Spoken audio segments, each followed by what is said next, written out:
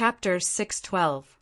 Although the design of the ships in this world, especially the large ships, had magic elements, it was generally closer to the Spanish galleons in Chen Rui's impression. The main firepower equipment was the main cannons at the front and back and several rows of cannons on the side. The two undead ships that emerged from the water appeared on both sides of the Dark Elemental's dark ships, sandwiching the other party in the middle. The corresponding side cannons opened together, and rows of black cannons quickly extended out. Boom, boom, boom! With such a close distance and such a fierce bombardment, if it was a naval battle on Earth, this round of bombardment had already given the dark ship a death notice. But this was the demon realm. After the dark ship was hit by a few cannons, the hundreds of diamond-shaped objects that seemed to be decorations on both sides began to expand rapidly, combining into two huge crystal wings like two shields. The next bombardment of the undead ship only left many cracks on the wings, but it could not destroy this layer of protection. After a round of bombardment, the side cannons of the two undead ships stopped bombarding due to the cooling of the cannon energy crystal. At this time, the wings instantly split into a diamond shape and quickly retracted into the hull. Then the 6 cannons on both sides of the dark ship fired at the same time. Clusters of dark golden light, wrapped in black electric light, were ejected at the enemy's ship. The two undead ships did not have the special protection ability of the dark ship, and the power of the dark ship's cannons was quite amazing. It was far better than the ordinary side cannons. Even the Devil's Snare ship had to admit defeat. The debris was flying, and the two enemy ships were already fragmented. The hull of the undead ship on the left was the most severely damaged. The hull was almost completely torn apart and disintegrated. Many undead crew members were smashed into pieces by the cannons. Many fell into the water, and the whole ship began to sink at a speed visible to the naked eye. The ship on the right was slightly better. It dragged its broken body and slammed into the ship of darkness, seeming as if it wanted to perish together with the ship of darkness. However, those enemies were already dead creatures controlled by a mysterious undead wizard. They had no morale at all. There was no fear or heroism at all. The side cannons of the ship of darkness once again displayed great power. The undead ship was blasted to the point of collapsing as it approached. The diamond-shaped wings on the side changed again. They turned sideways and turned into the shape of a huge blade, cutting straight into the broken hull of the undead ship. Using the momentum of the ship moving forward, they gave the undead ship a final fatal blow. Chenrue was dumbfounded. Transformation? Cyber-10 aliens? There was a bit of charm to it. The shattered, undead ship followed in the footsteps of the previous one. Before the undead could jump into melee combat, they sank to the bottom of the sea. The scene of the dark ship quickly defeating the undead ship proved the strength of the dark elemental ships. Even the Devil's Snare ship could only be envious of the function of Cybertron. However, Chenrue didn't have the mood to be envious now because an undead ship had appeared behind the Devil's Snare ship. The distance was quite close. If he hadn't urgently ordered the left full rudder just now, the stern of the ship would have been hit by the undead ship. Countless ropes swung out from the mast of the undead ship with strings of figures hanging on them. They jumped toward the Devil's Snare ship using the power of inertia. The deck of the Devil's Snare ship shook slightly, and dozens of figures had landed. They were all skeletons. These skeletons were mostly different from what Chenrue saw at Garadam's place. They were basically the skeletons of the Sea Creature clan, and there were many Nagas among them. Those multi-armed snake skeletons made Strina's eyes turn red. She shouted in grief and indignation, and she led the Naga tribe to confront them. These Nagas should be the victims of the sea sacrifice. Although they were not a group with high combat power, the Naga tribe was a fighting race after all. Their strength had basically reached higher demon, which was better than those Naga skeletons. After Strina's training these days, both their mental appearance and overall combat ability had improved a lot. They were also equipped with excellent weapons and armors provided by Chenrue. Their combat power was far from comparable to those sacrifices in the Black Sea in the past. Under the leadership of Strina, the Nagas formed a half-moon battle formation and rushed toward the undead that jumped over. The special snake body coordination ability and ocean combat ability made them basically unaffected by the swaying deck. The half-moon battle formation flashed a sharp, cold light, and the skeleton soldiers were shattered one after another. These undead soldiers that jumped over were quickly wiped out. When Strina wiped out the skeletons, Chenrue had quickly ordered the Sandmen to control the Devil's Snare ship to open a distance. The undead that tried to jump over through the rippling rope fell into the water. The Devil's Snare ship quickly turned around. The side cannon doors opened, and rows of special cannons extended out. Due to the high energy consumption and long cooldown time of the improved magic crystal cannons, the side cannons of the Devil's Snare ship were not equipped, but Tetanus also took great pains in the design. This kind of side cannon was 3 barrels. Its appearance was somewhat similar to the revolving machine gun in Chenrue's Otherworld.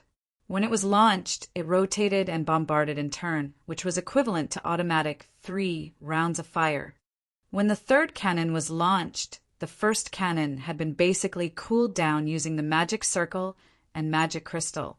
After a round of 3 rounds of fire, the second round could soon be started again, until the excess heat accumulated to a dangerous level.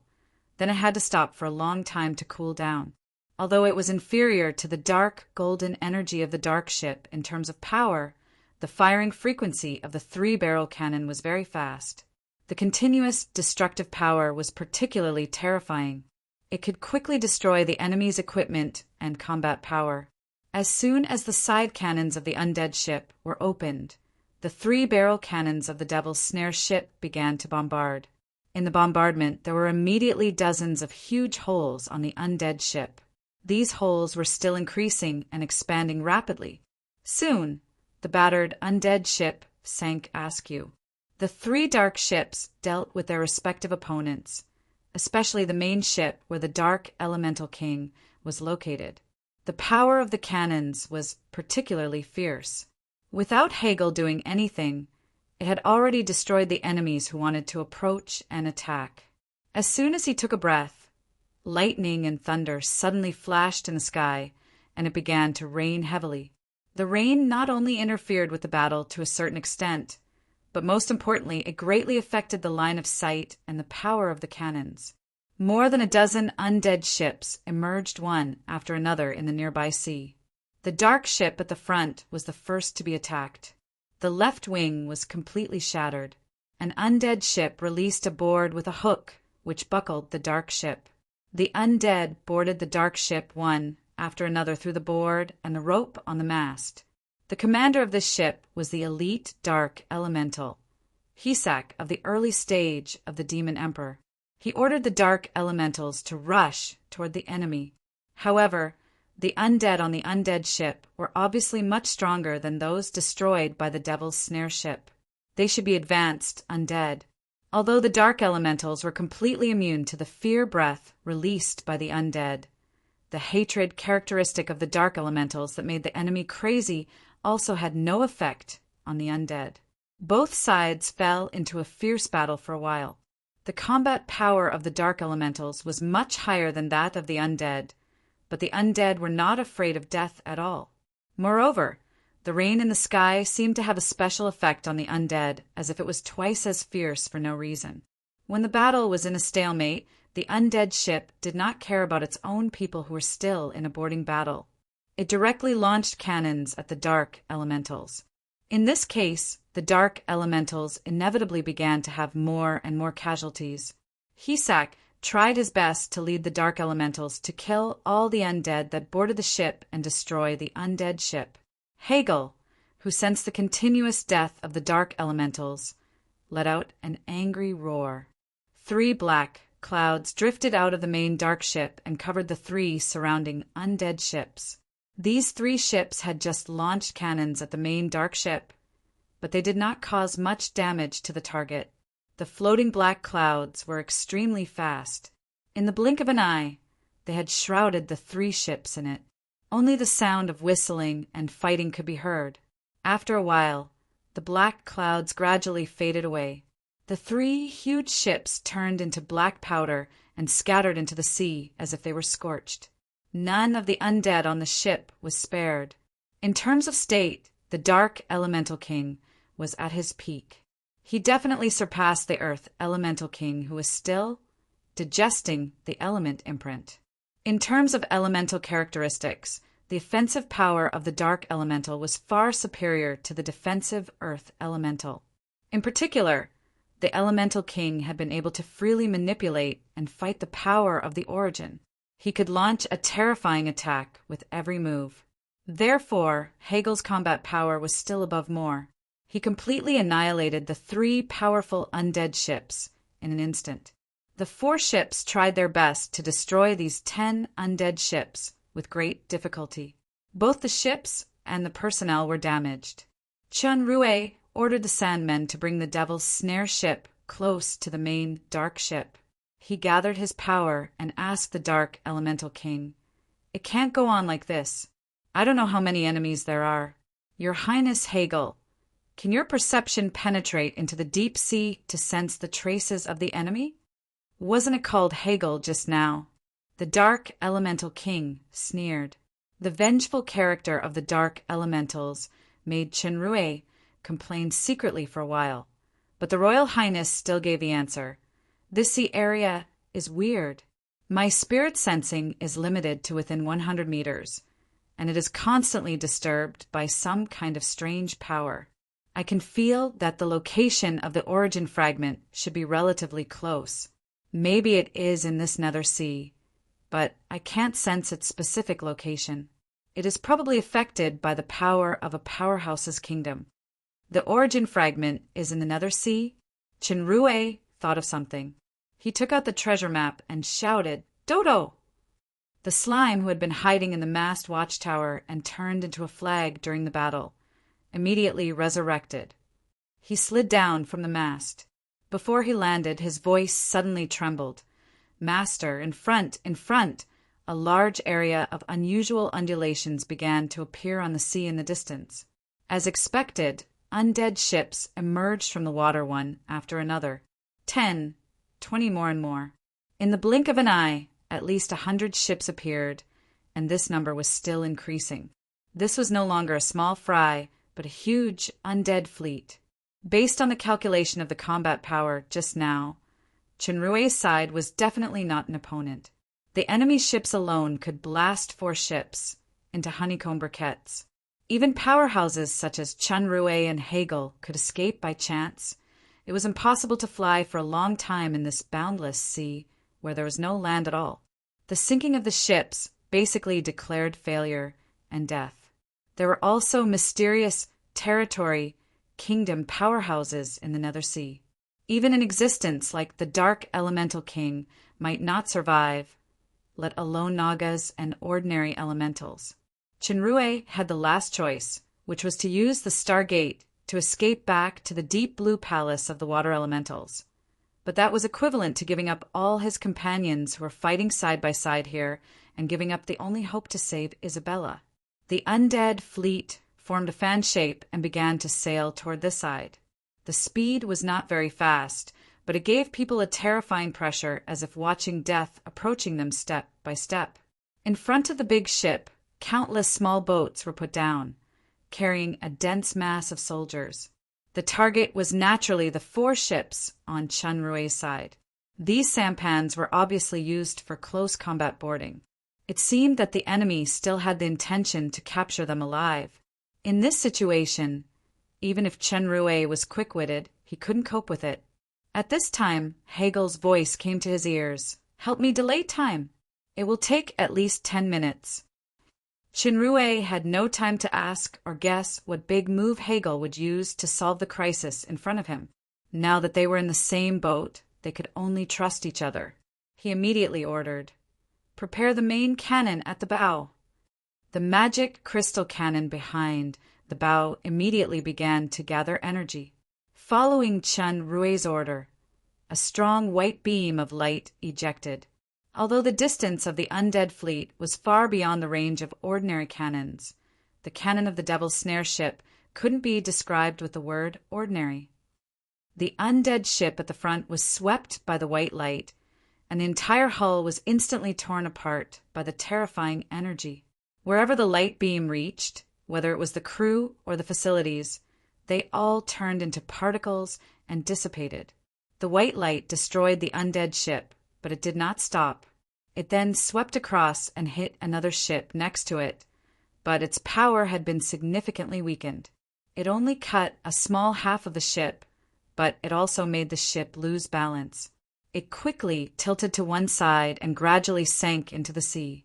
This blow destroyed 2 large ships of the enemy. Logically speaking, the morale of the opponent should be greatly weakened. Unfortunately, those were all undead. There was no fear, no panic, and no emotional fluctuations. They were just silent as before. They still kept the rhythm and sailed forward. In the small-scale battle just now, the Devil's Snare ship did not use the main cannon due to the attack distance. The power of this improved magic crystal cannon surprised Hegel slightly. Then he continued to prepare. "Turn the bow. Prepare the main cannon at the stern," Chinrue ordered loudly. Although the power of the blow just now was amazing, the cooldown time of the main cannon was the biggest flaw. Once the opponent's huge fleet approached the range and used cannons, then the Devil's Snare ship would only end up with one end: destruction. Just as the Devil's Snare ship turned around, Chinrue saw that the 3 broken dark ships had gathered together, emitting a strange light. Chinrue didn't know what they were preparing. I hope Hegel really has an unexpected way to win. Time is life now. I must hold on for 10 minutes. Chinrue gritted his teeth. First mate, pay attention to the rudder. After turning the bow, the main cannon at the stern will fire immediately. The side cannon will deal with the approaching sampans. Strina, prepare to take the initiative to attack with me. Chapter 613. The main cannon at the stern of the Devil's Snare ship emitted a strong white light. The Sandman gunner was quite familiar with the energy and time control of this kind of magic crystal cannon. In the blink of an eye, another 2 undead ships were annihilated. However, for the number of the undead fleet, this kind of blow was just a drop in the bucket. After 2 main cannons were fired, the magic crystal cannon entered the cooldown period and was temporarily silenced. 2 figures flew out of the Devil's Snare ship and flew toward the dense fleet in the storm. They were Strina and Chinrue.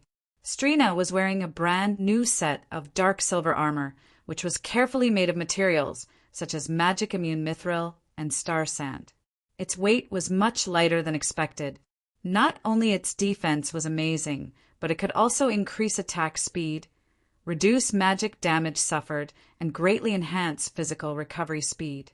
Although this set of armor was only quasi-legendary grade, the 3 attributes were most needed by the Naga tribe. It could exert an effect beyond ordinary legendary grade equipment. What surprised Strina even more was that the shape of this armor was also tailored for the Naga tribe. Except for the arm part, even some relatively weak parts of the snake body below were better protected, including the excellent grade armor for those Naga warriors. She really didn't know how the Sir Captain, who usually just went into the cabin to tinker for a few hours, completed so many sets of customized equipment. Of course, Strina didn't know that those few hours were actually equivalent to a few days or even dozens of days after being linked to the time rule of the super system. However, these armors were originally spare for the Medusa Legion. Except for the set on Strina's body, the rest did not take much effort. She just needed to slightly modify the arm part and size. What really took time was the 6 golden scimitars of Strina. These 6 scimitars were a set. In addition to the original special effects such as armor penetration, wound tearing, and attribute attack, the 6 scimitars could double the damage when cast at the same time. Moreover, they could withstand Strina's flame territory combat skills. They would not be empty-handed because the weapons would melt every time they were cast. This was the weapon that was truly tailored for Strina. It had reached the legendary grade and was named Fury. Strina was now holding Wrath in her hand. She crossed those sampans and rushed directly to the undead ship at the front. The 6 golden lights in her hands drew countless dazzling arcs, like lightning tearing open the sky in the rainstorm.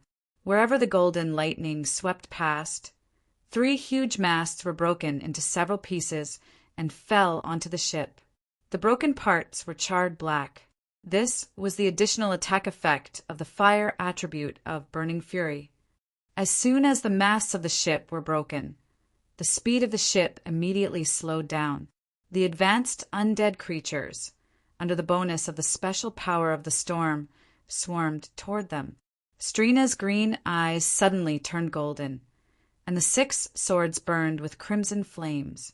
The entire ship was filled with crisscrossing sharp chi. The heavy rain in the sky was stirred up. The undead ship instantly turned into a world of flames. The undead creatures were disintegrated into countless charred pieces, and the whole ship slowly sank in the flames. Despite the powerful weapons and armor given by Chun Rui, this blow still consumed a considerable amount of the female Naga warrior's power. But at this critical moment where she needed to delay time, Strina did not spare her stamina. She shook her snake tail, rose into the air, and flew toward the ship behind. As soon as she rose into the air, Strina suddenly felt a fierce and hot violent breath in the cold and humid air. She saw the red light on the sea below. A red, meandering, giant beast roared out. Wherever it passed, the sampans and the undead turned into ashes, and the seawater rolled back. Strina had seen Chinrui use this kind of giant beast attack to deal with the demonic sharks in the Black Sea. However, after this giant beast circled around, it actually rushed toward her. The answer was soon revealed.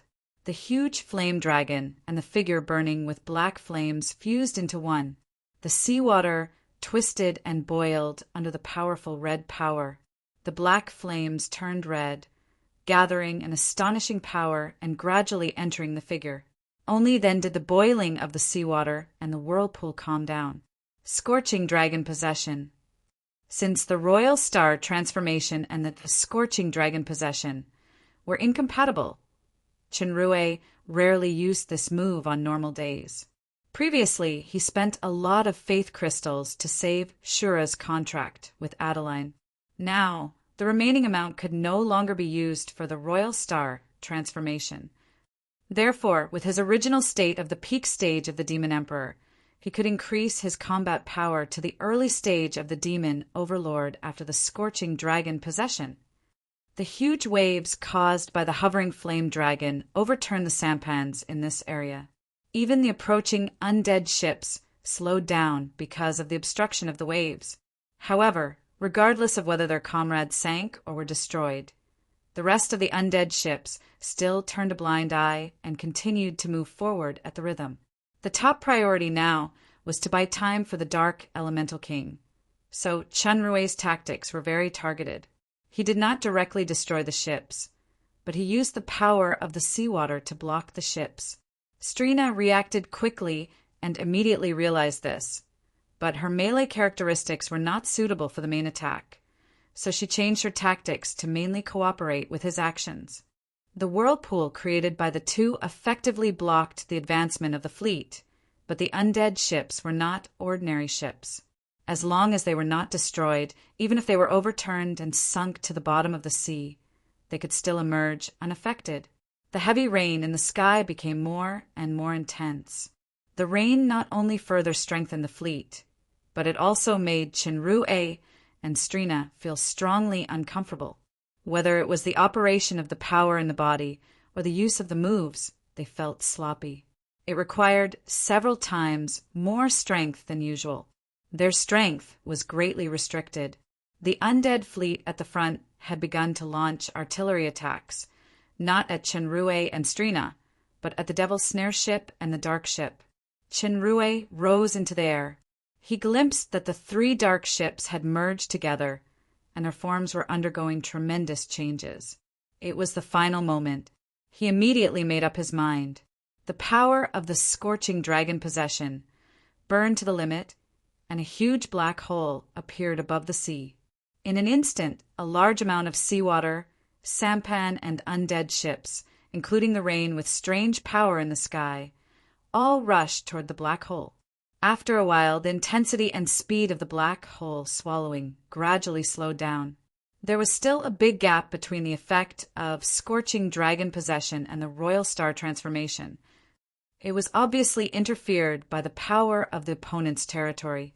Not only that, the star devouring that had not absorbed most of the power soon showed a warning of overflowing. At this time, the cry of the Dark Elemental King finally came. Qin immediately ended the star devouring and called Strina to fly back together.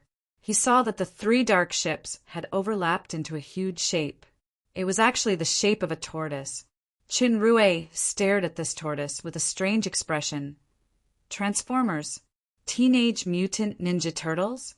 I desperately delayed for 10 minutes on the front line just to let Hegel, no, the great Royal Highness Hegel, make this secret weapon. Don't be too amazed. For the dark elementals, it's just a trivial skill. Hegel smiled proudly. Ask your people to abandon the ship immediately and come to my dark god ship. Who was amazed? Qin was quite speechless about the Dark Elemental King's understanding ability, but it was obviously not the time to complain. He immediately ordered the Devil's Snare ship to approach. Then he quickly used the sampan sling to transfer to the strange ship that Qin criticized as the Teenage Mutant Ninja Turtles. Then Qin waved his hand, and the entire Devil's Snare ship disappeared. Space ability. The red light in Hegel's eyes flickered slightly in surprise. After Qin flew into the Teenage Mutant Ninja Turtles last, he spread his hands, and the 2 wings of the tortoise shell began to close slowly. The layers of the tortoise shell merged, and the entire hull suddenly fell into darkness. Next, there was a slight, weightless feeling under his feet, like sitting in an elevator. It felt that everything in the outside world was isolated. Even the sound of cannons exploding in the nearby waters could not be heard. The darkness only lasted for a moment, and the blue light soon lit up. At the same time, 5 huge crystal balls appeared, respectively on the 4 sides and in the center. The 4 sides of the crystal balls showed the situation in 4 directions, and the crystal ball in the center was a holographic image. Seeing the scene displayed in those crystal balls, Qin immediately reacted. His face showed real amazement. Submarine? There's no feeling of suffocation in it. The solution to this problem alone is scientific enough. Thinking of the airship he had seen before, Qin finally looked at the Dark Elemental King, who had always been prejudiced. He lowered his head slightly. Your Highness, maybe if we are unlucky, we will still be enemies in the future. But now I have to sincerely admire this. This is really an amazing work. Facing the sincere admiration of the enemy, even Hegel couldn't help but show a smug expression. This is nothing. What surprises you about the dark elementals is far more than that. The shell of the Teenage Mutant Ninja Turtle was very hard. It could withstand various attacks. The head and limbs could be retracted and retracted. It could also shoot out illuminating beams of light. The main part of the center was made of a special water crystal given by the Water Elemental King. This allowed the Dark God ship to use organs similar to gills to transform the energy in the water to provide breathing and propulsion power, and it could rise and dive freely. After Hegel briefly showed off the characteristics of the Dark God ship, he proudly said, "The enemy's advantage is the number and firepower of the sea fleet, but this is underwater. Even if they can sink in the water like us, those cannons can exert their combat power." Qin eyes lit up. "Yes, we can also use torpedoes to destroy the enemy." "Torpedoes? Destroy the enemy?" Hegel frowned. "What kind of magic weapon is that?" "It's a kind of energy cannon that can be launched and exploded underwater." Qin was taken aback. Could it be that the Teenage Mutant Ninja Turtle? There's no such thing on the Dark God ship? Explosive power launched underwater? Are you fooling me? Hagel's face sank. I'm the Dark Elemental King, not the Water Elemental King. Chinrue wanted to say that this was a scientific question. It had nothing to do with the Elemental King's attribute, but he didn't know much about torpedoes himself. In this world that was actually still unscientific, he really couldn't explain too much. Is there a weapon to attack the enemy? There's a hatch from here on the left. There's a turret or a harpoon launch pad there. Chinrue had greatly reduced the scientific level of the Teenage Mutant Ninja Turtle in his heart. There is a combat exit there. If you want, you can go out and fight with the enemy underwater. Chinrue finally understood. After all, this is still a kind turtle. There is no weapon to attack at all. Chapter 614. The turtle ship really deserved the name of Ninja. It actually didn't have any offensive weapons, judging from the offensive power of the dark elementals. The key to this problem was technical.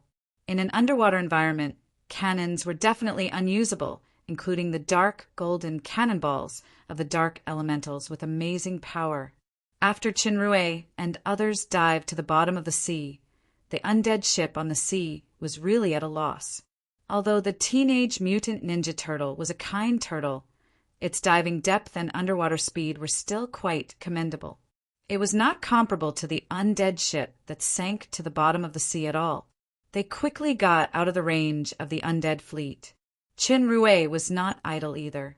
The dark elementals and the crew of the Devil's Snare ship had suffered a lot of casualties in the previous battle. He was busy treating the wounded. Healing potions were useless for elementals, but one of Chinrue's items played a big role, which was the Yuan Recovery Tree. Yuan Recovery Tree, attribute, recovery timed.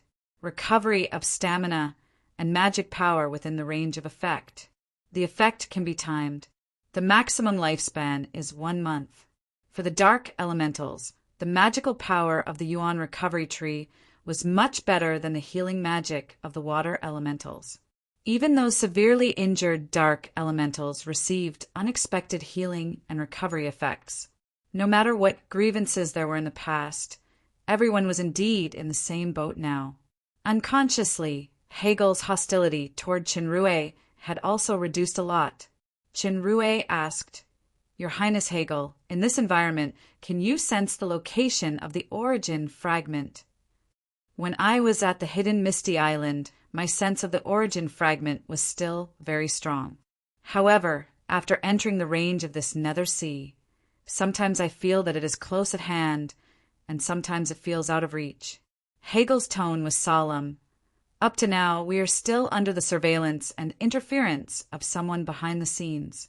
Even if we sink to this depth of the sea, this kind of invisible opponent is the most difficult to deal with. Our energy and combat power are not infinite. Once we are exhausted, it is still a problem whether we can escape alive. "Dodo," Chinrue said and took out the treasure map. The slime immediately turned into a helmet. He saw that the distance between the golden light spots on the treasure map had been a lot closer than when they first entered the Nether Sea, but the current direction seemed to have begun to deviate.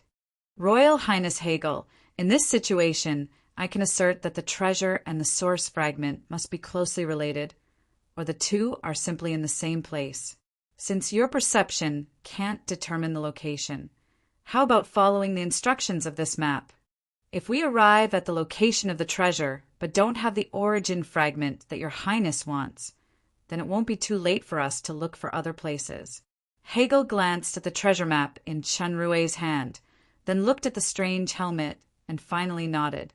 Teenage Mutant Ninja Turtle began to change course, heading toward the location marked on the map. Time passed little by little. Unknowingly, 3 days had passed. Teenage Mutant Ninja Turtle had a large space, with no problem with oxygen supply, with the food provided in Chinrue's storage space and the effect of the Yuan Recovery Tree. The Naga's injuries recovered well. Dodo was finally relieved to eat and drink. However, he couldn't feel day and night at the bottom of the sea, so he could only calculate the time by estimation. During this journey, he didn't know if it was a coincidence, but he couldn't see a living creature in the sea in the monitoring of the crystal ball.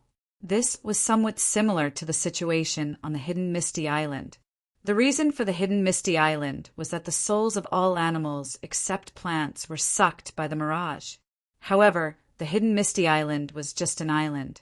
In such a large area of the Nether Sea, it was quite creepy to not see a living sea creature or fish or shrimp.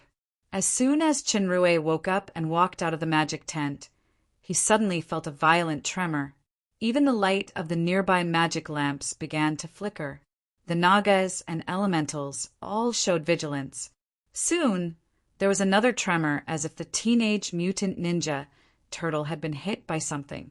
A black smoke swept over and turned into the figure of the dark elementals. Sir Gweil, Royal Highness Hegel invites you to the command cabin immediately.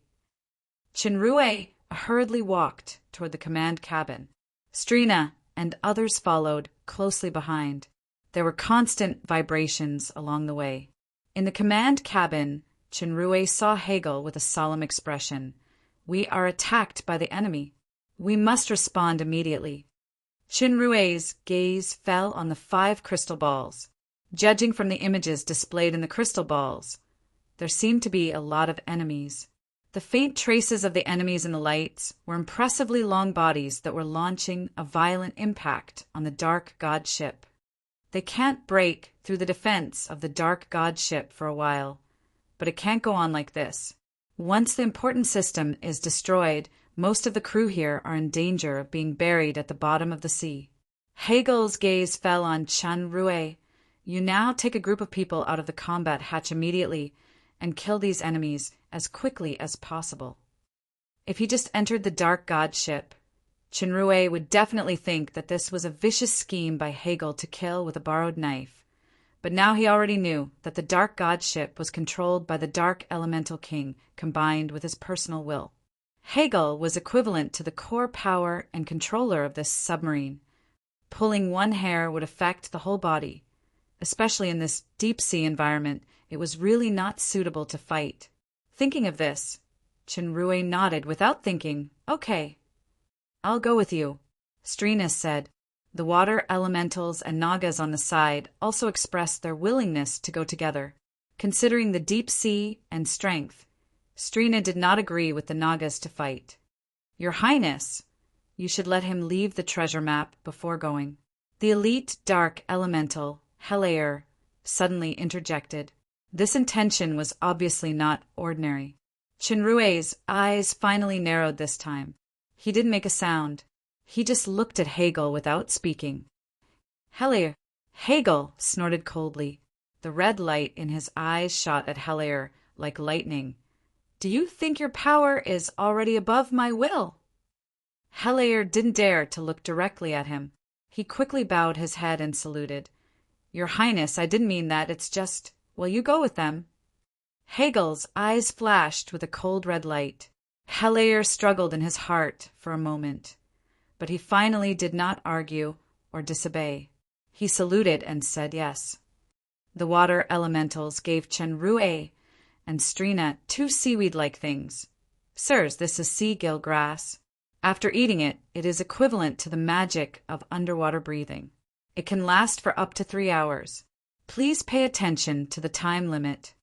This is the deep sea. Compared with the enemy, water pressure is also an enemy that cannot be ignored." Strina kindly reminded Chenrue, "Our Naga tribe's bones and muscles can undergo corresponding changes. They are particularly flexible to maintain the balance of internal and external pressure, but this state can't last long. The bodies of ordinary demons are even more unsuitable for this environment. You must be careful later. If you really can't do it, try to return to the ship. Humans, not demons." Chenrue corrected Strina's sentence in his heart and nodded to show that he understood. The group came to the battle exit, which was equivalent to a one-way magic entrance. Unless there was Hegel's will, it was impossible to enter from the outside. The water elementals jumped out first. This kind of deep sea had the least impact on the water elementals. Instead, it was the best environment for them to exert the power of water elements. Strina followed and jumped out. The dexterous, snake body was like a rudder in the water. She could easily control the movement of her body. Sometimes, she could even play the role of entanglement. Chinrue ate the sea gill grass given by the water elementals. He felt that something strange seemed to grow in his cheeks. It opened and closed like the gills of a real fish. Chinrue glanced faintly at the elite dark elemental, Helier, who was full of hostility, and jumped toward the exit. As soon as he entered the water, his first feeling was that the pressure was quite great. The second feeling was that both sides of his cheeks began to breathe incredibly in the water, just like in the training ground. That's right, it was the deep-sea environment training ground of the super system. In fact, the deep-sea environment was very familiar to Chinrue. From the light of the dark god ship, it could be clearly seen that the huge enemies swimming and attacking around were actually the skeletons of sea demonic beasts. There was a faint green color on them. They are indeed undead creatures. In the analytical eyes, the lowest strength of these undead creatures is the great demon king level, and the highest is the early stage of the demon overlord. However, in this kind of underwater battle, the strength shown by the data could not be equated with the real effect. Once this teenage mutant ninja turtle was breached, even the dark elemental king of the peak stage of the demon overlord would be in danger, let alone the crew on the ship. The attack power displayed by Strina was much smaller underwater. Her strength and speed were greatly restricted by the resistance of the water. The fire attribute scimitar could not exert its due power. However, the female Naga warrior had very rich combat experience. Using the sharpness of the blade, she finally cut off the huge head of a sea beast after a few turns. In contrast, the dark power of the elite dark elemental, Helier, was stretched in this battle environment. He could only barely deal with the sea beast of the undead. Although the water elementals were like fish in water, they could only use magic to restrain and alleviate the enemy's attack due to their low strength. Chinrue took a deep breath and felt the wonderful taste of really breathing in the water. The power in his body quickly condensed, and circles of faint ripples began to ripple from his fist. The quasi-artifact, thunderous sound that he wore could cause an additional 2 times damage to the undead. In addition to the double damage and the additional thunder and lightning attack, it could also increase the movement speed by more than 50%. It could be regarded as a killer weapon against the undead. The deep sea was a very harsh combat environment for others, even for the sea tribe like the Naga. However, Chinrue often stayed in this condition for 100 days when he usually trained, so the deep sea environment was more advantageous for him. Even a considerable part of the overlapping force was realized in this environment. Moreover, the transmission of water and water pressure in the deep sea greatly increased the power, exerting an effect that was not available on land. In the dark god ship, Hegel stared at a figure in the crystal ball. His red eyes flashed with surprise. The figure punched out, and the entire skeleton of an undead sea beast was shattered into dozens of pieces. The figure then turned around and punched again. The huge body of another undead sea beast that was slamming into the dark god ship was blasted away, leaving countless bubbles along the way. If it was on land, this kind of combat power was nothing in the eyes of the dark elemental king. The problem was that this was the bottom of the sea where the pressure was extremely huge. The deep sea where one could be smashed to pieces with a little carelessness. This kind of combat skill, this kind of destructive power, this kind of proficient use of the environment. By the way, this figure didn't even use the strongest armor of faith power at all. Is your master the sea tribe or the demons? After watching for a long time, the dark elemental king finally spat out a sentence from his throat. The target was naturally Sir Dodo, who was stuffing food into his mouth while watching the battle nervously. This sentence came out of the blue. The slime, who turned fear into food, was taken aback. The big mouth that was still chewing just now suddenly disappeared. The 2 small ears and a pair of hands also disappeared. Only an onion with purple flame, heart glasses was left. He pretended to be stupid and stared at his master in the crystal ball. The slime, who pretended not to hear, thought he had the style of Mistress Rala. He almost asked what. This attitude naturally made the Dark Elemental King very unhappy. He snorted coldly with displeasure, but he didn't ask any more. About 2 hours later, more than 30 undead sea beasts were finally wiped out. 3 more water elementals were sacrificed. Strina was slightly injured while the elite Dark Elemental, Helaer, was seriously injured. Chinrue was not injured, but his power consumption was huge. He looked very tired. Helaer glanced back at Chinrue. The corners of his mouth twitched slightly, but he didn't say anything in the end. If it weren't for this enemy who blocked the undead sea beast for him just now, he wouldn't have been able to come back. Chinrue wasn't in the mood to care about this. The 3 water elementals were crew members who had been following him. He had done his best in the battle just now. Not only did he use the Galaxy Territory skill, but he also activated the buff effect on Mystic Jade armor. However, the 3 water elementals died because he couldn't rescue them in time. He felt very uncomfortable in his heart. This atmosphere infected Strina and the rest of the elementals. Everyone didn't speak for a while. Hegel glanced at Helaer, who lowered his head and said nothing more this time. The Dark God ship continued to move forward in the silent atmosphere. After some time, the purple flame heart glasses on the slime's face suddenly emitted a faint light. Seeing this scene, Chinrue's heart moved. He immediately took out the treasure map from the storage warehouse. As soon as he took it outside, he saw that the treasure map also began to glow. This attracted everyone's attention. Even those who didn't understand the mystery of the treasure map guessed that this meant that the Dark God ship was quite close to the location of the treasure. Chinrue put on Dodo's helmet and looked at the treasure map carefully. He found that the red light spot representing himself was indeed very close to the golden light spot representing the treasure.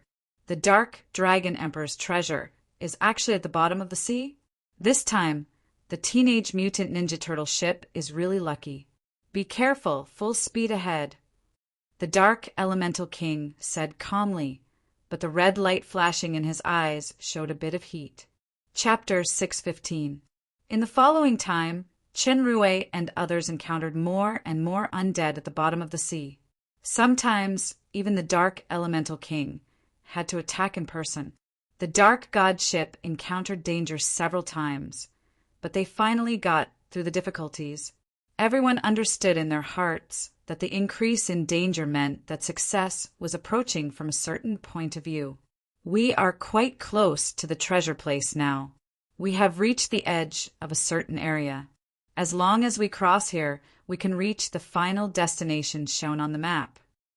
Chinrue, wearing the purple flame heart glasses and Dodo's helmet, looked at the mark on the treasure map and said he was currently in the treatment room, using the Yuan recovery tree and potions to treat the wounded. Hegel was also using the Dark Origin power to treat the seriously injured elite Dark Elemental Hisak. Hegel pondered for a moment. Now my vague sense of the origin fragment seems to have strengthened a lot. It seems that this direction is our common destination, but we can't relax our vigilance. The undead manipulator hiding in the dark may also be lurking there. At this time, a Dark Elemental hurriedly came to report, "Your Highness, please come to the command cabin quickly. There is a large number of enemies ahead." As soon as Hegel heard this report, he immediately came to the command cabin with Chinrue without caring about healing. The crystal ball in front of him displayed densely packed black shadows. Based on the previous battle situation, there were at least tens of thousands of enemies in this batch. Chinrue's scalp tingled. With the current combat power of the Dark God ship, even if the Dark Elemental King was dispatched, he would not be able to destroy so many enemies. The red light in Hegel's eyes flickered for a moment, and he asked, "You just said that we have reached the edge of a certain area." Chinrue nodded. "Yes, this is the mark on the treasure map. After crossing this area, we should be able to reach the final location. Since this is the case, Hegel nodded slowly. Now, all crew members immediately gather in the command cabin, including the wounded. Chinrue didn't ask much.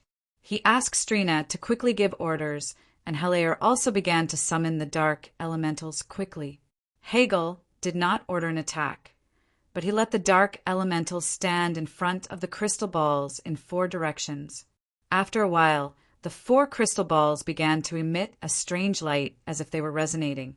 The center of the resonance was the dark elemental king in the central crystal ball. Hegel's body was surging with a strong dark power. Judging from the hologram of the central crystal ball, the entire shell of the dark godship was twisting strangely. The shape began to gradually elongate from a tortoise to a kind of fish. The enemies at the very front were already closing in and attacking, but the dark godship ignored them, continuing to change as it resisted. Blade fish. Chinrue was no longer a newbie who had just entered the sea of death. He recognized the teenage mutant ninja turtles at a glance. The blade fish was a very aggressive marine creature. It looked a bit like the Sori in Chinrue's memory. This fish was one of the predators of the dead ocean. It moved very fast, and its body was slender like a knife. Its head and fins had sharp bone blades. In fact, the blades were countless tiny digesters moving at high speed, with a strong acidolysis effect. Even metal could be easily cut open. In the difficult situation of withstanding the opponent's continuous attacks, the Dark God ship finally completed the transformation from Teenage Mutant Ninja Turtles to Sori. The Dark Elemental King's eyes shone with red light, and he shouted, "Sit tight!" The body of the Sori burned with a black flame light similar to a flame. It was particularly dazzling in this dark seabed. Immediately afterward, the entire Dark God ship rushed forward at an incredible speed, like a sharp arrow leaving the bow. It was as if the originally slow, sightseeing ship suddenly activated its nuclear-powered thruster. Although Chinrue and the other crew members were reminded, they didn't expect it to be so fast. Many people fell around. The roar of the Dark Elemental King had already come.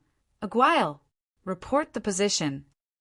Chinrue, who had just stabilized his body, knew that this was a critical moment. He looked at the mark on the treasure map and replied loudly, 29 degrees east, then 12 degrees north. The Dark God ship, which had transformed into a blade fish, was like a sharp knife that cut into the sea of undead head-on. Whether it was the Demon Emperor or Demon Overlord Sea of Undead, they were torn apart by the terrifying sharpness before they got close. This sharp knife rushed forward in the direction reported by Chinrue. It broke through the heavy encirclement of thousands of sea of undead and rode away. Behind it were all broken and sunken huge skeletons. It could be said to be invincible. It was just that when the speed of the Sori slowly slowed down, a large number of cracks appeared in the crystal balls in all directions due to overload. Most of the dark elementals' bodies were close to translucent. A few who were seriously injured or weak even turned into nothingness. The Dark Elemental King's body trembled and emitted a lot of black smoke. Obviously, the price to pay for such a powerful attack just now was not small. Chinrue's mind moved slightly, and a Yuan Recovery tree appeared at the center of the crystal ball. The Yuan Recovery tree emitted a thin green mist that spread out. The transparency of the dark elementals was gradually alleviated, and the black smoke emitted by the Dark Elemental King also began to converge back into his body. Hegel glanced at Chinrue and nodded. The Dark God ship suddenly trembled violently as if it hit something. Then it penetrated through again. In the broken crystal ball, the light dimmed, and even the magic crystal for illumination lost its effect. Soon, the darkness turned into light again. Immediately afterward, everyone felt a sense of weightlessness, as if the Dark God ship had lost the buoyancy of the water and fell from a high place. The red light in Hegel's eyes flashed, and the Dark God ship's falling speed immediately slowed down a lot. This kind of fall lasted for a few hours. They didn't know how deep it was. Just when everyone was almost numb, they finally fell to the bottom with a bang. The crystal ball showed a vast expanse of whiteness nearby, but the specific scene could not be seen. When Chen Rue came to the exit that Hegel activated, the scene in front of him surprised him. It was the long-lost dry ground and light outside. This seabed actually has no water. No, to be precise, the water should be in the sky. The light of the water waves can be vaguely seen in the high sky. This is a huge space isolated from the seabed of the deep sea. If it was the previous Earth, this scene could only appear in fantasy novels. Even the demon realm couldn't achieve this without tyrannical power. In the distance, a white tower-shaped building could be vaguely seen. It seemed to be the source of the entire light. The dark elemental king, Strina, and others who came to the exit also saw this scene. Everyone had a thought in their hearts. Dragon Emperor's treasure. Only the legendary Dark Dragon Emperor has such powerful strength to build such a strange treasure on the seabed. After confirming the dry land environment outside, the crew walked out of the dark god ship. At this time, it could be seen that the appearance of the blade fish of the dark god ship had been damaged beyond recognition. The crisscrossed crystal shell looked dull. Many parts were melted and deformed. Hegel frowned. There was already a crystal ball in his hand. It was the holographic crystal ball that controlled the central control. Chinrue saw that the Dark Elemental King had the intention of abandoning this giant sauri. So he asked, "Your Highness Hegel, is the Dark God ship here?" Hegel shook his head. The Dark God ship has been severely damaged. It has basically lost the value of repair. It is better to go to the Dark Furnace to rebuild it with the Dark Element crystals. Dark Furnace? The name sounded a little familiar to Chinrue, but now was not the time to get to the bottom of it. So, Your Highness doesn't mind giving me this scrapped ship, right? These Dark Element crystals should be a huge fortune for the demons. Hegel glanced at him disdainfully, greedy and shallow person, after experiencing so many life and death battles. Don't you understand what real wealth is? No, one of my teachers is also the creator of the devil's snare ship. I don't have time to listen to your nonsense. That treasure map is enough to explain everything. Hegel said contemptuously, for the sake of you rescuing the dark elementals along the way, this scrapped ship will belong to you. Then please accept the gratitude of a shallow person for me. Chenrue was quite speechless about the Dark Elemental King's self-righteousness. So he had to say it lest Master Hegel changed his mind again. So be it if I'm a shallow person. Chinrue always thought that he was a greedy and lustful ordinary otaku, not a hypocrite who pretended to be noble, especially now that he had an empire and his own team behind him. The reconstruction of the ancient civilization forces alone required a lot of money. Money was not omnipotent, but nothing could be done without money. This sentence was also applicable to the demon realm. Although the Dragon Emperor's treasure was obtained in passing to save Isabella, since he was already here, he must not miss it. Not to mention the most important origin fragment was still inside. After the shallow person accepted the Dark God ship that was almost scrapped, the group began to walk in the direction of the White Tower. The White Tower didn't seem far away, but after walking for nearly half a day, they were only a little closer. Chinrue took out the treasure map and the purple flame heart glasses. The light of these two things had turned pale gold. The gold dot shown on the map was obviously the location of the White Tower. Just as he took out the treasure map and the purple flame heart glasses, the surrounding fluctuations suddenly began to change. He saw a large number of strange ripples in the air in the distance. It was like a sea wave, quickly extending toward the side. Chinrue used his eyesight to look, and his face suddenly changed. This is not a sea wave, but a flying, translucent ghost. Phantoms were undead creatures transformed from the deceased who had strong spirit power during their lifetime. They had a strong immunity to physical damage, but they were relatively rare. Even Garatum only had a legion of thousands of phantoms. The number of these ghosts in front of him was astonishing. They were densely surging like a sea wave. There were at least 1 million of them, based on initial visual estimation. This is the real undead ocean. In contrast, Garatum's undead army is only a drop in the ocean. This means that how many creatures have to be sacrificed to create it? The sea of ghosts had arrived in front of them in an instant, surrounding Chinrue and others. The sky was full of flying, translucent, undead soul creatures. The gloomy sounds were intertwined. This atmosphere was quite terrifying and creepy. Even the dark elementals who were immune to magic like terror couldn't help but show nervousness. As for Dodo, he had already turned into a pool of transparent soft mud. He was lying on the ground and shivering.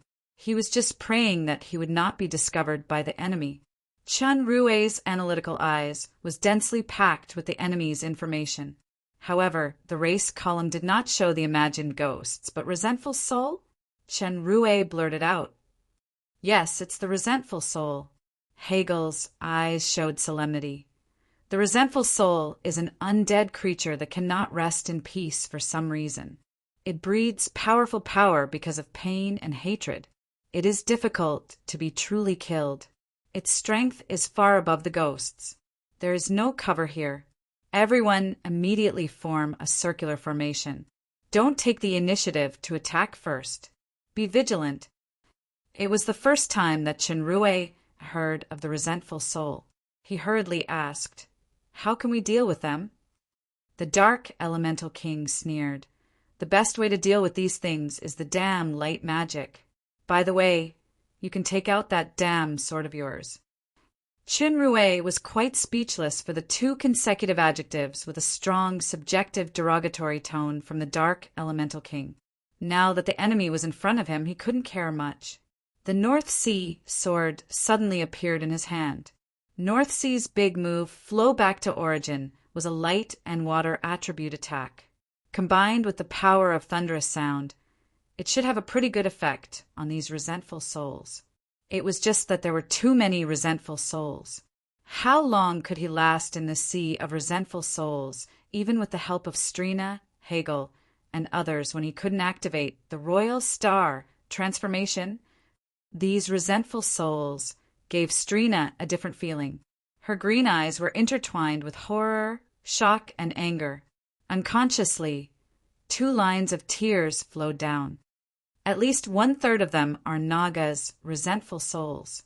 Although I don't have Adeline's spiritual perception, I can still clearly feel the inextricable sadness and pain. Strina grabbed Chun Rue's shoulder, tremblingly. "I know you have a unique, special power. Please try to help them free themselves. As long as you can do it, I can promise you any request." "I'll try my best." Chinrue smiled bitterly. The last sentence of the female Naga warrior made him a little sweaty. Let alone helping these resentful souls. It is still a problem whether I can protect myself at present. At this moment, the front of the resentful souls suddenly separated. A black shadow appeared in it. The image gradually became clear from blurred. Humph. You are quite knowledgeable to recognize the resentful souls at a glance.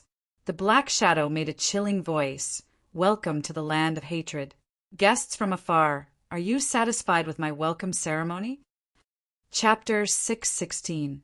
This black shadow was dressed in a dark golden robe. Surprisingly, it was a skeleton that wasn't covered at all. It held a strange-looking bone staff in its hand and wore a silver crown on its head. The most eye-catching thing was the 2 faint blue lights in the middle of the skull. It was like a burning will-o'-the-wisp, and it made people shudder. Race: Corpse Wizard King. Comprehensive strength assessment: S physique, A- strength, A- spirit, S+ speed, A analysis, clone.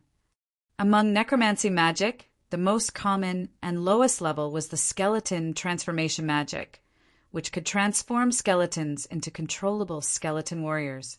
However, there was a higher level and more dangerous transformation magic that could transform oneself into an undead necromancer through secret potions and rituals. This was the Lich transformation magic.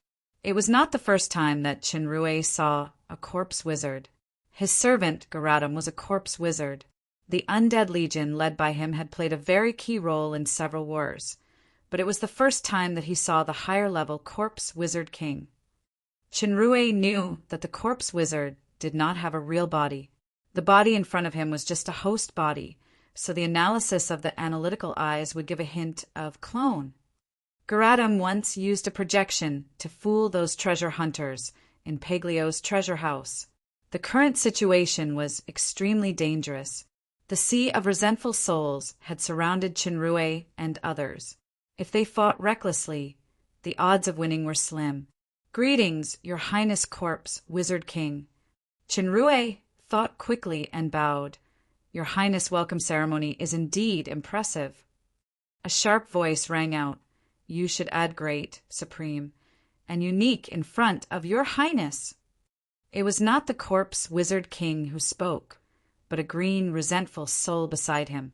This resentful soul's comprehensive strength assessment was A+. It was staring at Chinrue fiercely, as if this guest had said the most unforgivable words in the world. "Prince." The corpse wizard king's cold voice sounded, and the green, resentful soul Prince immediately shut up. His ferocious expression instantly turned into incomparable piety and humility. The speed at which he changed his expression made Chinrue secretly speechless. The corpse wizard king slowly floated forward and looked at Chinrue a few times.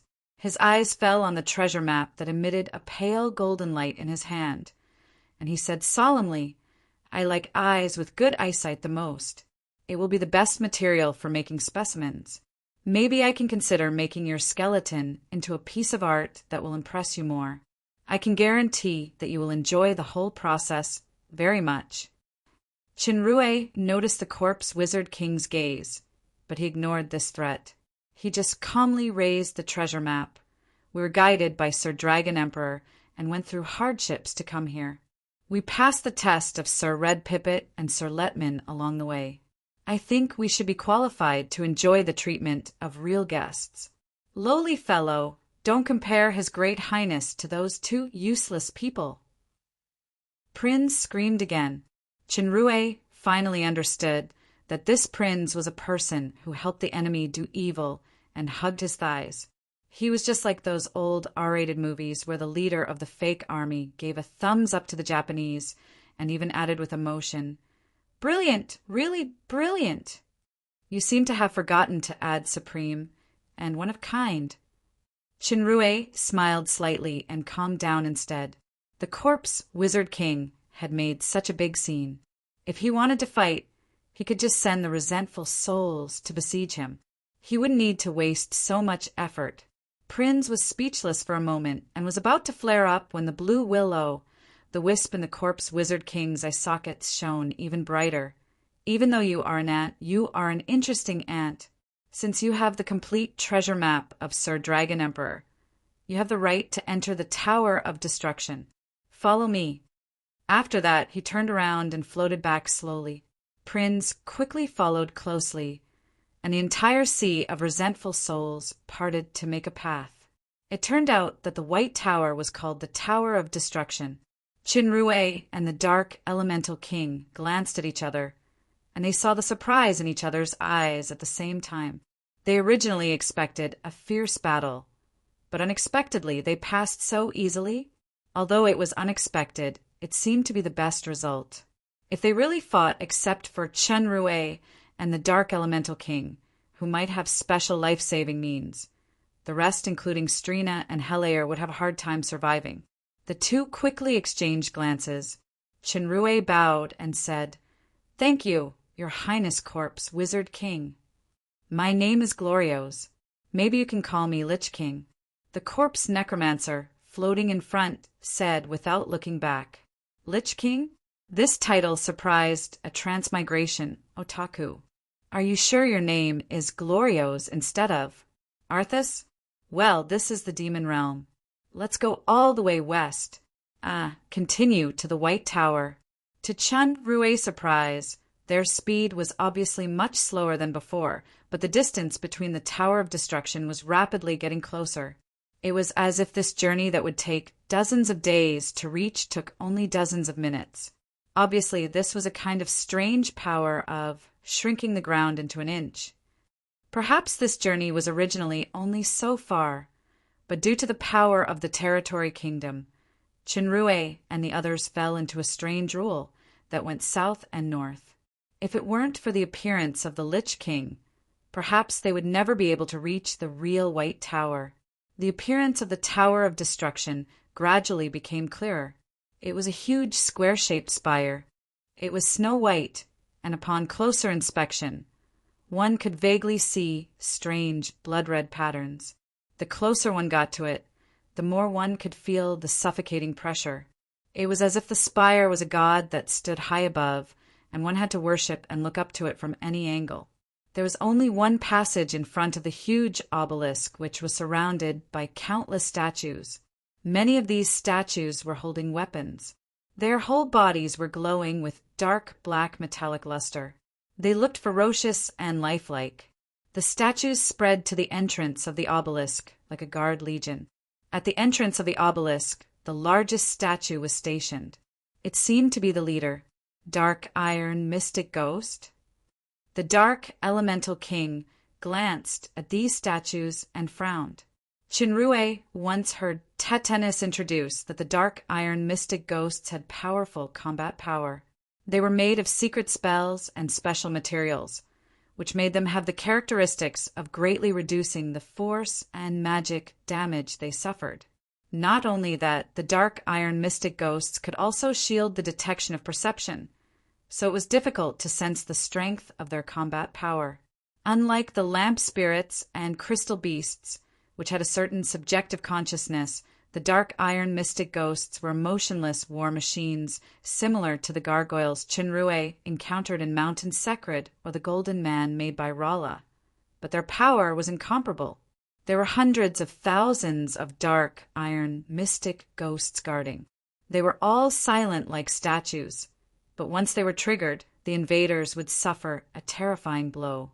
As expected of the Dark Elemental King, you recognize these toys at a glance. Lich King Glorios obviously saw through the identity of the Dark Elemental King easily.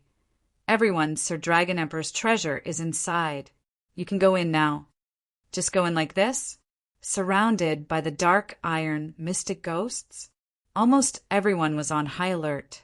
Your Highness Lich King, Chinrue said, can I understand that once we enter this passage, we will be fiercely attacked by the Dark Iron Mystic Ghosts? You said it yourself. Glorios let out a sinister laugh. The golden robe on his body fluttered without wind. Let me tell you some interesting news first. You should have already encountered the simple-minded octopus and the guy who scares people with the mist. The souls they obtained are transported here through some channel. All the valuable souls of the nearby sea area are concentrated here. They are burned by the ghost fire every few days. They can't get rid of it or escape.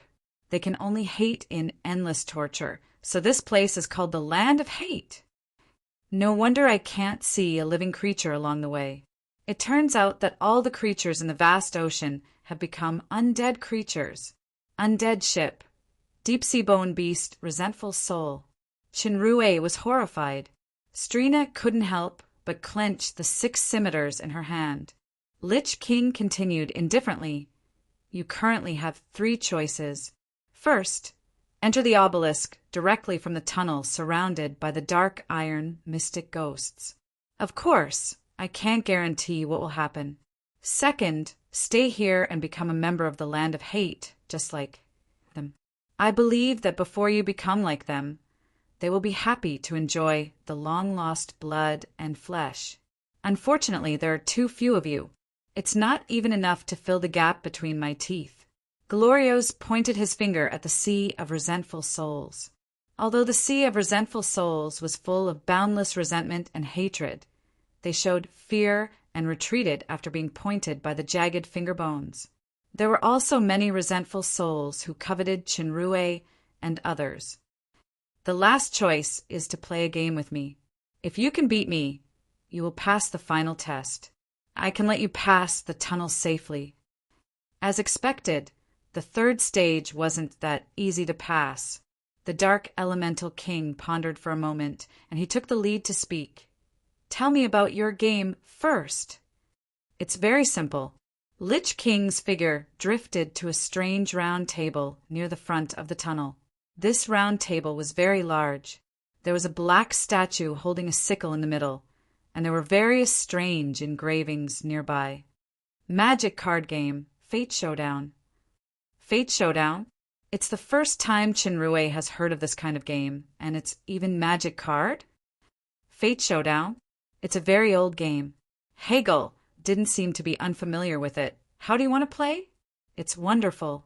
It seems that the Dark Elemental King is also the same.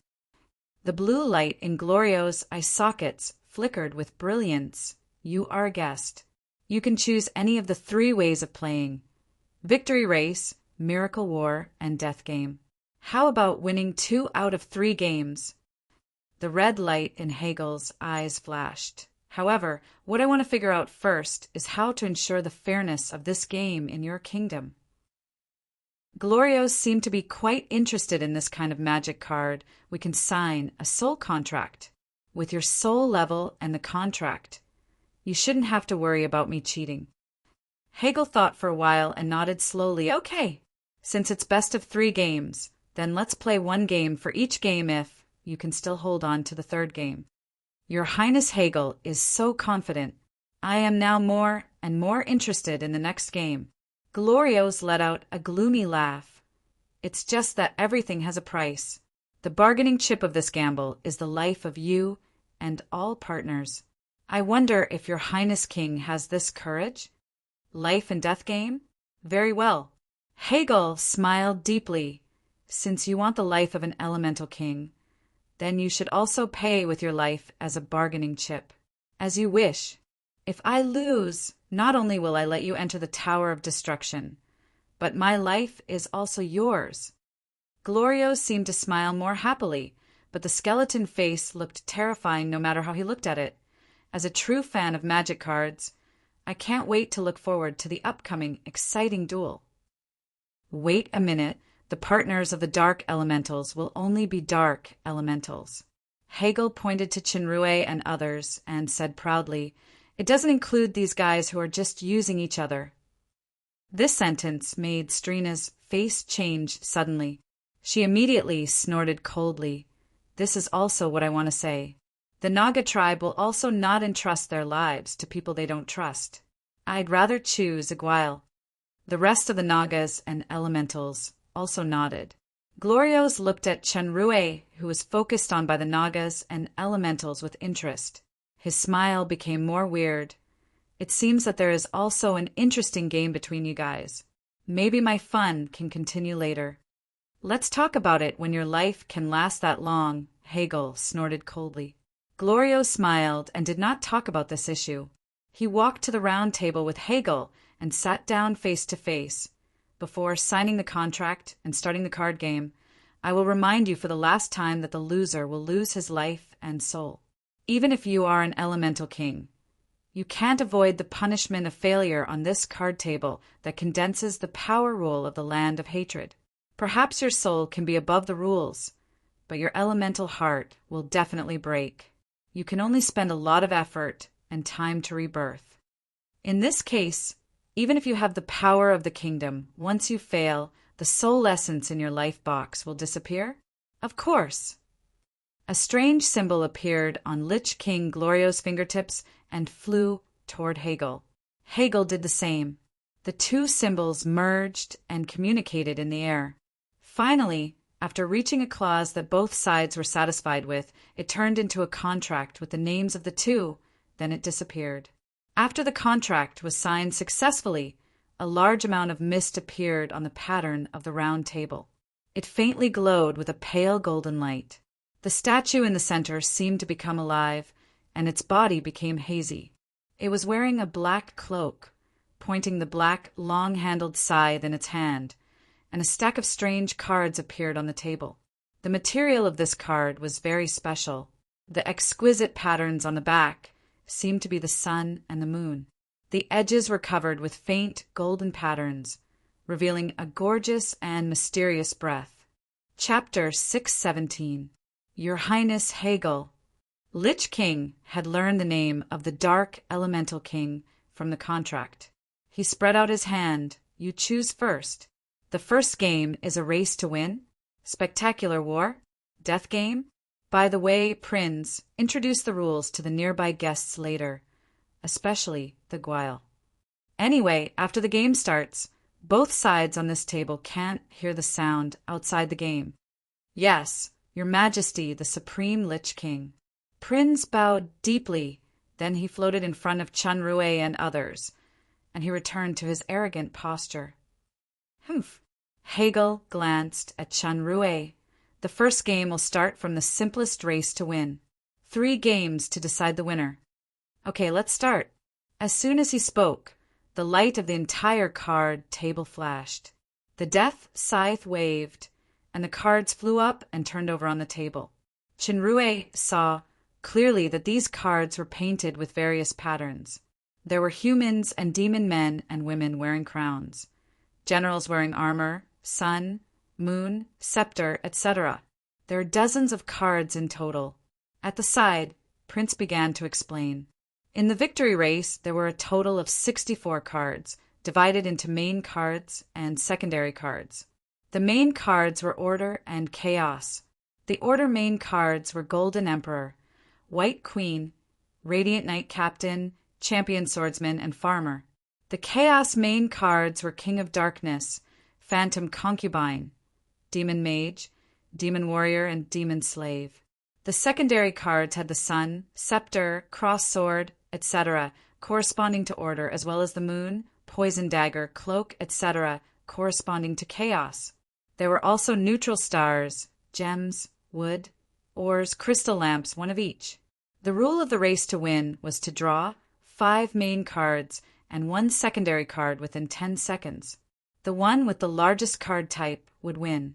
The 5 full sets of Order or Chaos cards were the largest, such as King, Queen, Knight, Swordsman, and Farmer.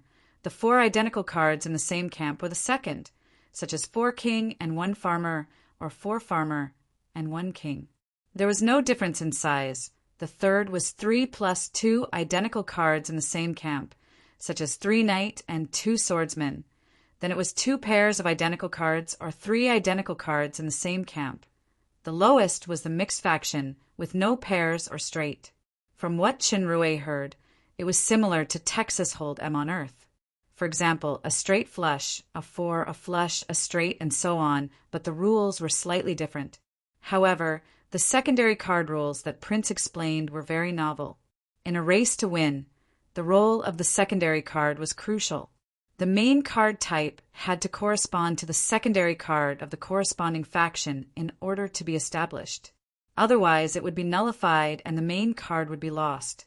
For example, Chinrue had drawn the highest royal flush main card, which was a set of King, Queen, Knight, Swordsman, and Farmer. At this time, the secondary cards had to be the Sun, Scepter, and Cross Sword in order for the royal flush to be effective. If the secondary cards were the Moon or Poison Dagger, then the royal flush would be useless. Even if the opponent had drawn the smallest cards, they would still win. At this time, if the secondary card that Chinrue had drawn was neutral, then he would still win. However, something even more unpredictable would happen. That was, he would have to draw one of the opponent's cards to determine the final size. The royal flush just now might become the smallest card.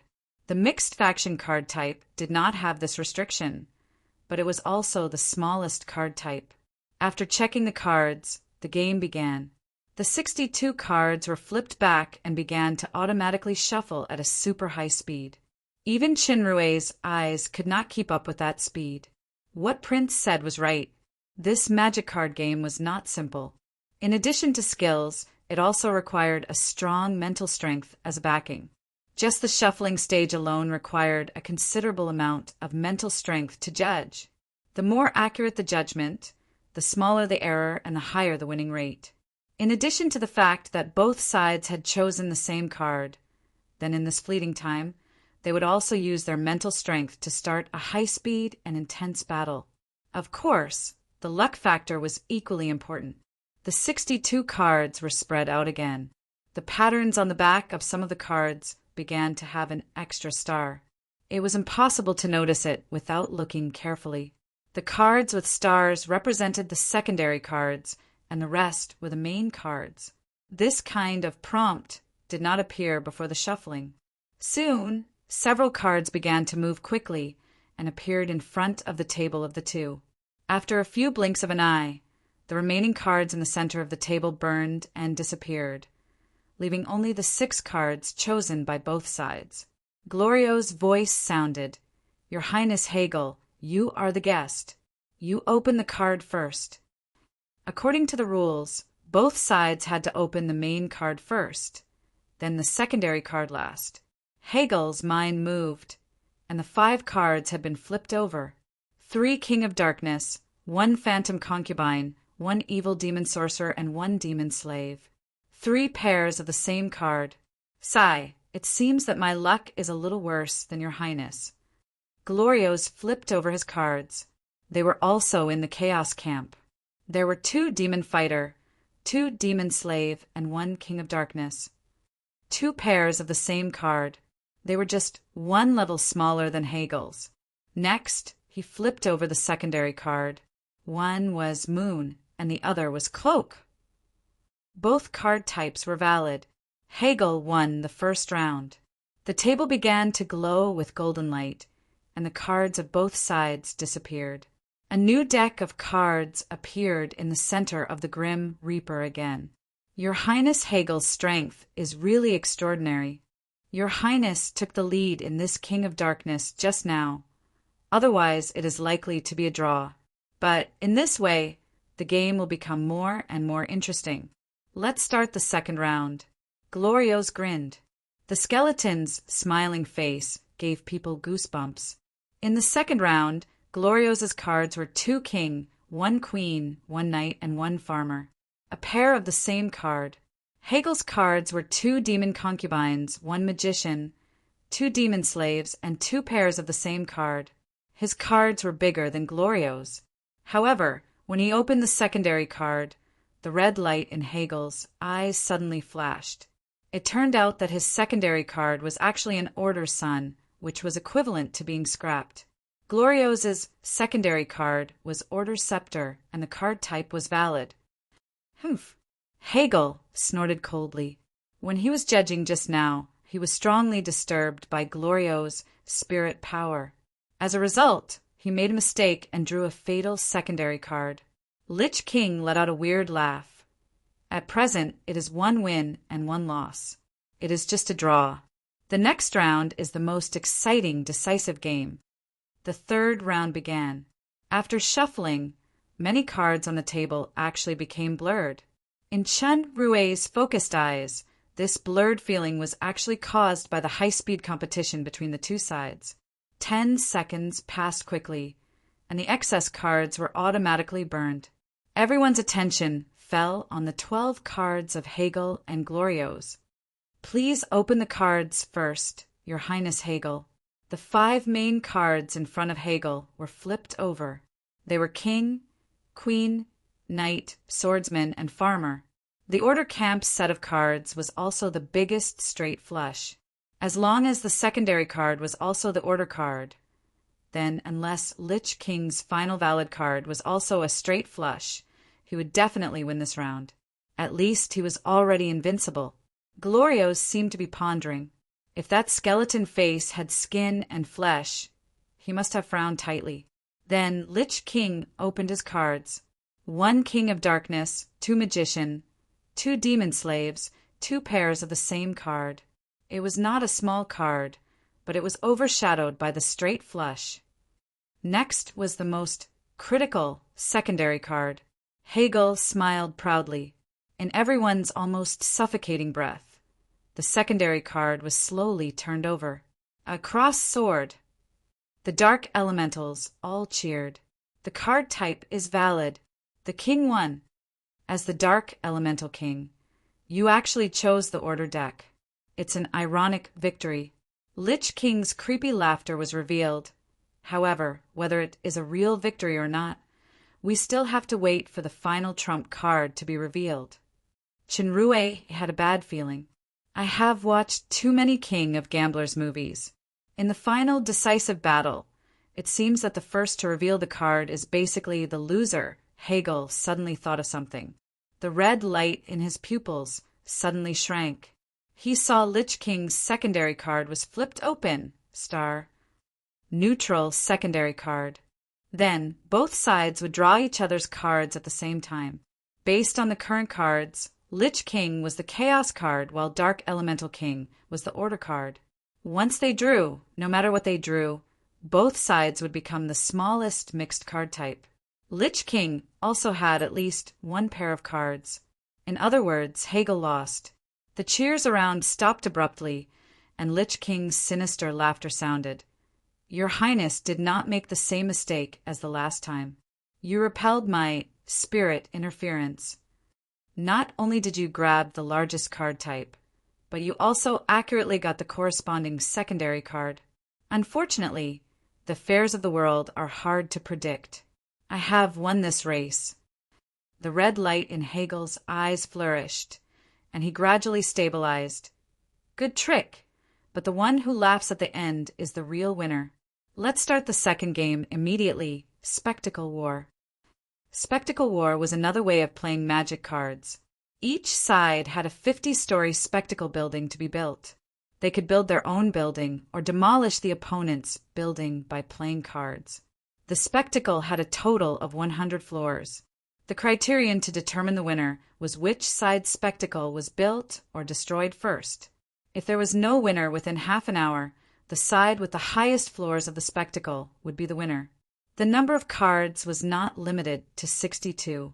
After a set of cards was drawn, the cards would be recalculated until the end. In this way of playing, each person would draw 5 cards at a time. Both sides would draw again after a round. No matter whether they played cards or not, they would always keep 5 cards in their hands. The functions of the main card and the secondary card had changed. The main function of the main card was to kill the opponent. A single king was the most powerful. Then there were pairs and triplets. The more cards, the greater the damage. The most special were the triplets, which could become an overwhelming bomb. However, this bomb was a bit special.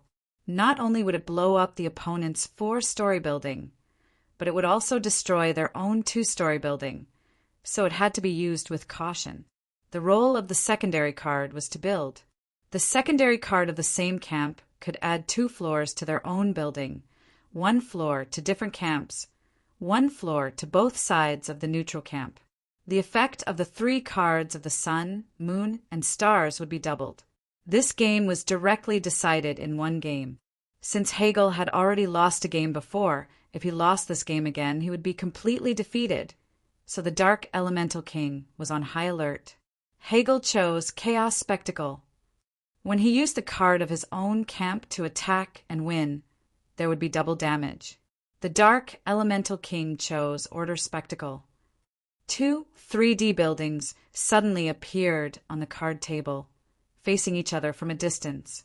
One emitted a faint black mist, and the other shone with golden spots of brilliance.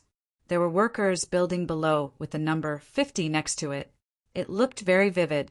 The stacked cards began to be automatically distributed to Hegel and Glorios, and they stopped after grabbing 5 cards. Glorios threw out a pair of Demon Gladiators.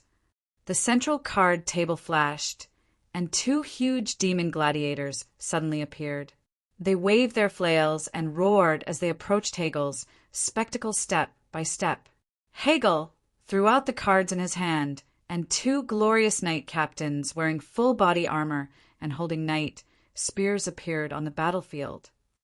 They urged the silver armored horses under them and rushed toward the demon fighters. Under the powerful charge of the knight captains, the demon fighters were shattered. The charging phantasm hit near Glorio's spectacle. The spectacle trembled for a while. Under the effect of a pair of cards and a different camp, it was reduced by 4 levels and became 46. Next, Hegel played a card. A golden scepter inlaid with a ruby stood on the wonders of his side, emitting a strong white light. Suddenly, the construction's speed increased and a layer was added. Then the scepter disappeared. Since the scepter was the order, secondary card, the chaos spectacle on his side could only add 1 level. After Hegel played the largest single card, Demon King, Glorios chose to give up, and the spectacle became 51 to 45. There was only 1 card left in Hegel's hand. If he was restrained by the opponent, then his spectacle would be reduced. So the Dark Elemental King did not play any more cards. When both sides gave up, they began to draw cards again.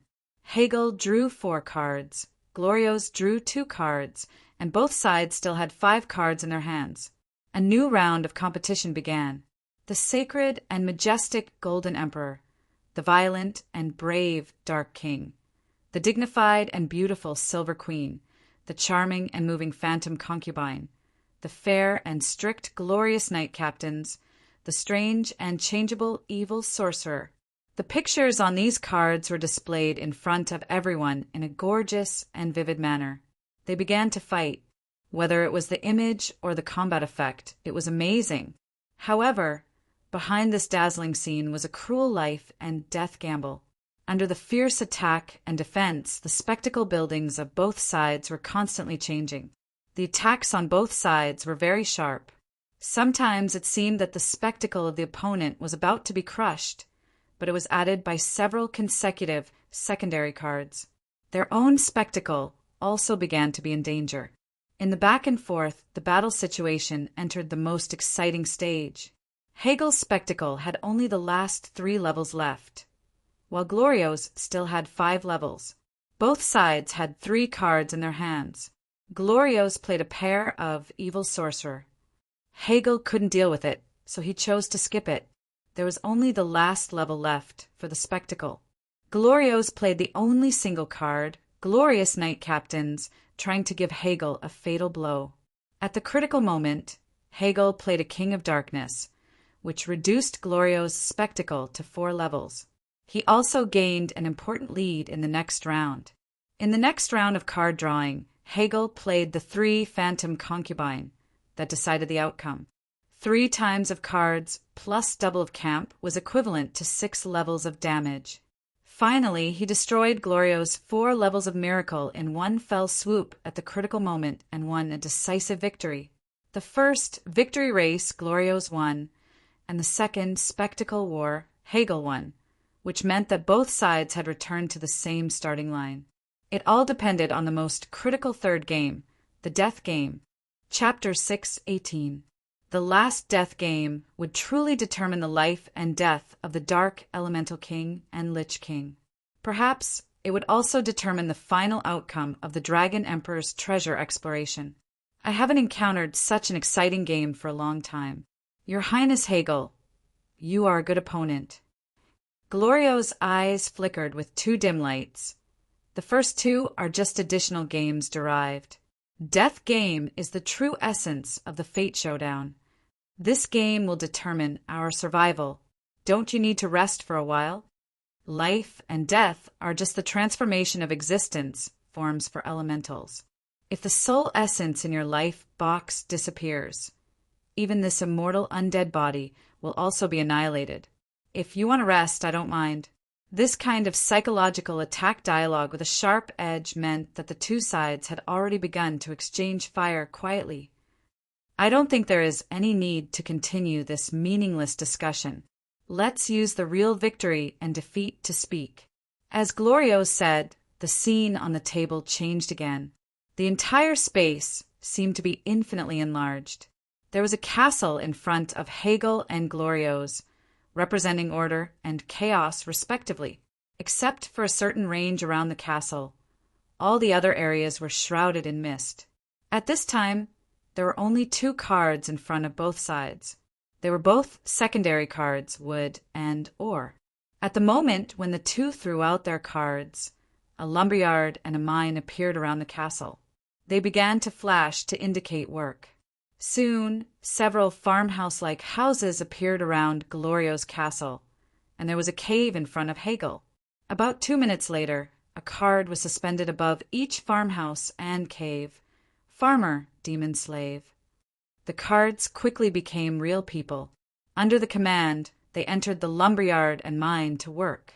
It seemed that, as a reward, the two added a gem secondary card in their hands and began to build a gem mine. The next scene became more and more familiar to Chinrue. Without Prince's introduction, he already knew the rules of this death game. As a former otaku, it was impossible that he didn't know what this was. In fact, he couldn't be more familiar with it. If the first two games were equivalent to turn-based games, then the current game was RTS, real-time strategy. From Red Alert and Dune, which Chinrue first encountered, to World of Warcraft, Empire, StarCraft, and Generation 2 and 3, these classic game names could be said to be household names. The death match in front of him was obviously a real-time strategy, 3D game competition. The only difference from his previous life was that it was controlled by mental strength instead of a mouse. The rules of the death competition were, as the name suggested, completely annihilate the opponent. As the two sides explored, the fog was gradually pushed aside. Inside, there were many rivers, mountain lanterns, and wild mines of resources such as gems and crystals that would directly affect the speed of marching and the effect of battle. While the two sides were exploring and building, a considerable number of troops had been generated in the castle. The battle had also evolved from close combat to a large-scale battle. A large number of Glorio's light great cavalry captains, Light Knight Captain Advanced Unit, chased after Hegel's evil magician tutor, evil mage advanced unit, all the way. Although their attack was strong, their speed was relatively slow. They were at a disadvantage if they fought alone. Many of them were eliminated by the knights along the way. The Knight Legion chased until an unexplored valley entrance. Just then, a strange rumbling sound rang out. Chaos secondary card, Berserk Totem. Additional 30 minutes of Berserk state, increasing the damage of all members by 5 points and critical strike rate by 10%. When the cavalries wanted to retreat, the valley entrance had been blocked by the mad Demon Warrior Advanced Unit, who jumped down from above. A large number of enemies also appeared in front. The leader was a small team of Succubus Queen, Phantom Concubine Advanced Unit, who could cast the special skill of enchantment. She was the nemesis of the Knight Captain. Those evil magician tutors, hiding behind the demon warriors, also began to exert terrifying power. The characteristics of the light, great cavalry captains were speed and charge. The longer the charge distance, the stronger the attack power. Now that they were surrounded, they couldn't unleash their full potential. Although there were a few Holy Empresses, Silver Queen Advanced Unit, who had healing and purification abilities, the entire army was killed in the end under such a disadvantageous situation of great disparity between the enemy and us. No one was spared. After using the strategy of luring the enemy to destroy the main force of the opponent's cavalries, Hegel roughly judged the distribution of Glorio's military power through the destruction of several teams of demonic slaves who explored the way. He began to quickly gather the main legion and prepared to launch a general attack in the direction of the opponent's castle that had been roughly explored. However, at this moment, a sudden change occurred. Hegel suddenly discovered that a large number of enemy troops had appeared in his force area. These small enemy troops that he had judged to be exploring and harassing were originally scattered. When they gathered together, the number was actually quite terrifying. This is the main force of the enemy. Hegel's red pupils suddenly shrank when he saw the enemy's main force approaching the castle at an extremely fast speed. The secondary card, Marching Horn, increased movement speed by 50% for 30 minutes. In an instant, Hegel had understood the opponent's strategy. They deliberately sacrificed the main force of the cavalry to attract his attention and used the method of breaking up the whole to sneak the main force into his vital place. This move could be described as a dangerous move. If Hegel didn't eat those cavalries, but steadily left the main force behind, then these invading main forces would be defeated one by one, and the situation would be reversed. At present, the main force of Glorios was approaching the hinterland, and it was too late to return to help. Once the castle was destroyed, then the source of production would be cut off. The opponent could continuously create new troops, and the army outside would be attacked from the front and back. They would definitely be defeated. Hegel didn't expect to encounter such a situation. He made up his mind and didn't return to save the castle. While mobilizing a small number of garrison forces to prepare for full defense, he controlled the main force outside to attack the opponent's castle as quickly as possible. The tragic offensive and defensive battle began, but in contrast, Glorios was prepared for the battle. He deliberately built a large number of defensive facilities, and he spent a lot of resources early in the morning to purchase the strongest secondary card Sun, to restrain the Chaos Army from the facility Mysterious Store. Sun, Order Force's defense and life increased by 30%, Chaos Camp's attack and speed reduced by 20%. In this unprepared situation, before Hegel had completely broken through the opponent's castle, his lair had been wiped out by Glorios' army. All the buildings and facilities were destroyed. In the end, Hegel's army was completely annihilated under the pincer attack. Seeing the last soldier annihilated, Hegel's eyes showed strong unwillingness. The scene of war gradually disappeared and returned to the original clean table. "You lost." Lich King let out a creepy laugh. The death god phantasm in the center waved its scythe. Hegel's body, who had just stood up, trembled. He was already unable to move under some kind of mysterious rule power. The same was true for all the other dark elementals. The contract signed by the two parties appeared in Glorios' hand. "As long as I tear this contract, the bodies of the dark elementals will be annihilated, leaving only the soul lingering in pain and hatred forever unable to be freed. Your elemental heart will also be completely shattered and irreparable. It is really pleasant to be able to control the life and death of an elemental king." With that said, Lich King looked at Chen Rui. "Aren't you going to say something? For example, bet with me and try to win back the lives of these companions." "Since it is your Highness Glorios' request, then I can only reluctantly do it." Chen Rui spread his hands, and I seem to have no choice. "Oh, are you really going to choose to win back the lives of the dark elementals as the reward for winning, instead of entering the Tower of Destruction?" Lich King's voice had a playful tone. "Have you forgotten that they don't recognize you as partners? The dark elementals are fierce, cruel, and quite vengeful. Not only am I not friends with them, but we were also enemies not long ago. We just temporarily put down our hatred and cooperated for some purpose. In the future, we may continue to be hostile." Chen Rui looked at Hegel and the dark elementals who couldn't move and shrugged. "It's just that most of the time, I would rather face this kind of enemy than face those friends who hide the blade behind the smile. What's more, I still have one more thing to use the power of the dark elementals. For me, this matter is much more important than the Dragon Emperor's treasure. Isabella's curse has reached the final moment. Hegel must take action to resolve it, so Hegel must not die." "Very well. I like the soul with a story. The more difficult it is to part with something, the more wonderful it will taste when it is divided." Glorios held his chin calmly. "I enjoyed the card game just now. I don't mind enjoying some dessert after a big meal. You know the rules. If you want to participate in the card game, you must prepare the corresponding chips.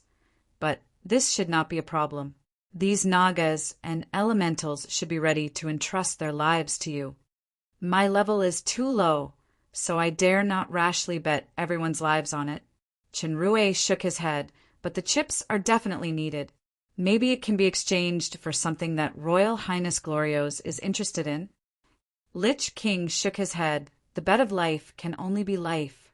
But I want to hear what you call the chips that can interest me first. Ancient undead secret technique?" Lich King smiled disdainfully. You want to show off the so-called undead secret technique in front of a corpse necromancer? How long has the undead magic been born? How did the ancient secret technique come about?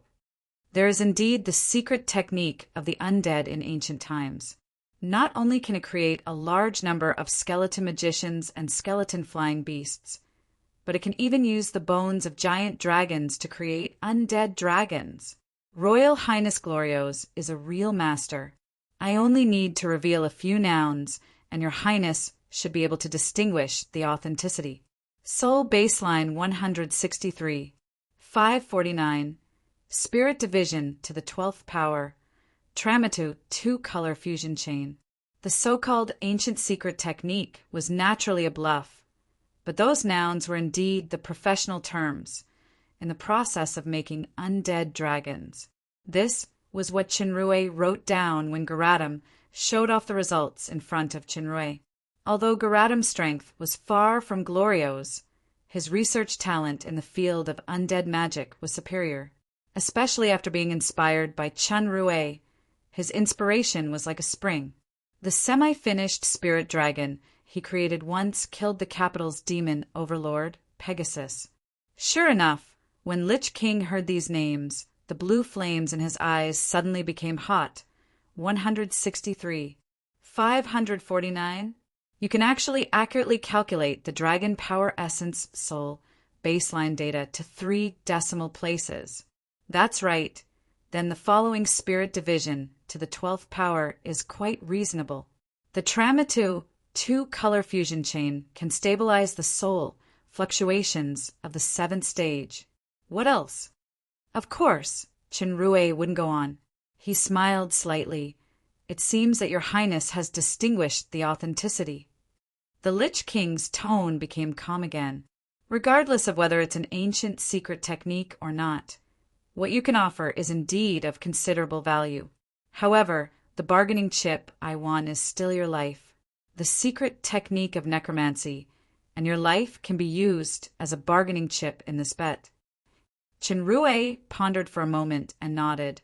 Okay, if I lose the secret technique and my life are yours. If you lose, the Dark Elemental King and the Dark Elementals will get rid of the previous life and death contract. It's just that I have a small request. I have never played this kind of magic card game before. I wonder if I can practice first? Practice? Lich King's eyes were a little more suspicious. He thought for a while. Should I praise the courage of a newbie or laugh at the rashness of a newbie? In order to have a little more fun later, I can give you a chance to practice. Your opponent in this round is Prinz. If you can beat him, I will bet with you. If you lose to Prinz, then your life will end early. Chinrue glanced at Prinz. Okay. Thank you for your trust, Your Highness. I will personally cut off this guy's head. Prinz saluted Lich King respectfully. When he looked at Chinrue, he changed into a contemptuous and arrogant face. Lowly guy, there is no need for the great Royal Highness to make a move. Prinz can stop talking nonsense. Since the outcome is decided in one round, let's choose death match. Chinrue didn't bother to talk with this kind of trash. He went straight to the card table and sat down. As soon as he sat down, he felt that he had entered an independent space. Spirit power could be extended freely in this space, but relatively speaking, the consumption was several times that of ordinary training or application. No wonder this kind of game required a strong spirit power as a backing. Prinz gritted his teeth and said, "Reckless guy, I won't finish you off too quickly. I want you to watch as every single building is destroyed and every single soldier is killed. I want to tear your body inch by inch and dedicate your soul to the great Lich King Royal Highness." You forgot to add supreme and unique. In the meaningless war of words, the prelude of death match began. The choice of the chaos and order camps could be decided directly or randomly. Chinrue drew order. A castle full of holy aura appeared in front of him. There were only 2 basic cards in his hand, wood and ore. The rest of the foggy area couldn't be penetrated by spirit power before it was explored. Glorios, who was watching coldly from the sidelines, originally studied Chenrue's combat style and tactical habits. But after watching for a few minutes, he lost interest in continuing to pay attention. Rookie, a rookie through and through. This was Lich King's evaluation of Chenrue. With his experience, he could see at a glance that although this guy's adaptability was fast and his learning ability was good, a rookie was still a rookie. That kind of novice performance was definitely not faked. Besides, Prince's level was equally unsightly in the eyes of Lich King Royal Highness. Therefore, this was a lackluster game. There was no need to observe carefully at all.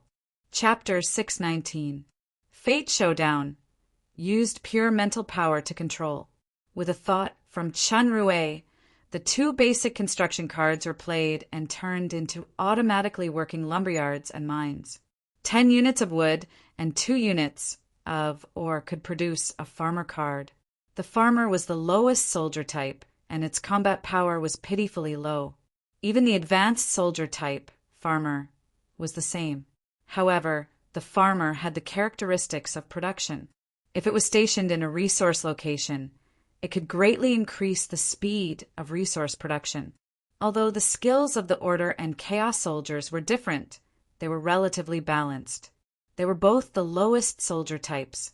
Although the farmer's HP was not as high as the demonic slaves, it was faster to cut wood and mine stone. The construction cost of the farmhouse was also slightly lower than the demonic slave's cavern, but the mining of gemstones and crystal mines was not as good as the demonic slaves. This was equivalent to a game. With a strong sense of immersion, Chenrue familiarized himself with the characteristics of the soldier types while he began to operate it. This boring battle that seemed boring to the Lich King was full of ups and downs in the eyes of the Nagas and elementals. Chenrue had been suppressed by Prince. If it wasn't for the additional defense facilities of the Order camp and the production of a large number of champion swordsmen with outstanding defense power, which withstood a few rounds of fierce attacks by Prince, the castle would have fallen. Prince's fierce attack consumed a lot of troops, and there was a moment of silence. On the other hand, Chenrue used the resources that had not been discovered by the opponent to produce desperately, but he did not take the initiative to attack. He only built defensive magic towers step by step and expanded the defense area step by step. Prince's next wave of attack began again. This time, Chenrue consumed much less troops, and he created the main attack type, the Glorious Knight Captain. However, he still did not take the initiative to attack, but defended carefully. Then defense, defense, and defense again. As time passed, Chenrue finally launched a counterattack. The powerful troops advanced with an overwhelming advantage all the way and surrounded Prince's castle. Only then did he realize that because Prince's troops were consumed too much, his resources could not continue. Other than a few teams of mad demon warriors, there were only produced great demon slaves left in the castle. It could be said that Prince was exhausted to death. Chenrue won the final victory of this long-lasting war. The Nagas and elementals were overjoyed. Dodo even shouted, "Long live the great supreme and unique master," with a flattering smile. It seemed that the slime's learning ability in certain aspects was indeed outstanding. Prince came to the Lich King dejectedly. "Your Majesty, I'm sorry. I fell for that guy's trick. Please give me another chance. I will definitely—" "Shut up. You trash," Glorios said. "The battle that can be solved in half an hour at most has dragged on for nearly 3 hours. In the end, he still lost. Since you lost to him, you should pay the corresponding price." Prince revealed a horrified expression. "No, Your Highness, he is just an intruder, and I am your most devoted servant. I will go and kill him now and dedicate his soul to your Highness to atone for my sins." After that, Prince turned into a wisp of green smoke and rushed toward Chenrue. Before he could rush in, his whole body suddenly froze in the air as if it was frozen. Blue flames appeared faintly in his incorporeal body. Immediately afterward, the smoke began to burn bit by bit. Prince let out a shrill scream, and the resentful souls in the distance showed the same fear. "No, your Highness, spare me!" Lich King ignored him. A cold light flashed in his eye sockets. Prince's screams gradually subsided, and his whole body turned into nothingness in the blue flames. "Trash," Lich King said disdainfully, and his gaze fell on Qinrui. "I'll give you a choice. Sacrifice your soul and become my servant. Otherwise, once you lose to me in the card game and hand over the ancient mystic arts, this trash will be your example.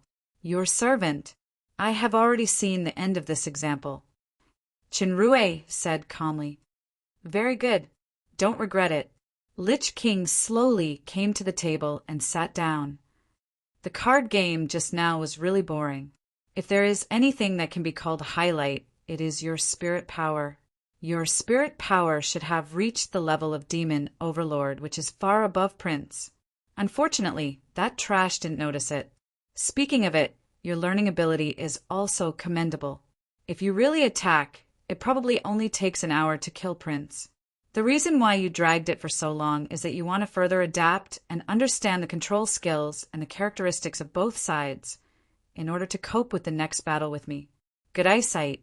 I know I can't hide it from your Highness Glorios. Qinrui shrugged.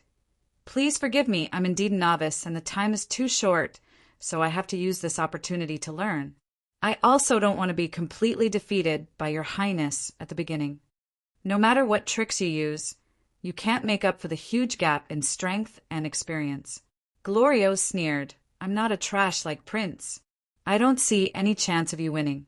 I don't have the patience to dawdle with a character like you. Let's decide the outcome in one game. Qinrui sighed. Now that it has come to this, I have no choice. Then, please sign the contract of the competition with me, your Highness. If your Highness wins, I will hand over my life and the ancient, undead, secret method. If I win by luck, please give up the chips that you won from the dark elementals. Oh, with your soul level, aren't you afraid that I will unilaterally tear up the contract by signing a contract with me? As I said, I have no choice. In a sense, this is more representative of my sincerity and determination. Qinrui's words actually had ulterior motives. Not to mention anything else. Just the spiritual link skill to cancel the contract could make Lich King suffer a loss. Of course, Glorios wouldn't know this. Looking at the contract light in Qinrui's hand, he laughed strangely, as you wish. After the two successfully signed the equality contract, Glorios said, Okay, let's get started. Choose the death match just now. Since you are a novice, I can let you directly choose the order camp. Aguile. Shura, the guy with the strange surname. It will only take 10 minutes at most, and your soul will be mine. I will let you enjoy it before slowly annihilating it. It was originally impossible to use a pseudonym to sign a contract, but with the skill of Spiritual Link he could still sign a contract even if the name was weird. Strina and others all looked worried. Everyone knew that Lich King was a powerful existence who defeated the Dark Elemental King. His spirit power and card skills were far from comparable by princes and the like. Qinrui's winning rate in this battle was slim, especially Dodo, who covered his eyes and didn't dare to look. Although Qinrui did not bet on other people's lives, once the master died, then his servant would also be annihilated. As the light flashed, the game began under the nervous gaze of Strina and others. Unlike the protracted battle of the previous game, this game ended in more than 10 minutes, as Glorios said. It's just that Lich King Royal Highness guessed the beginning, but he did not guess the ending. The winner turned out to be Qinrui. If Glorios' skeleton face still had muscles, he must be able to see a lot of wonderful expressions. How is this possible? Glorios' voice was filled with disbelief. Although he despised this rookie, he did not go easy just now. However, the other party attacked the castle at an unimaginable speed. This force was actually composed of the lowest level farmers and a small number of champion swordsmen who were strong in defense and weak in attack. This force did not attack the castle, but it shamelessly turned the target of the attack to the demon slave cave and resources.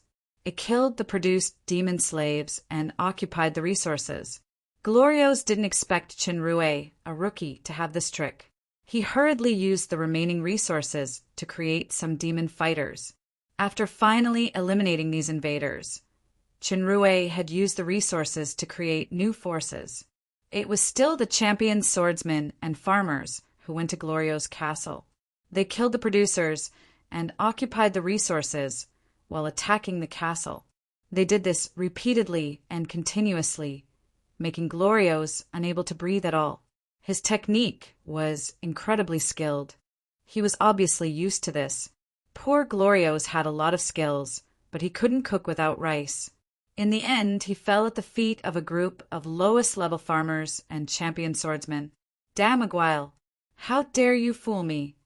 At this time, Glorios could no longer believe that Chinrue is just a rookie. Not only is he a veteran, but he is also a guy who is quite good at camouflage. He actually deceived the eyes of the Lich King. Chinrue felt very innocent. He was indeed only playing Fate Showdown for the second time. It's just that the number of battles in real-time strategy games is 4 digits? 5 digits? I can't remember it myself. Although the Lich King was angry, he did not tear up the contract. A certain restriction on the Dark Elemental King and the Dark Elementals was immediately lifted, and they regained their freedom. Hegel glanced at Chinrue. The red light in his eyes flickered slightly. He was silent as he walked to the side with the Dark Elementals. I admit that your camouflage is brilliant, Glorios said sternly. However, I won't fall into your trick again. Then the bargaining chip of the next round should be to let us enter the Tower of Destruction, right? The Lich King smiled sinisterly. You have successfully angered me. Yet you still want to enter the Tower of Destruction so soon? Don't even think about escaping before I'm satisfied. Chinrue had expected that the other party would not give up easily, so he asked, Since this is the case, then what is the next bargaining chip, Your Highness? Since you are proficient in the ancient undead secret art, you should know the value of these resentful souls. There are 200 million or 300 million or more resentful souls here. I will bet 10 million in the next round, and you can only bet your life and the undead secret art in the first round. If you can win all my chips, then we can talk about entering the Tower of Destruction. Sign the contract. Now, Chinrue looked at the sea of resentful souls behind him. Then he looked at the contract power that appeared in Glorio's hand. He responded half a beat late. Oh, this sentence was somewhat similar to Ralla's style. Unfortunately, for the Lich King who didn't know how to appreciate, this was more like some kind of arrogant tactic which caused unnecessary vigilance instead. After drawing cards, Chinrue was lucky to draw the order camp again. The Lich King sneered, Let me remind you first that the little trick last time can only fool me once. It turned out that Glorios was very miserable as he fell into this little trick again. 15 minutes later, the game ended again. It was the same failure. Chinrue's quick attack succeeded again. These 10 million resentful souls are yours. Again. Impossible. Damn guy. Again. The entire land of hatred echoed from time to time with the angry roar of the Lich King. Chapter 620. The continuous shining light on the Fate Showdown card table finally extinguished, and the blazing blue light in Glorios's eye sockets also dimmed. Even though there was no extra expression on the skeleton face, he could still feel the incredible shock in Lich King Royal Highness' heart. Glorios was really unbelievable. As an immortal corpse necromancer, he couldn't remember how many tens of thousands of years he hadn't dreamed. But he did feel like he was in a dream at the moment, as if everything he had just experienced was unrealistic. But his rationality told him that these were all true. He didn't remember how many death games he had played. He only remembered that he only won 4 times in total, and the resentful souls he recaptured 4 times were quickly won by the opponent again. He only woke up when there were no more chips in his hand. The sea of resentful souls actually lost to that Aguile. Shura, abuse. I was abused from the beginning to the end. I was abused without any suspense. Glorios even suspected that the 4 wins were just bait deliberately released by the opponent. The purpose was to make him lose red eyes and bet recklessly. The previous peasant flow attack now seemed to be just one of the endless means of Aguile. Many of the tactics experienced subsequently were unheard of, so he couldn't deal with them in a short time. In the end, Lich King Royal Highness had to put down his pride and imitate the opponent's tactics. Even so, it still couldn't change the one-sided situation. For example, the tower defense tactics of robbing resources. When Glorios went to rob Chenrue's resources previously, he was beaten by a group of magic towers to the point that he wanted to die. He only managed to pull out 1 or 2 of the opponent's towers after suffering heavy losses.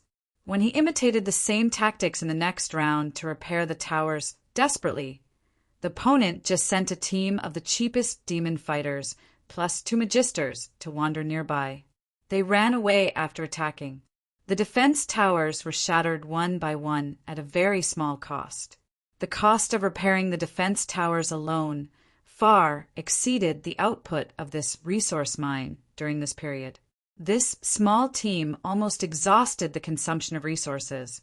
Before he could figure out this tactic, the opponent immediately changed to a new tactic in the past hundreds of thousands of years. Glorios had also played with hundreds of opponents. Even if his magic card level was not the best in the demon realm, it was definitely one of the best. He never thought that he would encounter such a powerful opponent. With Glorios's corpse necromancer power, he could feel that this opponent's true age was only in his 20s at most. However, his achievements in magic cards were far beyond the scope of his age. Not only his technical and tactical level was incredible, but his combat experience was also unimaginable, as if he had been tempered by thousands of opponents. This is an ancient magic game that should have been lost now. Could this kid be a parasite of an ancient soul?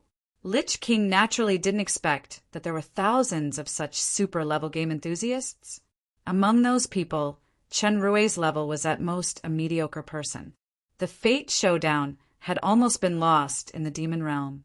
Although this Lich King Royal Highness was a fan and had lived for tens of thousands of years, the opponents he had experienced were pitifully few compared with Chenrue's game experience.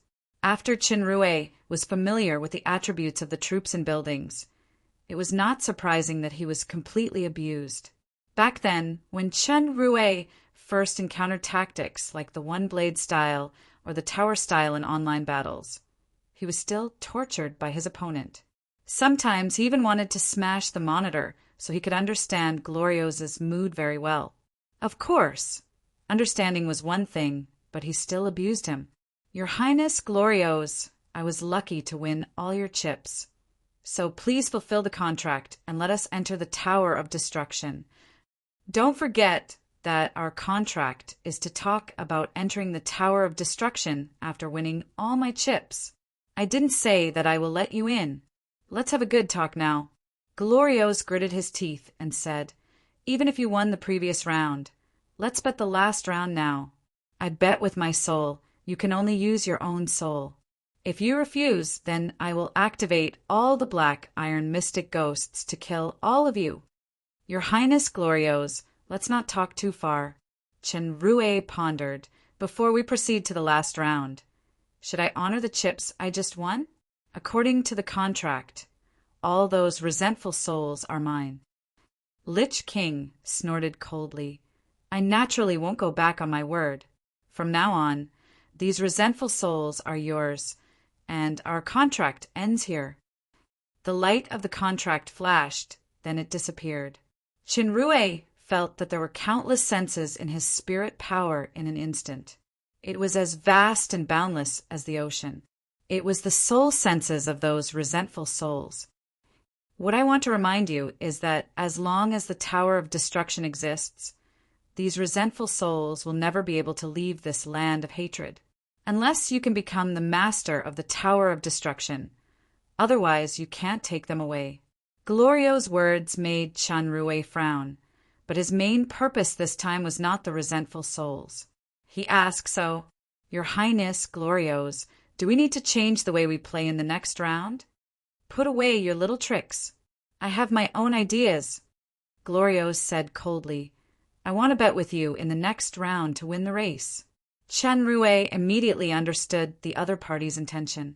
Although his spirit power had reached S+ level, which was equal to Glorios in level, as the Earth Elemental King said that day, due to the lack of understanding of the real demon overlord level, his spirit power had not really reached the level of the peak stage of the demon overlord in terms of quality. Compared with the Lich King, whose real body was already a kingdom powerhouse, his spirit power was far inferior in terms of usage or control. This was precisely the most important factor in the race to win. Chunrui showed a thoughtful expression, and he finally said, "Your Highness is a real magic card enthusiast. You should understand that I'm indeed a little lacking in the race to win. However, I'm also a person who can afford to lose, so I'll be more ruthless. Compared with death, what's more painful is living a life worse than death. Then let's change the bet. In addition to entering the Tower of Destruction and the resentful souls, how about we bet half of each of our souls?" "You mean soul splitting?" Two blue lights flashed in Glorio's eye sockets. "This idea is quite good. A life with half of the soul missing, even if it can barely survive, will always be incomplete in terms of power or realm. Moreover, the pain is unimaginable when the soul is split. Are you sure you can endure that kind of pain that is worse than death? Before the outcome is determined, everything is possible. Perhaps it will be Your Highness who suffers the pain at that time." A strange expression quickly flashed across Chunrui's face. Lich King laughed strangely. "I suddenly appreciate you a little. As a reward, I will let you enter the Tower of Destruction regardless of the win or lose this round. I really want to see how you feel when you go through all the hardships to come to the last level and face the fact that you can obviously get the inheritance of the Dragon Emperor, but you can't get it because your soul is incomplete. I can enter the Tower of Destruction regardless of win or lose." Chunrui's eyes flickered with a strange light. "This is really an unexpected gain." Lich King nodded. "Of course there is another reward. That is, I will imprison half of your soul in the kingdom forever. You will be burned and tortured by the soul-devouring fire every second." "Okay." Chunrui agreed without hesitation. Then Aiguile, "Shura will sign a contract with Your Highness in the name of Shura. If I lose to Your Highness, then Shura will be split and imprisoned and tortured by Your Highness forever." Lich King's blue pupils shone brightly. "I can see that you seem to be very confident. This allows me to enjoy more pleasure when I destroy it, just like dealing with the Dark Elemental King." This sentence made Dark Elemental King Hagel snort coldly. Winner takes all. He was indeed defeated in the hands of Lich King previously. Although he was angry, he had nothing to say. Chunrui seemed to smile more happily. "To quote Your Highness, I can't wait for the next game." The two reused the power of the contract. After Chunrui signed a contract with Glorios in the name of Shura, the last key card game began under everyone's attention. Glorios learned the lesson of the previous death game and didn't give Chunrui any extra chances. He directly decided the outcome in one round. The light on the card table flashed. As the Grim Reaper's scythe waved, the cards were flipped and appeared on the table. He began to check the cards. After checking the cards began to be shuffled automatically at a super high speed. Seeing Chunrui staring intently at the magic cards that changed positions quickly, Glorios secretly sneered. This kind of shuffling is not only extremely fast, but also mixed with a special rule power. Even a kingdomized powerhouse can't master it completely. He can only use the sensing ability to minimize errors. The spirit power of this Aguile barely reached the level of the later stage of the demon overlord. It was absolutely impossible to completely grasp the movement of each card from card inspection to shuffling.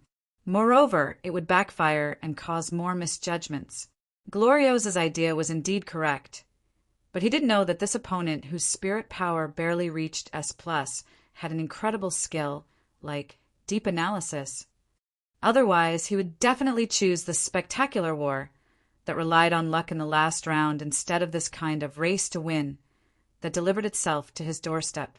Due to the previous lesson, although Lich King seemed contemptuous on the surface, he actually didn't dare to underestimate Qinrui at all. He truly achieved despising the enemy strategically and attaching importance to the enemy tactically. As soon as he came up, he fully extended his spirit power and quickly snatched the card with the highest probability in his judgment. At the same time, he began to interfere with Qinrui's card selection with all his strength.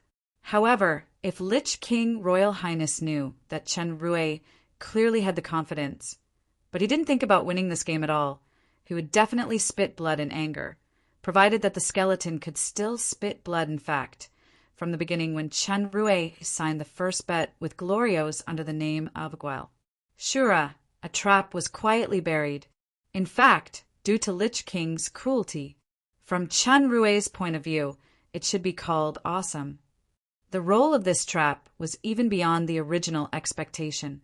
Therefore, there was actually no suspense about the outcome of this game. The time to choose cards was only 10 seconds. In this split second, the two people's spirit power had collided with each other countless times. Suddenly, Glorios had a strange illusion. Aguail. Shura's spirit power began to become extremely unstable. It was sometimes strong and sometimes weak, as if it was in some kind of fierce battle. It must be the enemy's trick. Glorios had a preconceived concept, so he didn't think too much about it. He just tried his best to win. The opponent's spirit power changed more and more violently, and time seemed to slow down until the spirit power became an extremely strange and unfathomable feeling. The pressure on his side doubled, and the competition became more and more intense. In the eyes of the audience outside, 10 seconds passed in a flash. Both sides had chosen their cards, and the rest of the cards were burned. Humph. I didn't expect you to hide such a powerful spirit power. Glorios sneered. It's just that you can't change the outcome of your failure no matter how you use tricks. Qinrui's mouth curled into a strange smile. His slightly narrowed eyes glowed with a blood-red color that wasn't there before. In one of the memories I obtained, there is such a plot. Whoever reveals the card first will be the loser. Today, I will break this so-called convention. With that said, he revealed the main card in front of him. 2 Dark Demon King, 2 Silver Queen, 1 Glorious Knight. Really? Glorios also revealed his main card. The Chaos Camp had 3 demon concubines and a pair of demon slaves, 3 of the same card and 2 pairs. Judging from the current cards, Glorios had an absolute advantage. Is this what you mean by breaking the convention? Glorios smiled sinisterly. However, you still have the last hope. If your secondary card is a neutral card, then it is possible to exchange and order main card to me. If you are lucky, you can exchange the Glorious Knight for my demon concubine. Maybe you can still maintain a tie. Then, quickly reveal your secondary card. The secondary card in front of Qinrui turned over, and his expression suddenly froze. Scepter, order main card. The card type is effective. 2 pairs of miscellaneous cards. Very small card type. The hearts of Strina and others who were watching the game outside the table suddenly sank. It seems that the last hope is lost. Glorios laughed out loud. Is it strange? Although your spirit power has reached the peak stage of the demon overlord, and your attributes are very weird, don't forget that my true strength is a king-level powerhouse. Even if my spirit power is limited to the peak stage of the demon overlord level, my skills and control are far beyond your reach. This is actually just a small trick. The neutral card that you want to reverse the situation has been replaced by me in the fight. This half of your soul is mine. Glorio smiled and opened the secondary card in front of him. In an instant, everyone looked surprised. Glorio's secondary card was a sun. Since his previous main card was the Chaos Camp's 3 of the same card in 2 pairs, and the secondary card was the Order Camp, then this hand was invalid and he lost directly. Even if this secondary card is a neutral card, Glorio's can still be invincible, but it is an Order card. Glorio's couldn't believe his eyes. Perhaps Sun could express what he wanted to say the most at this time. Are you satisfied with the secondary card I gave you? It's actually just a small trick.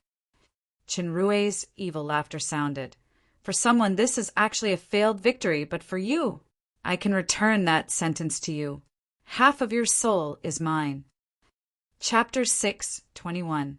Impossible. Glorio's roared. How can I lose? How can you, an ant, hide from my perception? In blockbusters, suspense is usually left until the end. Chenrue's smile was a little stiff. The black in his pupils seemed to overshadow the bloody color, but it was suppressed by the bloody color again. Do you really want to struggle? Although your scheme is good, unfortunately, I am the final winner of this gamble. Glorio's didn't know that the last 2 sentences of the other party were actually not addressed to him. At this moment, Lich King's heart was filled with the strong anger caused by failure. He gritted his teeth and said, "Damn guy, don't be complacent. I will kill all of you and let your souls suffer in my kingdom forever." Chenrue's body trembled slightly, but he still kept a smile on his face. "Oh, you want to go back on your word? So what if I go back on my word? You are all going to die." Glorio's shouted loudly.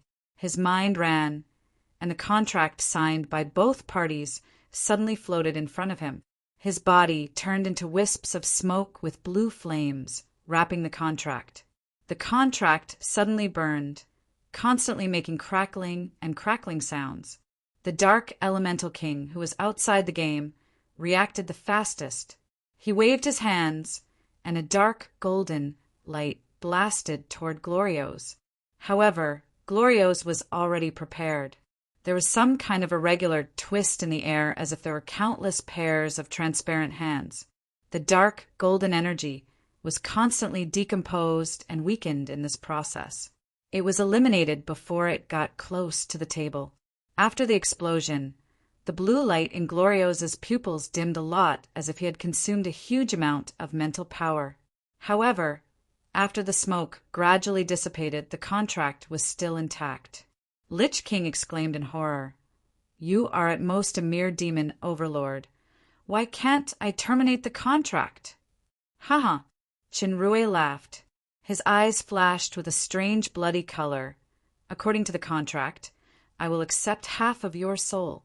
As a reward, I can terminate the other content of the contract." With that said, the contract suddenly emitted a strong light. Glorio's covered his head in pain and kept making heart-wrenching screams. "My soul! No, no. What kind of existence are you?" Chenrue took a deep breath, and wisps of golden soul power floating out of Glorio's body were devoured as if they were pulled by something. Chenrue, who had swallowed the spiritual strength, trembled even more intensely. However, his eyes were glowing as he smiled. What a delicious spiritual strength. The next time I come out, it will be the time for us to finally end things. Very soon. Before he could finish, his pupils, which were alternating between black and red, finally turned black. Chenrue, who had returned to normal, panted heavily and clenched his fists unwillingly. It had been a rather perfect plan, which was to divide and imprison Shura with the Lich King's kingdom through the wager. Unexpectedly, Shura appeared again at the critical moment.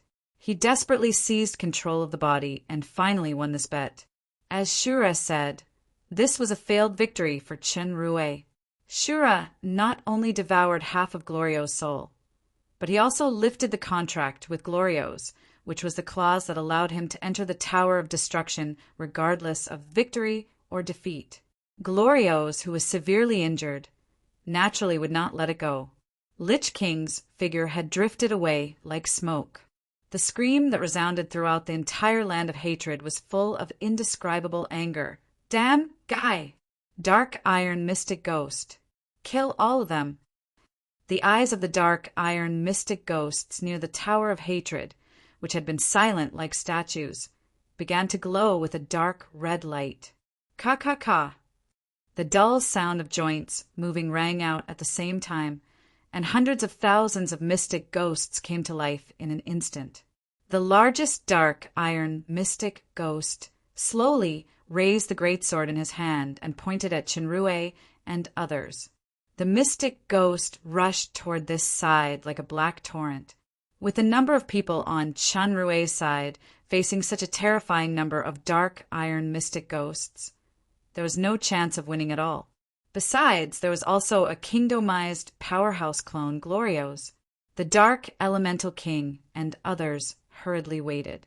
Chenrue's mind moved, and his figure instantly appeared in the air. His loud voice spread far away. Resentful souls! I know that your souls have always been bound in this land of hatred, suffering endless torment and curses. I have become your controller. Now, I swear on my soul that as long as you destroy these dark iron mystic ghosts and help us enter the Tower of Destruction, I will do everything in my power to free you from your pain. The resentful souls were restless. They looked at each other as if they couldn't believe it. Due to the curse of the land of hatred, the resentful souls would not die. Once they were annihilated, it would take a long time for them to slowly regenerate in endless pain. This process was hellish suffering. It was worse than death. The previous prince's death was the same. Due to the accumulated power of Lich King, no resentful soul dared to take the lead. Seeing that the dark iron mystic ghosts were approaching in a flash, Strina's voice sounded, "Heroes of the Naga tribe! I'm the current young tribe leader of the Naga tribe and the heir of the Golden Tent. I followed this man to relieve the suffering of the living sacrifice that has plagued the Naga tribe for countless years. Along the way, he proved himself with his actions, so I chose to believe him unreservedly, including entrusting the lives of myself and my tribe to him just now. Please believe in him, just like I do. Help him. He will definitely help everyone relieve their pain." As soon as Strina said these words, many Naga souls began to rush out of the sea of resentful souls and pounce toward the dark iron mystic ghosts. This action seemed to be a catalyst. Countless resentful souls rushed out. The vast sea of resentful souls rushed toward the black torrent of the dark iron mystic ghosts, one after another. The two forces collided in an instant. Resentful souls were the same as ghosts. They had a certain chance of being immune to physical attacks, and their attacks also carried stubborn curse power and toxicity. Unfortunately, this kind of toxicity or curse power was completely ineffective against the dark iron mystic ghosts. The amazing power of the dark iron mystic ghosts was fully exerted. The attacks of the resentful souls were difficult to break the surface defense of the dark iron mystic ghosts. But the dark iron mystic ghosts had a high chance of tearing the resentful souls apart easily. However, there were simply too many vengeful spirits. Even ants could kill an elephant when there were enough of them. Under the surging tide, the torrent of black iron mystic ghosts was nothing more than a small river at best. Their numbers began to decrease rapidly. Glorios didn't expect to shoot himself in the foot again. The resentful souls that he lost to the opponent were used to deal with the dark iron mystic ghosts. His eyes suddenly blazed with blue light. The translucent starry flames danced and spread all over the sky. The resentful souls that touched this flame screamed and disappeared one after another. This was the soul fire of the Lich King's kingdom. The dark iron mystic ghosts without souls were not affected. The resentful souls were very afraid of the flame, and they wailed constantly. The dark iron mystic ghosts still maintained this powerful combat power without feeling anything. They reversed the situation again. It was hard to determine the winner for a while.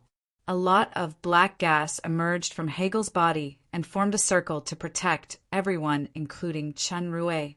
The black gas and the soul fire seemed to be in a stalemate, but Hegel obviously showed a strenuous state. So what if you are the dark elemental king? This is not the elemental realm. Glorios gritted his teeth and said, although most of my kingdom is composed of dark elements, which is not comparable to your origin power, I am a kingdomized powerhouse. You have no chance of winning. Any resistance is just a deathbed struggle. Kingdomization? It's just a pseudo-kingdomization. Hegel sneered. Even if your soul was severely injured just now, you have never appeared in your true body form. You must be restricted by the relevant rules. You can only appear in the form of a clone. You can't exert the true power of the kingdom. You are in a hurry to kill us because you want to heal and restore the severely injured soul power as soon as possible.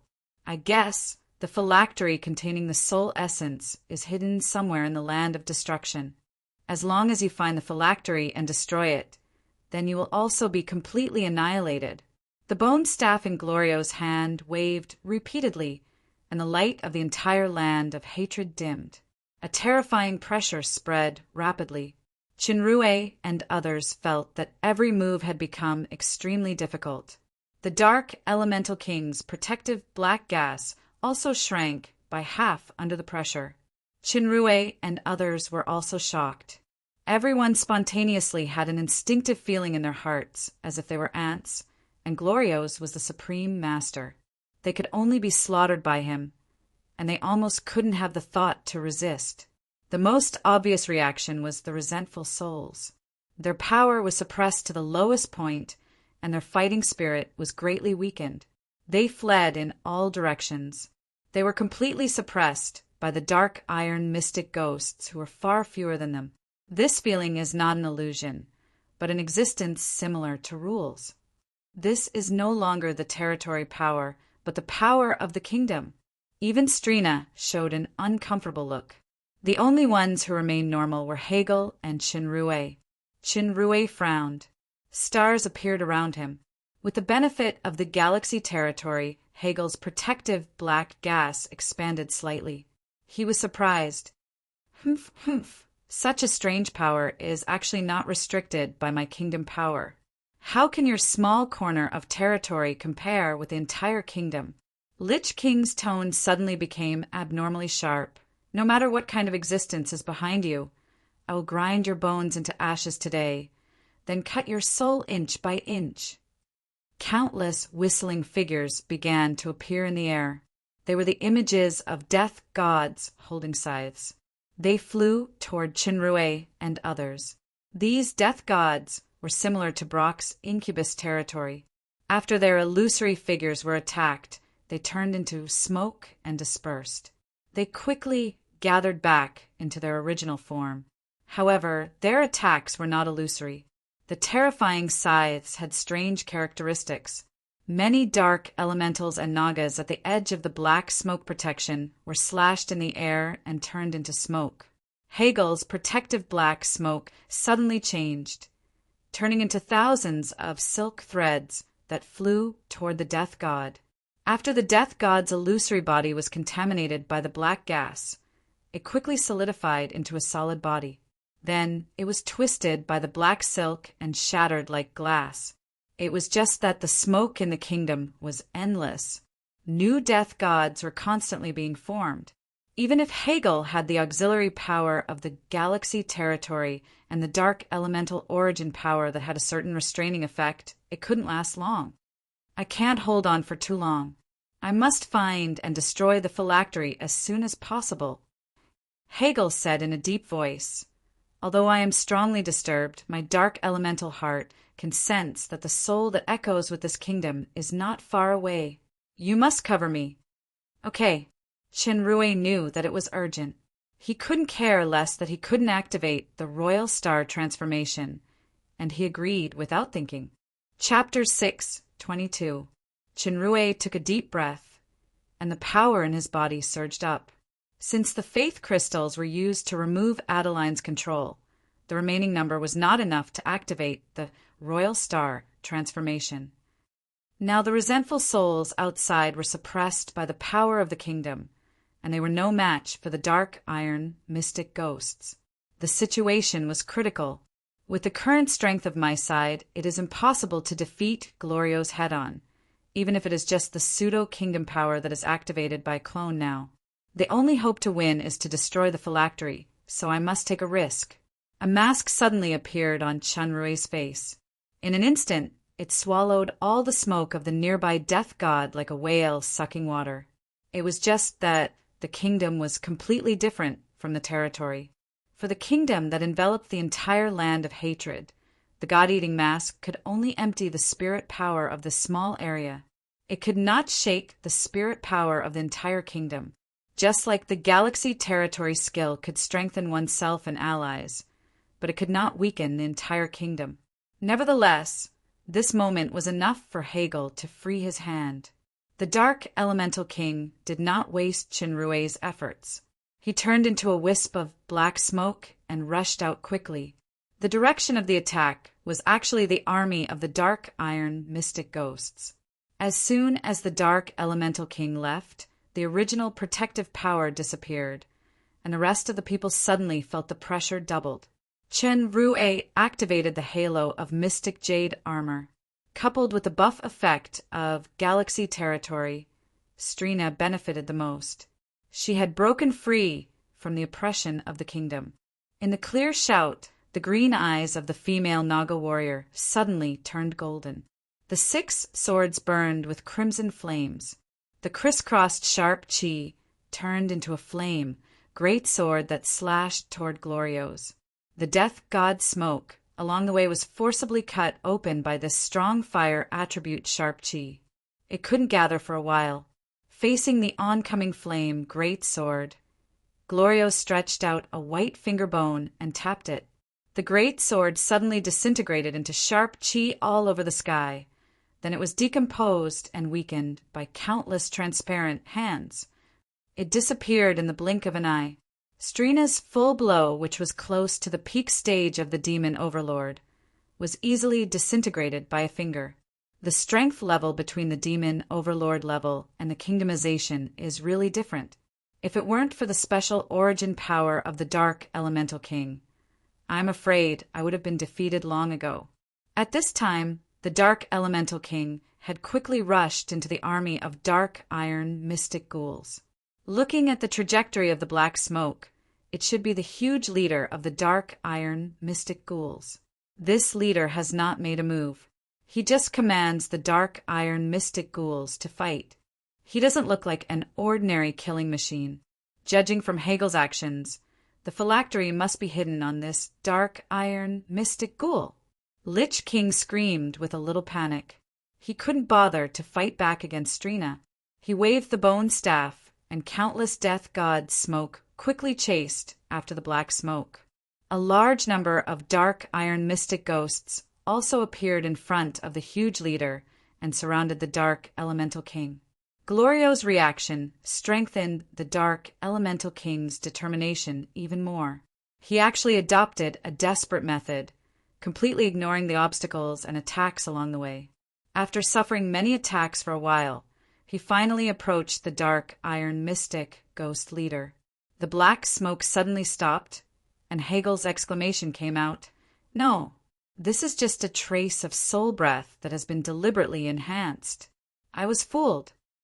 As soon as he spoke, he was drowned by the torrent of dark iron mystic ghosts in all directions.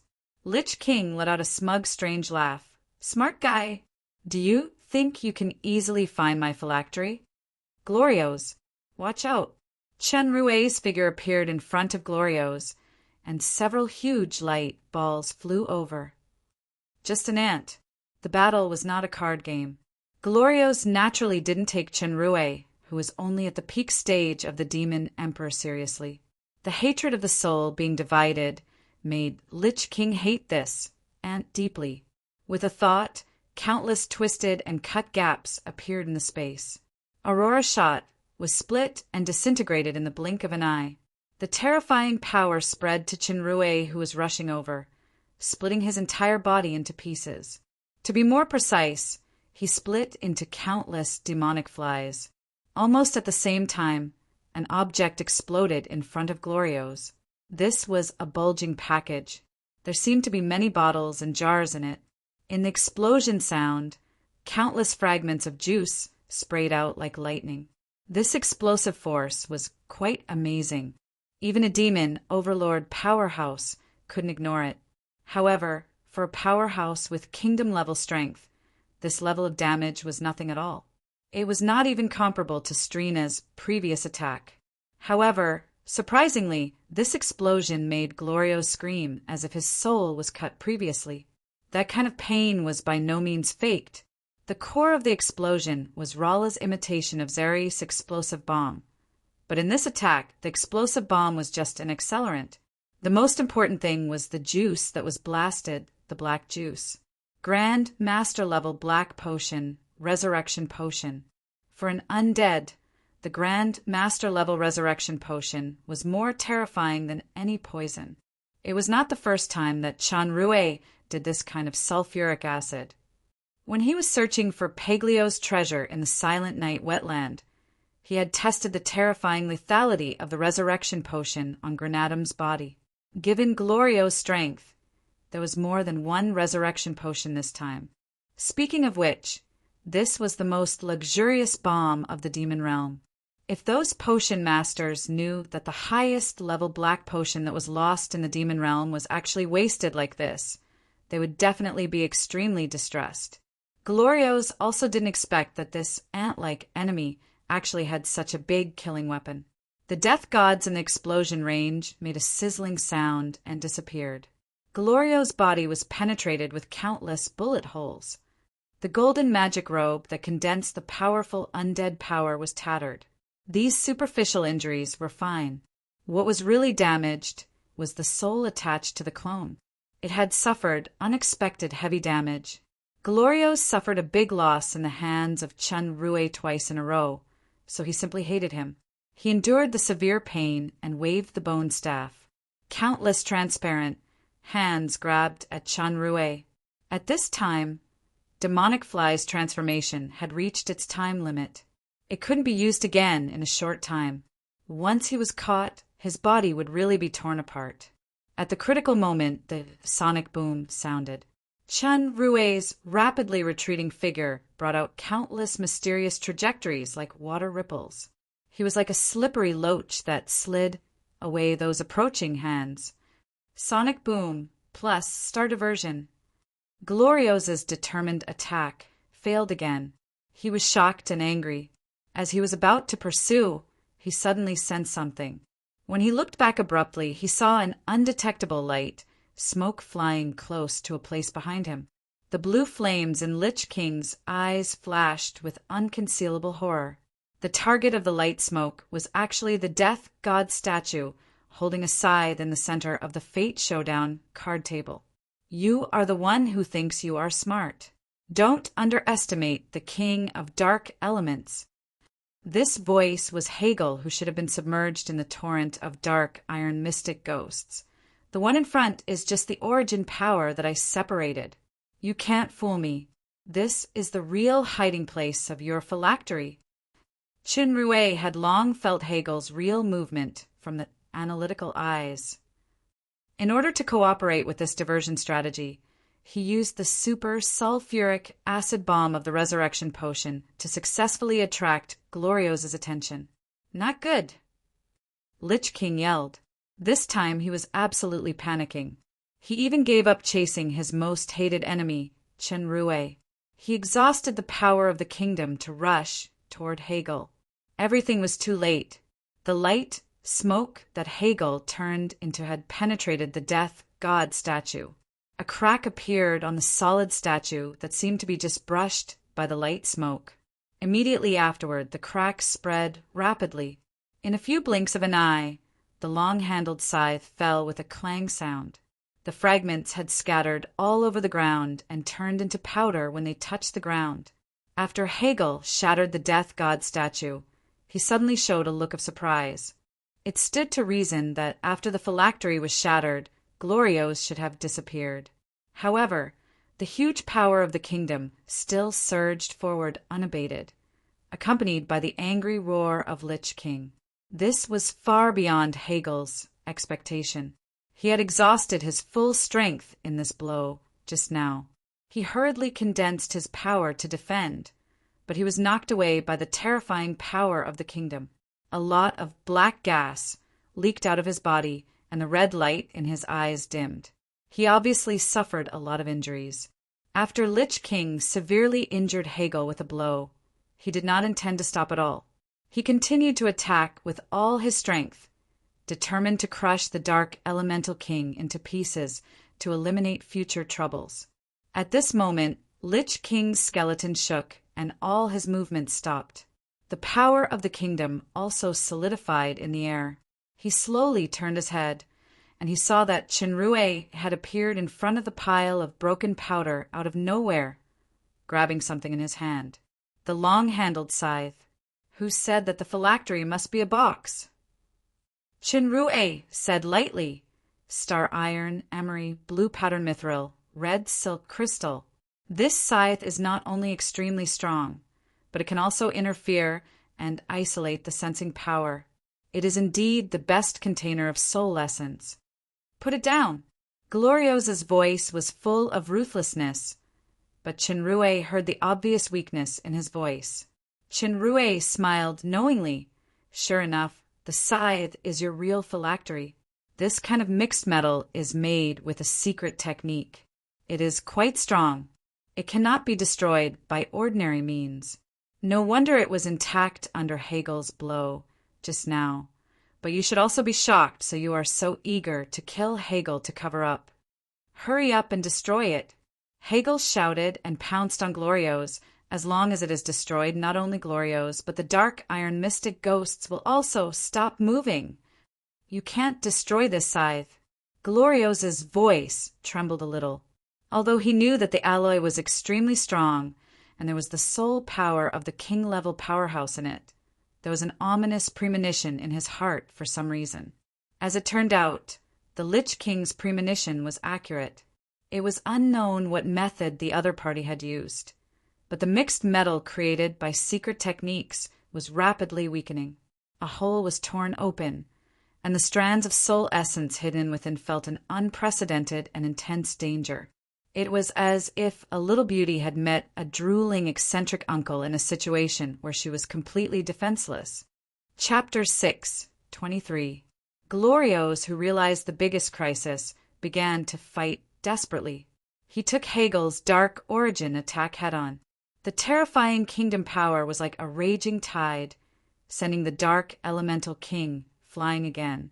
The remaining momentum rushed toward Chenrue without stopping, and he happened to see that there was already a sword in Chenrue's hand.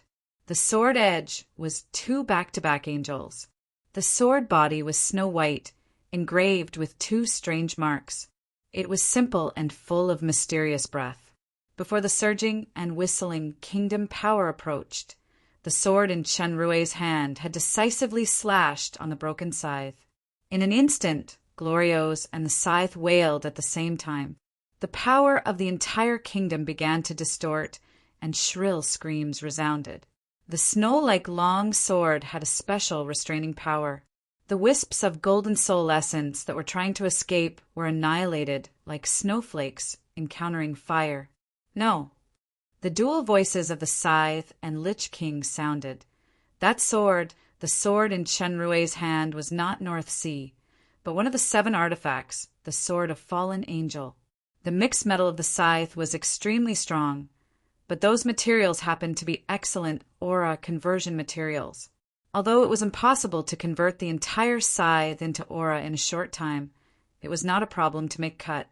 The sword of fallen angel had the characteristic of soul splitting, which could directly kill and split the enemy's soul power.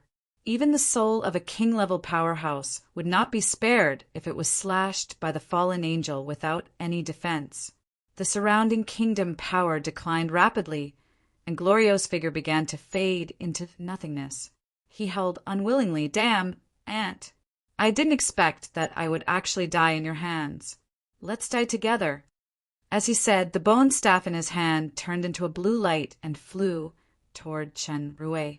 After launching this blow, the remaining soul essence of the broken scythe suddenly disappeared, and Glorio's body turned into a pool of ashes. The haze that shrouded the entire land of hatred dissipated, and the dark iron mystic ghosts that were besieged by the ghosts also stopped moving at the same time, drowned by the sea of resentful ghosts. However, Chenrue was facing a huge crisis at the moment. The Lich King's dying strike had condensed the last of the kingdom's power and was extremely terrifying. Although he still had a teleportation skill, Chenrue instinctively felt that this attack contained a special rule power. No matter what method he used, he could not dodge it and could only take it head-on. Once hit by the bone staff that was filled with the power of the kingdom, not only would one's body be destroyed, even one's soul would be completely destroyed. Even the regenerative ability would be useless. At this time, Chenrue could no longer use Demonic Fly's transformation or Star Diversion. A large shield with ancient patterns suddenly appeared in his hand. With the sturdiness of the demon shield, even the Abyss Lord couldn't destroy it. He should be able to defend against this blow, but he couldn't use Royal Star transformation at the moment, let alone Scorching Dragon possession. His strength was only at the Demon Emperor level. Even if he could save his life, he would suffer extremely serious injuries due to the shock. At the critical moment, there were wisps of black gas around the bone staff. The increasingly thick black gas quickly spread and wrapped it. In the process of wrapping, the blue light on the bone staff was constantly nibbled away, and the rapid momentum suddenly slowed down. In the end, the bone staff stopped about 2 meters away from Chenrue. It began to shatter into pieces, scattering into powder and dissipating without a trace. After the thick black gas destroyed the bone staff, its breath had been greatly weakened. It obviously consumed a lot of power. Then, when it condensed into the body of the Dark Elemental King, it was a little thinner. Chenrue looked stunned. He didn't expect Hegel to desperately help him block this final fatal blow. He heard the indifferent voice of the Dark Elemental King. Dark Elementals don't only hold grudges. Chenrue was taken aback. This is a sentence I casually said when I bet with Glorios, but Hegel actually remembers it in my heart. Isn't he narrow-minded? Facing the Dark Elemental King, who saved his life but still had a tough attitude, Chenrue didn't say much. He just nodded. I understand. Hegel's gaze fell on Chenrue's god-eating mask. Then he looked at the big shield and long sword. His 2 red pupils suddenly flashed with brilliance. You are a person full of secrets. Maybe we will never be friends, but I don't want to be your enemy. It's not because you have the power to make the Dark Elementals fear or scruple. In fact, you don't have this kind of power, at least not yet. As for the real reason, if you can live to that day, you will naturally understand. In return for saving the Dark Elementals, I will not reveal your secret to anyone. Thank you. Chenrue understood that the Elemental King had countless years of inherited memory. His knowledge and experience were extremely rich. Branded goods, like the 7 artifacts, shouldn't be able to hide from Hegel. It was naturally good to get this promise of keeping secrets. I'm just returning your favor. If you didn't help me find the origin fragment, I still wouldn't save your friend.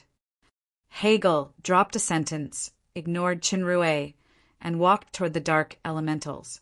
Chenrue smiled slightly and followed. After this battle, the dark iron mystic ghosts who lost the control core returned to silent statues. There were only about half of them left. A lot of elementals and nagas were killed. There was only 1 water elemental left on Chenrue's side. As for the Sandmen, they had all been annihilated in the Lich King's kingdom due to their weak combat power. Fortunately, Chenrue had the sand essence given by the Earth Elemental King. When needed, he could resurrect the Sandmen again. The happiest ones were the resentful souls. The annihilation of Glorios made them cheer one after another. Due to the power of the Land of Hatred, The resentful souls still couldn't be truly freed. But without the terrifying ruler, Lich King, who took pleasure in torturing people, it was already a great fortune for the resentful souls. Qin Rui released the Yuan recovery tree to help his companions and the dark elementals heal their injuries. The function of the Yuan recovery tree was very wonderful. Even the soul power consumed by the resentful souls could be quickly recovered. After appeasing the resentful souls, Qin Rui and his party walked to the final destination, the Tower of Destruction.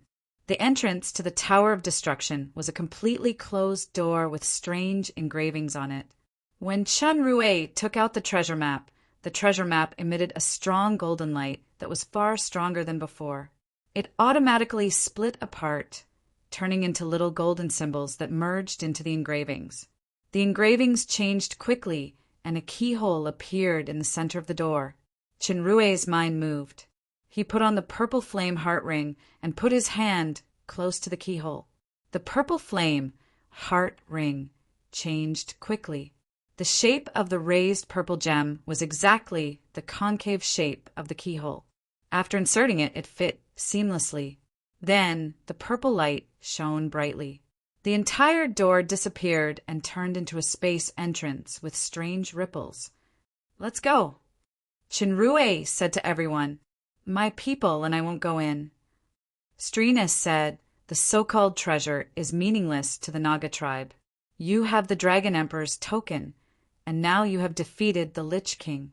You should be able to become the inheritor smoothly.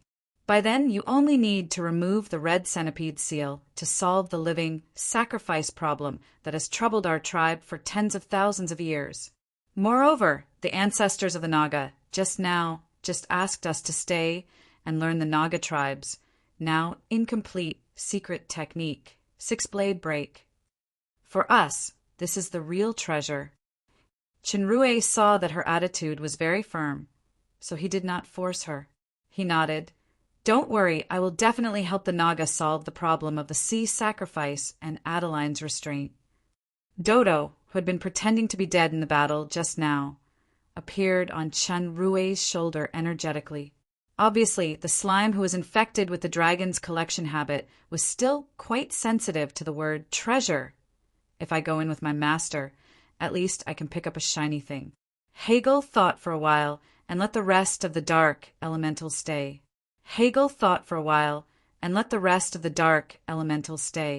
His purpose of coming here was for the origin fragment of darkness. The dark elementals had suffered a lot along the way. This Tower of Destruction should be the last level now. He didn't know what other dangers were inside, so there was no need to let the people sacrifice in vain. In this way, only 3 people finally entered the Tower of Destruction. One person, an elemental king, and a slime. Under the gaze of everyone, Qin Rui and the other 2 entered the gate of the Tower of Destruction. After entering, the ripples gradually disappeared, and the originally closed gate was restored.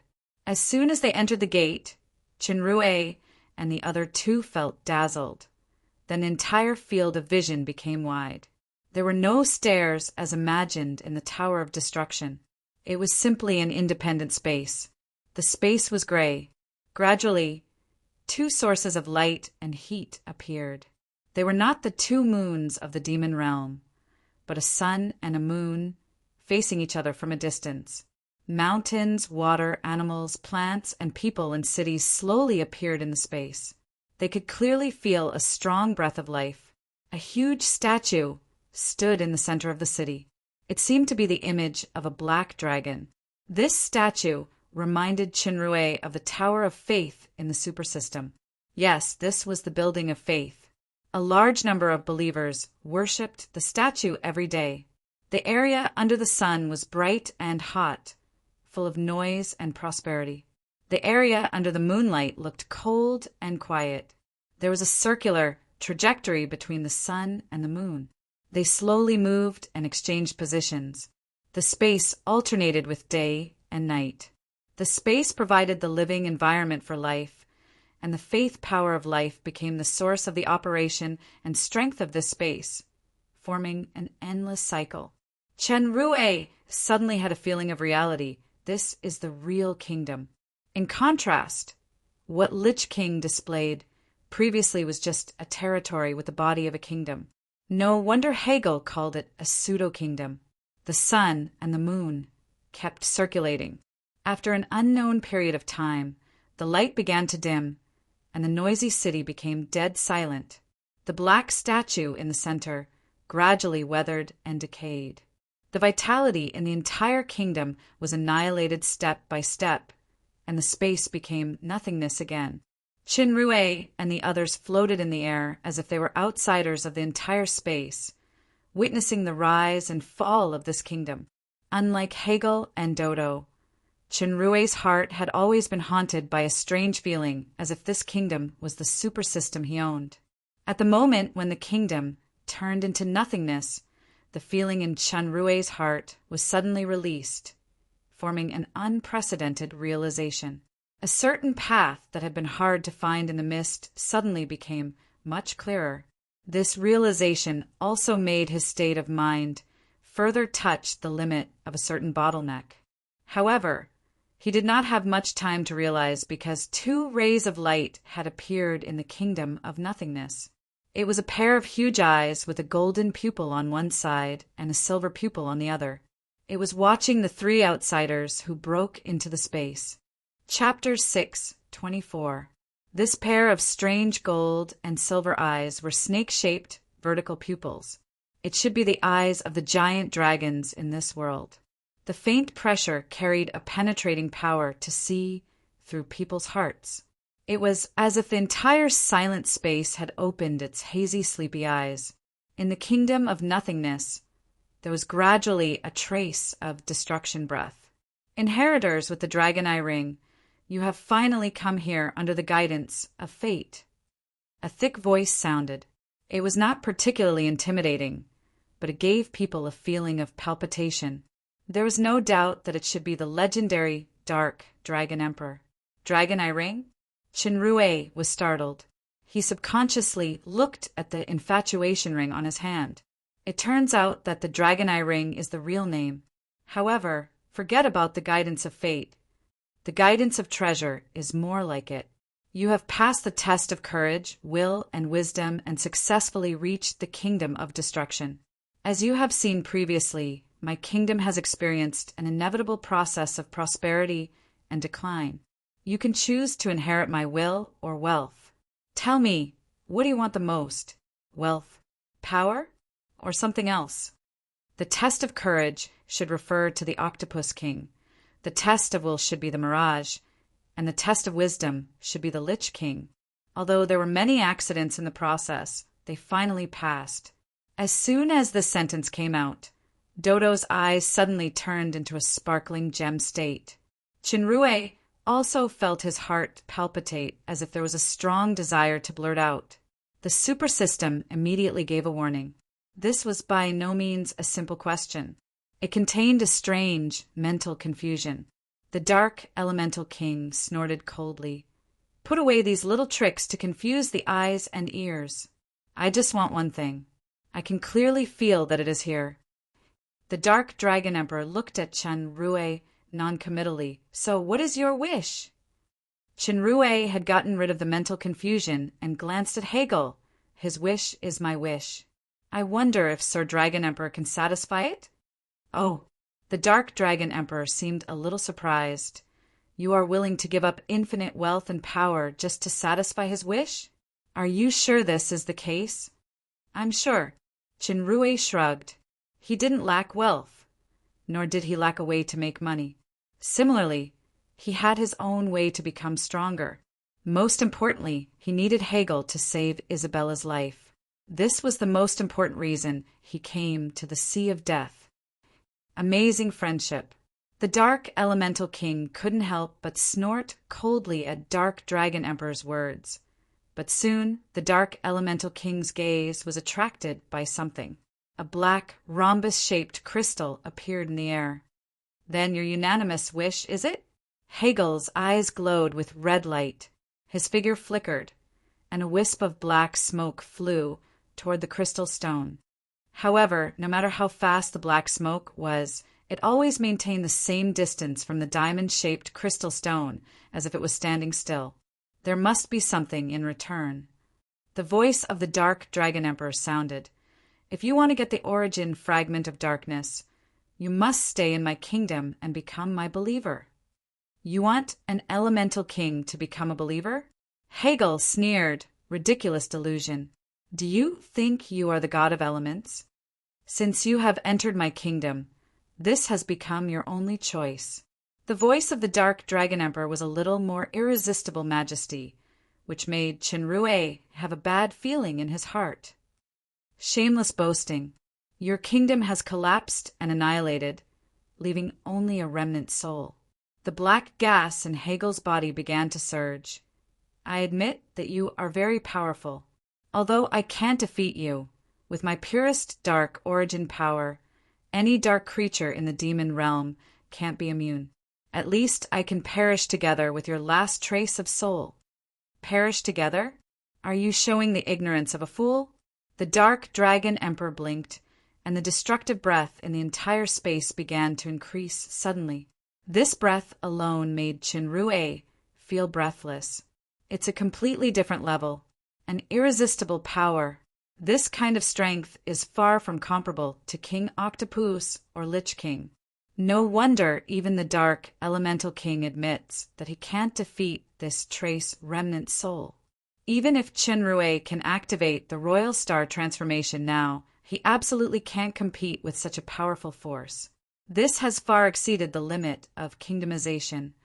So the strength of the Dark Dragon Emperor before his death is demigod? Or even stronger, Sir Dragon Emperor. Qinrui said quickly, we can try to help you rebuild your kingdom and restore your strength. How about it as a reward in exchange for the origin fragment of darkness? As I said, you have no choice. You are not worthy to say the word reward to the god you are about to believe in. The Dark Dragon Emperor's voice was full of disdain. I have to say that your arrival actually makes me very disappointed.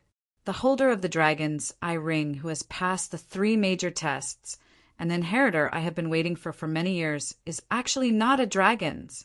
The original plan was to find an excellent soul carrier, but it was disrupted by your arrival. Now I can only take a step back and let you be the first batch of believers for the recovery of the kingdom. Qinrui finally understood. Perhaps there is indeed a huge amount of wealth in the Tower of Destruction, but the true face of this treasure is a trap similar to possession. The real purpose is to attract the treasure-seeking dragons to come and seize the body to let the Dark Dragon Emperor be reborn. The so-called 3 major tests are just to screen out the strongest candidates for possession. The inheritance of the ancient alchemy civilization that I encountered at the beginning is the same. No wonder legendary treasures often coexist with dangers. None of those ancient souls or wills are easy to deal with. The Dark Dragon Emperor calculated everything. He did not hesitate to decompose the treasure map, leak the dragon's eye ring, and set up 3 major tests. But he still miscalculated in the end. There were no dragons as expected who arrived at the Tower of Destruction. At most, there was only a slime with a little dragon power essence. Such a humble and weak creature naturally could not become the body chosen by the Dragon Emperor. However, the arrival of a Dark Elemental King is an unexpected surprise. He can become the source of faith and energy for the Dark Knight face of the kingdom, allowing the kingdom and my soul power to recover faster. The Dark Dragon Emperor's voice was full of temptation. And you can become the highest representative of my faith. I will bestow upon you the most powerful faith suit. You can rule over all my believers and enjoy supreme power, and wealth. Of course, Qinrui didn't care about these, but it was obvious that he couldn't fight with force at the moment, so he immediately used a delaying tactic. Sir Dragon Emperor, please allow me to think about it. The huge eye gradually shrank and solidified into a human shape. This was the image of a tall man with his eyes closed. He was wearing a green and gold full body armor. The style was simple and elegant. Qinrui felt the dragon's eye ring on his finger began to tremble slightly as if it was responding to the armor. At this time, the analytical eyes just showed the analysis data. Race, soul body, dragon soul. Comprehensive strength assessment, unable to judge. Attribute, extremely dangerous. The man opened his hand, and the origin of darkness fragment appeared in his palm. He shook his head and said, "In the face of absolute power, any flowery words or tricks are futile. Since this is my gift, you must accept it regardless of whether you are willing or not." As soon as he spoke, a terrifying breath instantly wrapped Chenrue and others. The difference in power between the two sides was too great. Even if the Dark Dragon Emperor was just a trace of remnant soul, it was by no means what Chenrue could contend with at his current level. His entire body was suddenly firmly imprisoned by this breath.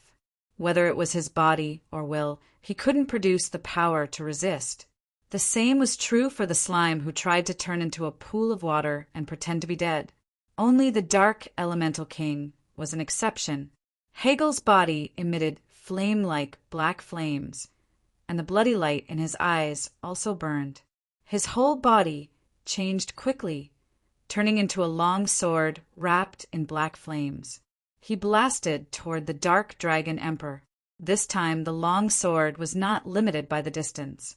It seemed to have crossed the kingdom's space rule. It had approached the man in the blink of an eye. There was no room for turning back now, so the Dark Elemental King did not hesitate to use his biggest trump card. This was a life-risking blow containing the strongest origin power that he paid a great price to launch. The demon realm was the world with the strongest dark element activity. The life that grew under the two moons was basically regarded as a dark attribute creature. The origin power of the dark element could restrain the existence of soul power, so Lich King Glorios was so afraid of Hegel previously. Although it was a desperate attempt, Hegel had absolute confidence to severely injure or kill the Dark Dragon Emperor's remnant soul. Then he would use the dark source fragment he seized to repair the huge origin power that he had lost. However, something unexpected happened to Hegel.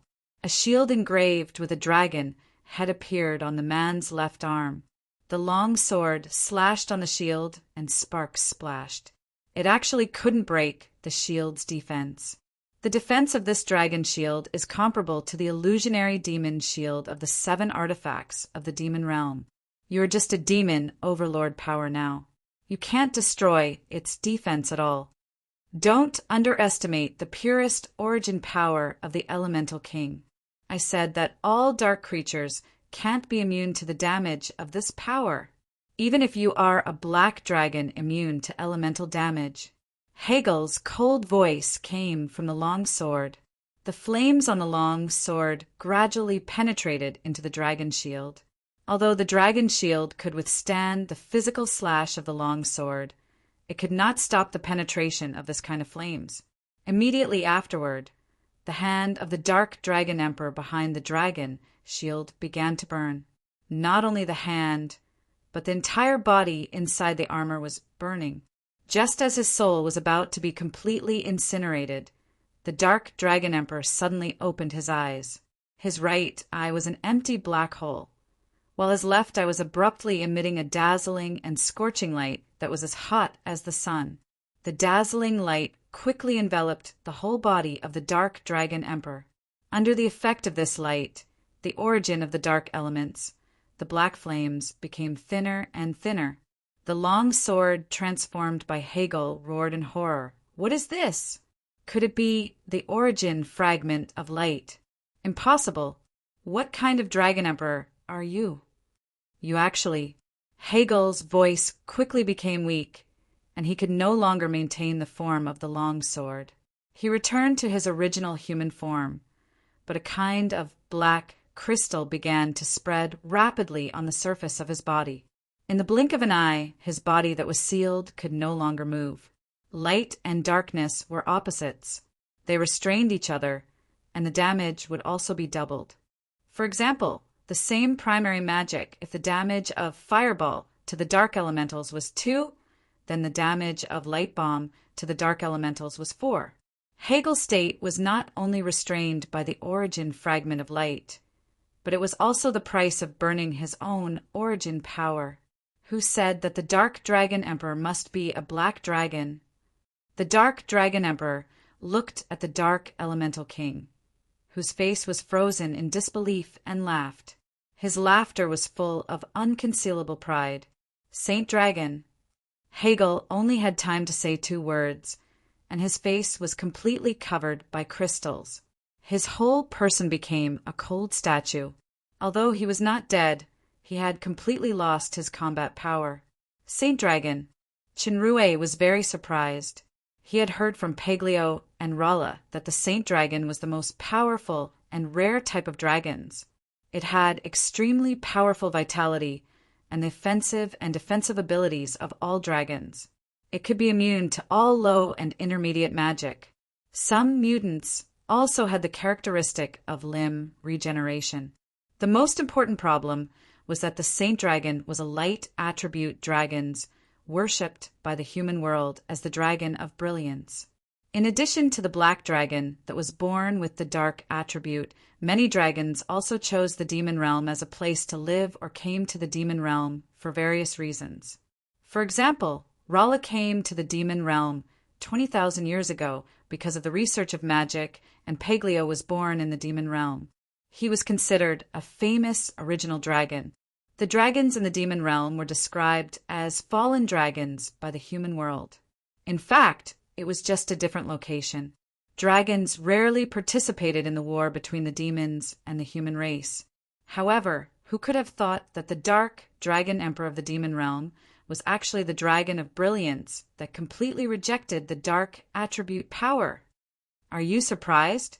I, Rodriguez, am the best among the Saint Dragons. I was once known as the Wings of Light, but no one knows that I also have the strongest mutated bloodline that is compatible with the existence of dark elements. After obtaining the origin fragment of light, I almost got a glimpse of the shortcut to the highest realm, if it weren't for the abominable Raphael. When mentioning the name Raphael, Rodriguez's voice was intertwined with hatred and fear. He actually embedded the origin fragment of darkness into his right eye, turning it into a silver pupil. Fortunately, I obtained the origin fragment of darkness after fleeing to the demon realm, which made me one step closer to the highest goal. Unfortunately, I encountered a new strong enemy before my old injury healed, causing my body and kingdom to suffer devastating damage. I can no longer recover, so I can only leave the clues of the treasure. I want to attract the body of a dark attribute dragons with excellent strength and will to be reborn so that I can fully control the origin fragment of darkness and comprehend the highest secret of light and darkness. I didn't expect that after waiting for so many years. It's actually ants like you. You should feel supreme honor to be a believer of me, Rodriguez. Now, I will grant you the most sincere baptism of faith. As he said, the golden pupil of the Saint Dragons left I glowed with sun-like light, enveloping Chenrue and Dodo in it. Chapter 6, 25. Demons who walk in darkness and sin. Accept the baptism of this light faith. Dark Dragon Emperor Rodriguez's left I emitted a strong light. Due to the disparity in power, Chenrue and Dodo couldn't resist at all. They were instantly shrouded by the light. Dodo, who was shrouded by the light, was so scared that he closed his eyes tightly. The hands that he made hugged the onion's head tightly. However, after a few minutes, the pain that he imagined did not come. The slime secretly opened his eyes and found that the seemingly powerful light was actually surrounding him. To be precise, it was surrounding his master. It seemed that due to some reason in his master's body, it was undergoing a strange change. This level of light element power can't even transform you, demons? Such a strong willpower is indeed worthy of being the guy who passed the 3 major tests. Unfortunately, I still can't control the origin fragment of darkness. Otherwise, in the kingdom of light and darkness, you should be able to become the strongest believer in the land of darkness. There was a hint of surprise in Rodriguez's voice, and a white square appeared in his left pupil. It was the light origin fragment. Since you are the first believer of the new kingdom, I will give you a special honor, stubborn believer of darkness. Bathed in the light of the light origin fragment, become the most devout believer of light. The white square slowly flew out and scattered into fallen, leaf-like light spots, wrapping the irresistible Chinrue and Dodo. Dodo instinctively felt the terrifying power of these light leaves. Once he was wrapped, perhaps even the most basic soul consciousness would be erased. At this critical moment of life and death, the strong desire to survive caused the slime's hidden potential to finally be stimulated. So, Sir Dodo began to unleash his strongest talent, which was eating. The onion head turned into a huge mouth, sucking the nearby light leaves into the big mouth and chewing desperately. The taste of these light leaves is too unpalatable. It's not as good as Master's premium yellow wine, purple berry wine, or black grape wine. It's even more unpalatable than the worst blended fruit wine in the 5th Street of the 30th block of the Dark Moon City. However, if I don't eat it, I will die. It's just like when I was forced to eat the dragon flesh in the black rainforest that made bugs tremble. The light leaf immediately exploded in his big mouth. After eating it, it continued to explode in his stomach. For a moment, the fragments were flying, but Dodo's immortal body fully played its role. The exploded onion body immediately reassembled and devoured the light leaf desperately again. In this process, the slime gradually adapted to the taste of the light leaf with its miraculous teeth and began to really digest the power of the light leaf. The speed of swallowing was getting faster and faster. Although it could not be absorbed for a while, it was better to eat first. Oh, a slime with the aura of dragon power essence, devouring arcana and an immortal body? Is this still a slime? Dodo's performance surprised Rodriguez. He began to re-examine this humble creature that he had never paid attention to. With a thought, the slime and Chinrue were separated by an invisible force. The slime, who had been completely immersed in eating, did not notice this change. He still opened his huge mouth and desperately devoured the light leaves around his body. Most of the light leaves were concentrated on Chinrue. Without Dodo's role, he was quickly wrapped by the light leaves, forming a light cocoon. The light cocoon flashed with dazzling light, and the purest light energy tightly wrapped Chinrue inside.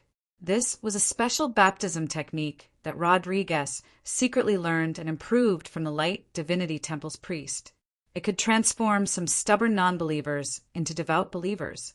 Originally, the Holy Dragon couldn't perform this kind of secret technique, but with the origin of light fragment and attached soul power, it should be considered overkill to transform a demon with the power of demon emperor like Chinrue into a believer of light. An hour passed, and the slime was still devouring the light leaves in a daze. However, the light cocoon that wrapped Chinrue was still shining without any intention of stopping. As Rodriguez was feeling surprised, he saw that the light cocoon began to spin uncontrollably. The speed went from slow to fast, and the dazzling light on the surface became thinner and thinner. It gradually became translucent, and the human figure in it was faintly visible. The human figure seemed to have part of its body squirming strangely. Origin of light fragment. My soul power is fading? That's impossible. Rodriguez's voice was filled with a rare panic. Stop! The light cocoon did not stop. Instead, it became faster and faster. Finally, with a chi sound, a figure broke out of the cocoon. The figure actually had a pair of wings condensed by light. Body of light blessing. Rodriguez's golden left eye had dimmed, and his face was full of disbelief. No, it should be called body of brilliance now. You are actually a human. Just like the Dark Elemental King didn't expect that the true body of the Dark Dragon Emperor was a light dragon, Rodriguez also didn't expect that the demons he baptized with the origin of light fragment turned out to be a human. Moreover, it was the body of light blessing that could only be born from the purest light bloodline. Sir Saint Dragon couldn't wait to slap himself in the face. If his claws were still there, using the origin of light fragment to baptize a human with the body of light blessing was like giving a highly nutritious devil fruit to a great demon stuck in a bottleneck. If Rodriguez wanted to kill Chinrue, it wouldn't take so much effort. It was because his kingdom was broken and he urgently needed believers to rebuild it. Therefore, the purpose of using the origin of light fragment this time was to transform Chinrue. Therefore, under the baptism of the origin of light fragment with Dark Dragon Emperor Royal Highness Precious Soul Power, Chenrue's body of light blessing finally mutated and became the rarest body of brilliance. Even among the purest light bloodline, the body of light blessing was a rare bloodline that was 1 in a million, and the body of brilliance was the rarest existence among the body of light blessing. Looking at the entire human world, there were only a handful of people with the body of brilliance. Among these few people, it included the Supreme Master of the Light Divinity Temple, the glorious Pope, His Holiness. The body of brilliance as effect of reducing and absorbing light damage was far better than the body of light blessing. The effect of casting light attacks or receiving light assistance would be doubled. It also had a special restraining effect on dark creatures. If Chenrue went to the Light Divinity Temple now, he would definitely be regarded as a rare animal. It should not be a problem to become a senior clergyman. Rodriguez hurriedly took back the dimmed origin of light blessing fragment. He still felt incredulous. How can it be a human with the body of light blessing? Whose believer are you? Raphael? Gabriel? Or is it Michael? Chinrue himself did not expect such an accident to happen. He was feeling the new changes in his body in surprise. The body of brilliance was not given for nothing. Now, whether it was his physique, strength, or spirit, it was like he was reborn from the fire. All of them had undergone a qualitative change. Since Chenrue's upgrade was the evolution of the supersystem, it was different from the general demons. Therefore, this sublimation was external. Although the internal evolution had not really come, it meant that he already had the best development platform. As long as he could break through the current bottleneck and reach the next level of evolution, the power would definitely be much greater than the ordinary advancement. On the other side, Rodriguez's shock had turned into exasperation. He roared, "Damn it! No matter whose believer you are destined to be annihilated today." The origin of light blessing fragment could only be operated freely by the light elemental king. Rodriguez had been meditating for hundreds of thousands of years, but he could only use the light attribute power of the Saint Dragon to barely control it. Now that the Saint Dragon only had a trace of remnant soul left, Chinrue's body of light blessing had almost absorbed all the soul power attached to the origin of light blessing fragment, causing it to suffer irreparable damage. It could be described as going for wool and coming home shorn, so it was naturally furious. The destructive breath in the kingdom was flourishing, and it climbed to an extremely violent level in the blink of an eye. This was not the baptism just now. Even with the body of brilliance, it could not withstand a blow. Chinrue's thoughts turned sharply. In an instant, he had made the most important decision. While Rodriguez was thinking, the terrifying power of destruction had completely engulfed Chenrue. He had no doubt that this ant's body and soul would be completely annihilated within a second. However, something that made Rodriguez shocked again happened. The power of destruction that was enough to annihilate a demon overlord in an instant had no effect on this ant who was only at the demon emperor level. To be more precise, it was incredibly swallowed by the opponent's body. This is definitely not the effect of the body of brilliance. Rodriguez stared intently at the figure whose wings of light had turned blood red. He felt that this hateful ant seemed to have changed into a completely different person. What shocked him the most was the faintly discernible aura emanating from the other party's body. The aura of destruction. Although it was just a breath, the power of destruction contained in it was purer than what the Dark Dragon Emperor, have now. No, even at my peak, there was no such pure power of destruction. This is simply the most original power of destruction. What a puzzling move. The strange figure said, "It's so unexpected." He actually deliberately gave up control of his body. He wants to sit on the mountain and watch the tigers fight, or to avoid annihilation, he wants to borrow my power? This is not his style. Besides, he should know that after I come out this time, he can no longer regain control. Not only that, I will also completely annihilate his will and become the true and only controller of this body. Rodriguez had recovered from the surprise and said contemptuously, "Is it a materialization illusion similar to the mirage? It seems that you still have some tricks." Unfortunately, an ant will always be an ant. In the face of absolute power, any tricks are just ridiculous tricks. You must figure out two things first. Chinrue blinked his blood-red eyes and looked at the Saint Dragon with interest. First, don't pretend to be dismissive of things beyond your cognition. This will only show your ignorance and cowardice. Second, don't call others ants casually. You will immediately know your poor position. Damn ant! Rodriguez waved his hand at Chinrue, and waves of invisible trajectories immediately rippled around Chinrue. Wherever it passed, the space was no longer ordinary distortion, but fragmentation. The cracks carried extremely terrifying power of destruction, and everything that approached would be crushed by the sucking. Chinrue, no, it should be Shura, who replaced him, turned a blind eye to these space cracks. He shuttled back and forth leisurely as if he was adapting to the blood-red wings behind him. Rodriguez's pupils contracted. He could hardly believe what he was seeing. He had already unleashed the strongest power of annihilation in the destructive kingdom. Even a demigod would find it difficult to defend against such a powerful force. However, this ant had completely disregarded it. It was as if it was just a breeze blowing past him. It's just a remnant soul that barely reaches the pseudo-god level, and there's also a fragmented kingdom of the power of destruction. To me, you're the ant.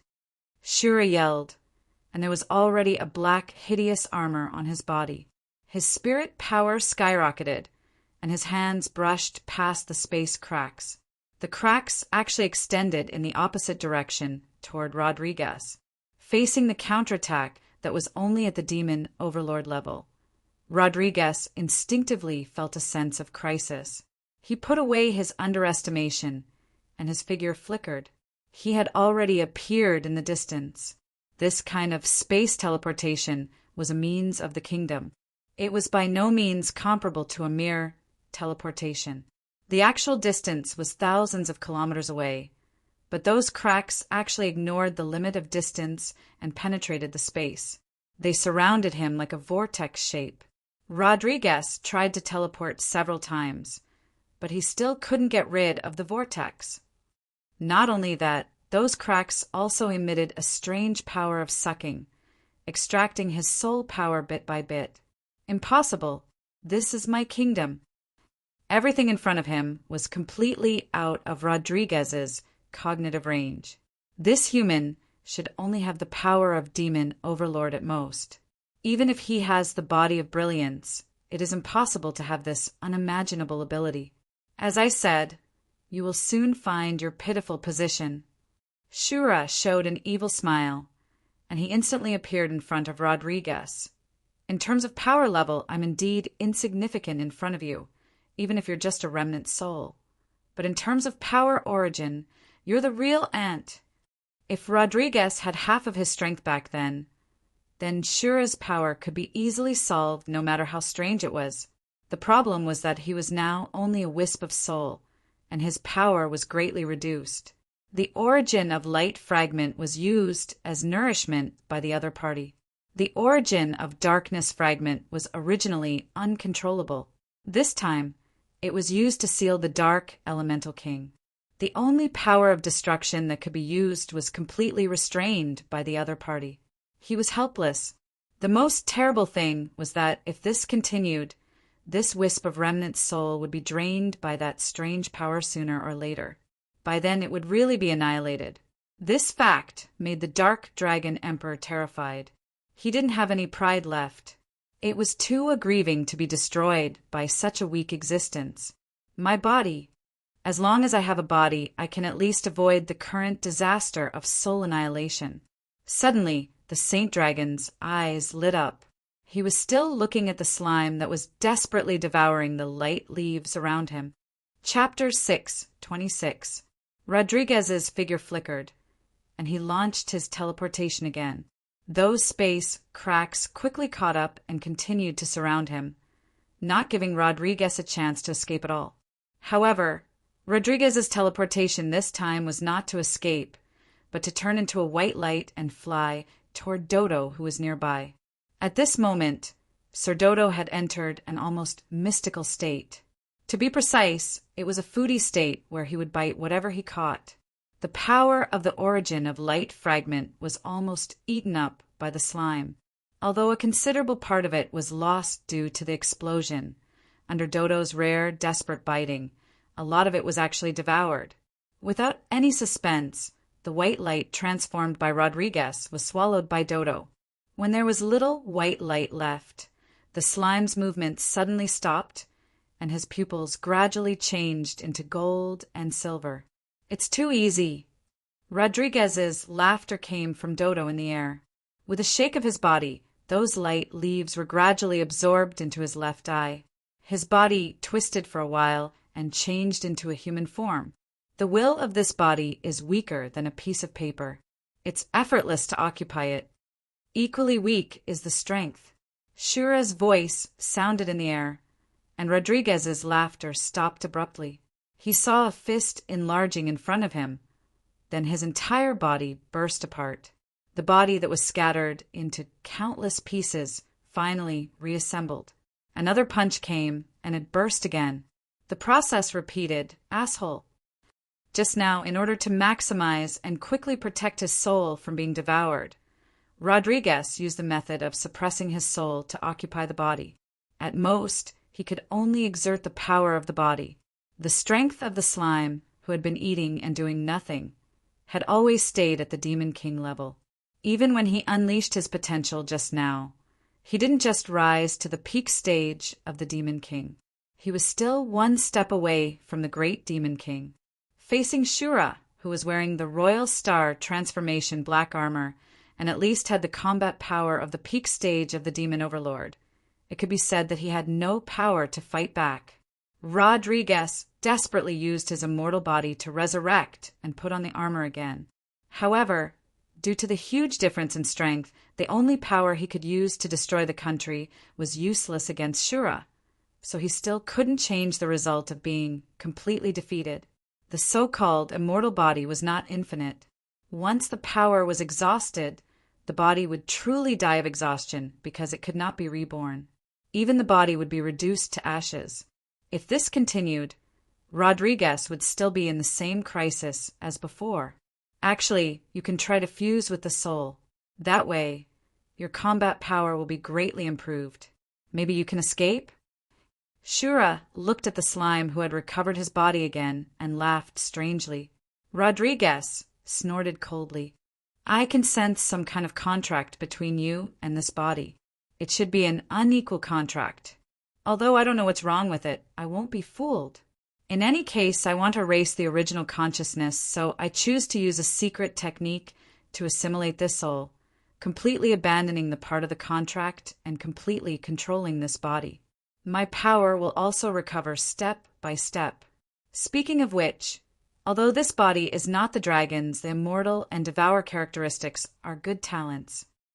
The method you said is good, but do you think you have the time? Shura's bloody pupils flashed with hostility. As long as I attack a few more times, you will be completely reduced to ashes. Your only way to survive now is to fuse with the soul of this slime and become my believer and servant. I will give you a stronger power of destruction to become the true dragon of destruction. Rodriguez was so angry that he laughed. He had deliberately set up these 3 tests and waited for countless years just to lure the best body to take over and rebuild his country.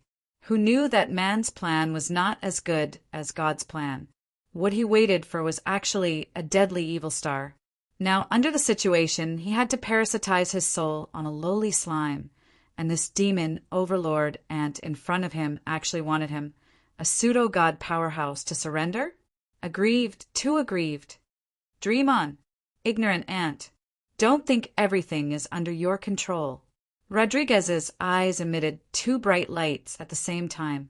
One gold and one silver hung high in the air like the sun and the moon, illuminating the entire country. With Shura's strange strength, he was actually unable to launch an attack under this light. The sun and moon gradually overlapped, and the space crack controlled by Shura began to close automatically. Countless jumping runes loomed in the space. Shura's body slowly solidified as if he had lost the ability to move. Not only Shura, but Rodriguez's own body, Dodo's body, also began to solidify under the runes, including the crystallized dark elemental King Hegel. The Tower of Destruction glowed with a strong dual-color light. Wherever it passed, whether it was the resentful souls, nagas, or elementals, they were all frozen like lifeless wax figures. The entire land of hatred was dead silent. It's a pity. Rodriguez, who reversed the situation, showed a regretful look instead. I don't have time to comprehend more of the power of the origin fragment of darkness. The power of this cage will be greatly reduced, so it can't completely annihilate you. Moreover, once I use the last remaining soul power to cast this move, I can only be truly reborn in this body. Shura did not panic. He asked faintly, "Do you think this kind of power can imprison me forever?" This cage can last for at least 10,000 years. 10,000 years is enough for me to truly control this body. More importantly, most of my strength will recover after waking up, and you. Rodriguez sneered, "You are human. Even if you have the body of glorious light and the strength of a demon overlord, you only have a mere 1,000 years of lifespan. Unfortunately, I can only grind your corpse into ashes to vent my anger. 10,000 years? Shura sneered, "Don't worry. For now, my lifespan is at least 100,000 years or more. We will meet again soon. Let me remind you first. When you are awakened after sleeping for 100 years or decades, remember not to be surprised. At that time, I will have reached a height that you can only look up to. In view of your tenacious performance today, I will grant you a way to live by then." Rodriguez did not speak. After losing his gold and silver pupils, his eyes had closed. His body gradually returned to the appearance of an onion, and he fell into a deep sleep. Shura showed a strange smile, and his eyes slowly closed. He did not fall asleep, but he entered the space of consciousness. Super system. In the beautiful star territory, a person was floating in the air. It was Chinrue. When Shura appeared, Chinrue's closed eyes opened. "You're here. I'm here." Shura's bloody eyes narrowed. "Are the next few sentences you shouldn't have come? And, but I still came? There are some interesting scenes in your memory." Chinrue smiled slightly. "In that world, there are many people and things worth remembering. Take the time to cherish the memories, including everything in this world." Shura raised a finger. "This is your last moment. I know that you deliberately gave up control of your body and wanted to use the Saint Dragon to consume my strength. Unfortunately, your plan still failed. I have almost no loss. Now, it's time to completely end you. This is your last battle." Chinrue nodded. "Yeah, it's time to end things between us." "You seem to be particularly calm. Are you already aware of being obliterated?" Shura frowned. "This is different from the panic and unwillingness I expected. Do you still have any trump cards? You were originally not my opponent, and now you can't activate the Royal Star transformation. There is no chance of winning at all. Royal Star transformation is actually just a tool. Including the entire super system, the biggest reliance is not these but the heart." Chinrue shook his head. I have thought about a lot of things during this time. In fact, you're not an inner demon. In other words, from the moment refined mind ended, you're no longer an inner demon, but another me. Your power comes from my will. So as long as my will is not extinguished, you will never die. Fighting with you is fighting with my own will. For me, you're not only a threat, but also an opportunity. It can let me find myself, control myself, and truly surpass myself. You seem to understand something more. Unfortunately, even this can't change the fact that I replaced you. The murderous aura of Shura's bloody pupil began to become stronger. Since you understand that I am you, then this environment is no longer your home field. Destroy it for me. Chinrue teleported and appeared in the distance. Several aurora shots with destructive power burst out. Shura made a knife shape with his hand and easily slashed the aurora shots. The destructive breath of his body skyrocketed. The skills of the super system are useless against me. What's more, your current state is really too weak. I will let you see the true power of destruction. An asteroid next to him suddenly burned, emitting a strong light like a star. Immediately afterward, the star burst open fiercely. The violent explosion almost illuminated the entire galaxy. Those planets with human habitation could witness the gorgeous colors of the supernova. Under the gorgeous appearance was a terrifying destruction. At the core of the explosion, all matter was ejected at high speed. The powerful heat and power shook Chinrue away. If it weren't in the super system, the power of this blow alone could instantly annihilate him into ashes. The super system can only be regarded as a pearl covered in dust in your hands. Fortunately, I am about to become its master. Shura's figure appeared, ghostly behind Chinrue. Chinrue seemed to have burst out his last potential. The chill in his body was so strong that the surrounding stardust and meteorites suddenly stopped floating and began to freeze quickly. 4 seasons territory? You finally used it? Shura's sinister laughter echoed in Chinrue's ears. Unfortunately, you forgot that this winter territory was originally born from my power of destruction. Will it be useful in front of the source of destruction? Chinrue was shocked. Shura's hands made a hugging gesture, and a translucent, huge wheel object appeared in the air. This will formed a black, hole-like vortex. Wheel of Hera! Chinrue shouted, but it was too late to escape. His body was torn by the strong devouring power, and it gradually became nothingness. It overlapped with Shura, and the two quickly merged together. Shura's triumphant laughter sounded in the entire galaxy. Chapter 6:27. It's finally over. The huge image of the Wheel of Hera gradually disappeared. Shura, who had successfully swallowed Chinrue into his body, was already sure of victory. He laughed arrogantly. I said long ago that the final winner is me. As soon as his voice fell, the temperature around Shura began to plummet. A cold breath spread out, and a large area of freezing appeared again. Winter territory again. Poor 4 seasons territory, the only offensive territory, is based on the power of destruction. Shura said disdainfully, it's useless no matter how strong your strength and will are. In front of the destructive origin that is as vast as the ocean, it's just a small stream. It's not worth mentioning at all. Sure enough, when Shura turned his power, the effect of the winter territory gradually disappeared.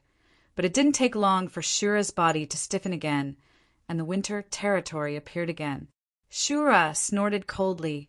Still not willing to give up? I already said it's useless. No matter how many times, the result is the same. This was repeated several times. Each time, the power of the winter territory seemed to be increasing. Shura's bloody eyes overflowed with a trace of cold light. You want to put yourself at death's door to survive? Unfortunately, no matter how hard you try, it's futile. You are already a loser. Shura's figure flickered, and he appeared in the nebula where the supernova exploded previously.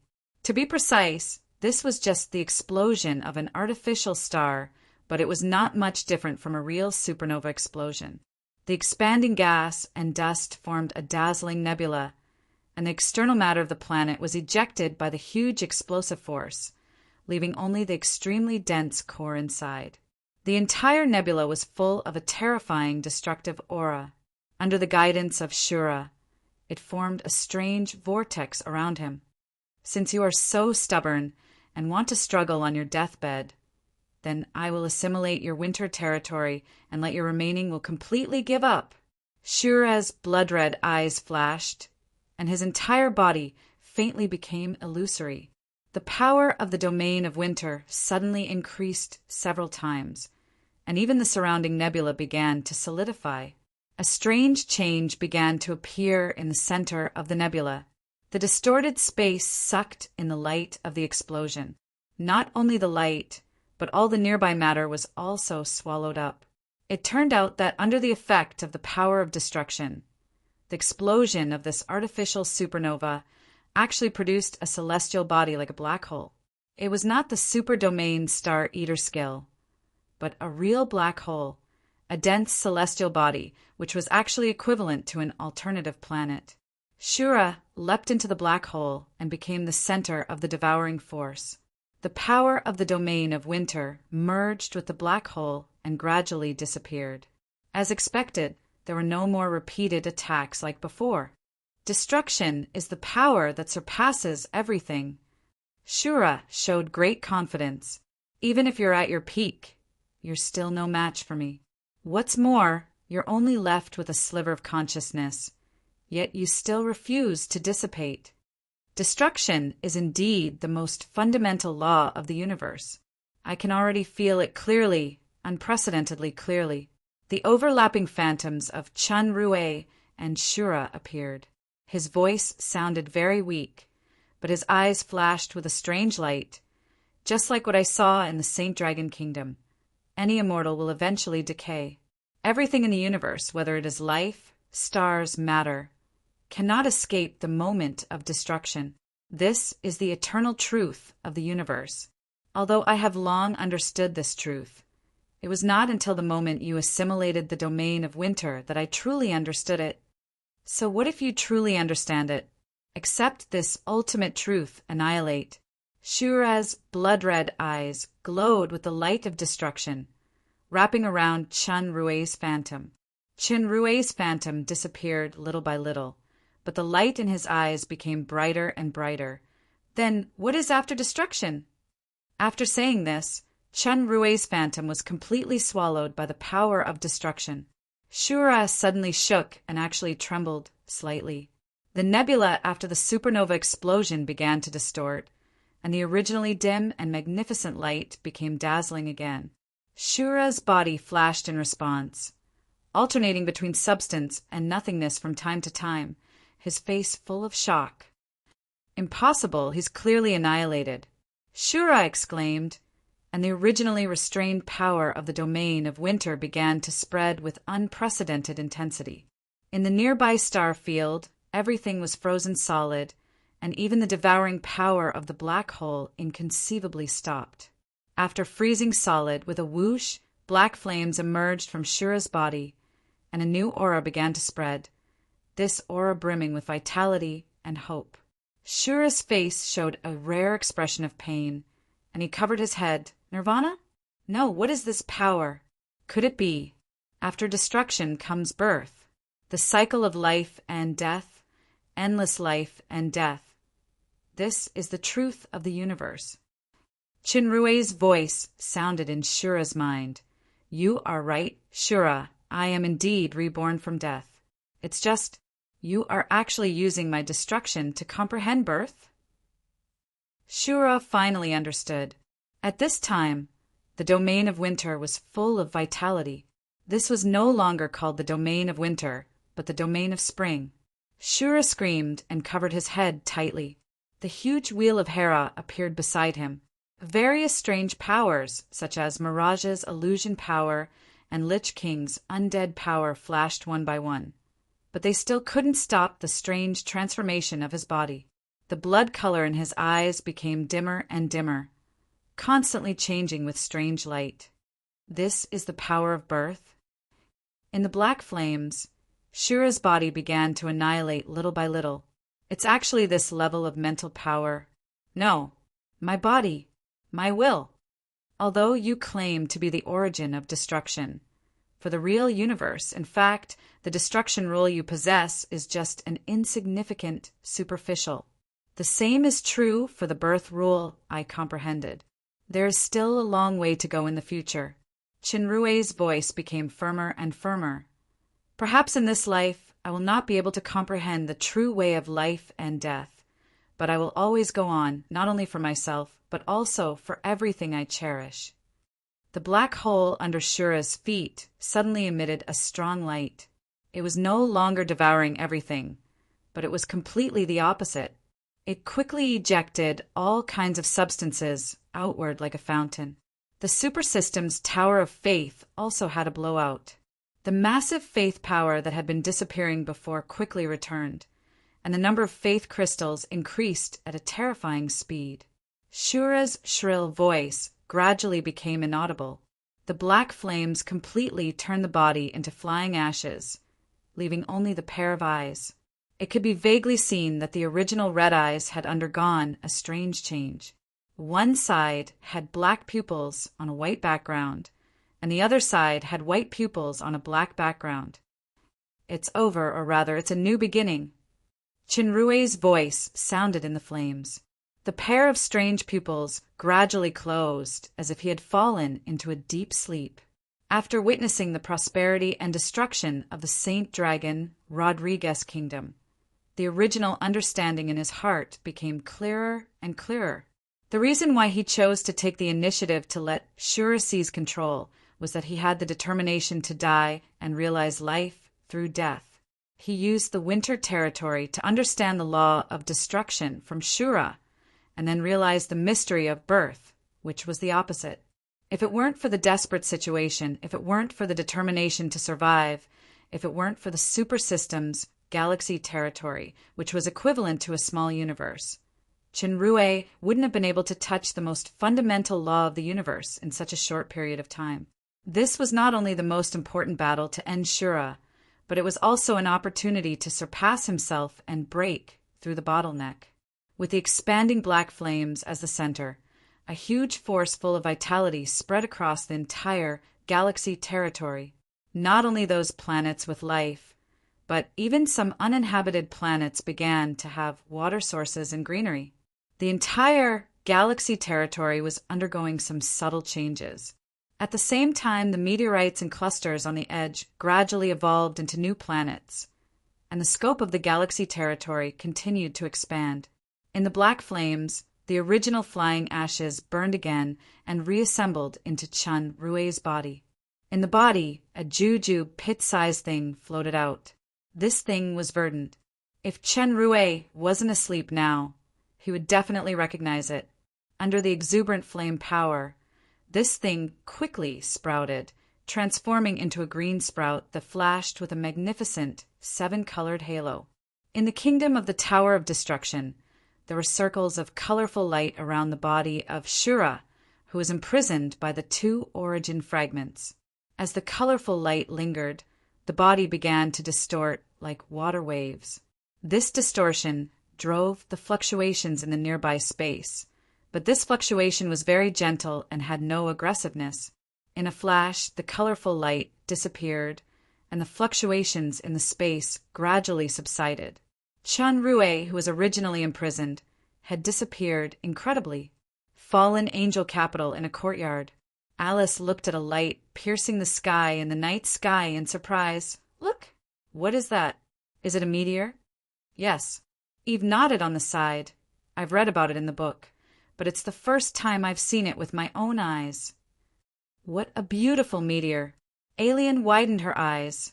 I heard Sir Aguile said that if you make a wish on a meteor, your dream will come true. Aguile, that guy said that. Alice frowned and muttered secretly. It seems that brother said the same. Don't think about it. Let's make a wish before the light of the meteor disappears. Alien said, and the three girls quickly closed their eyes and made a wish silently. After a while, the girls opened their eyes. Alice asked excitedly, "What did you wish for?" Alien looked at her sister and shook her head, refusing to say. Eve smiled slightly and didn't say anything. "Humph," Alice pouted. "I can guess it, even if you don't say it. It must be related to that guy. I said that guy is not a good person." Eve shook her head. "Sir Aguile is not what you said." Alien was not as timid as she was in front of others when she was with Alice. She looked at the little princess curiously. "Alice, what did you wish for?"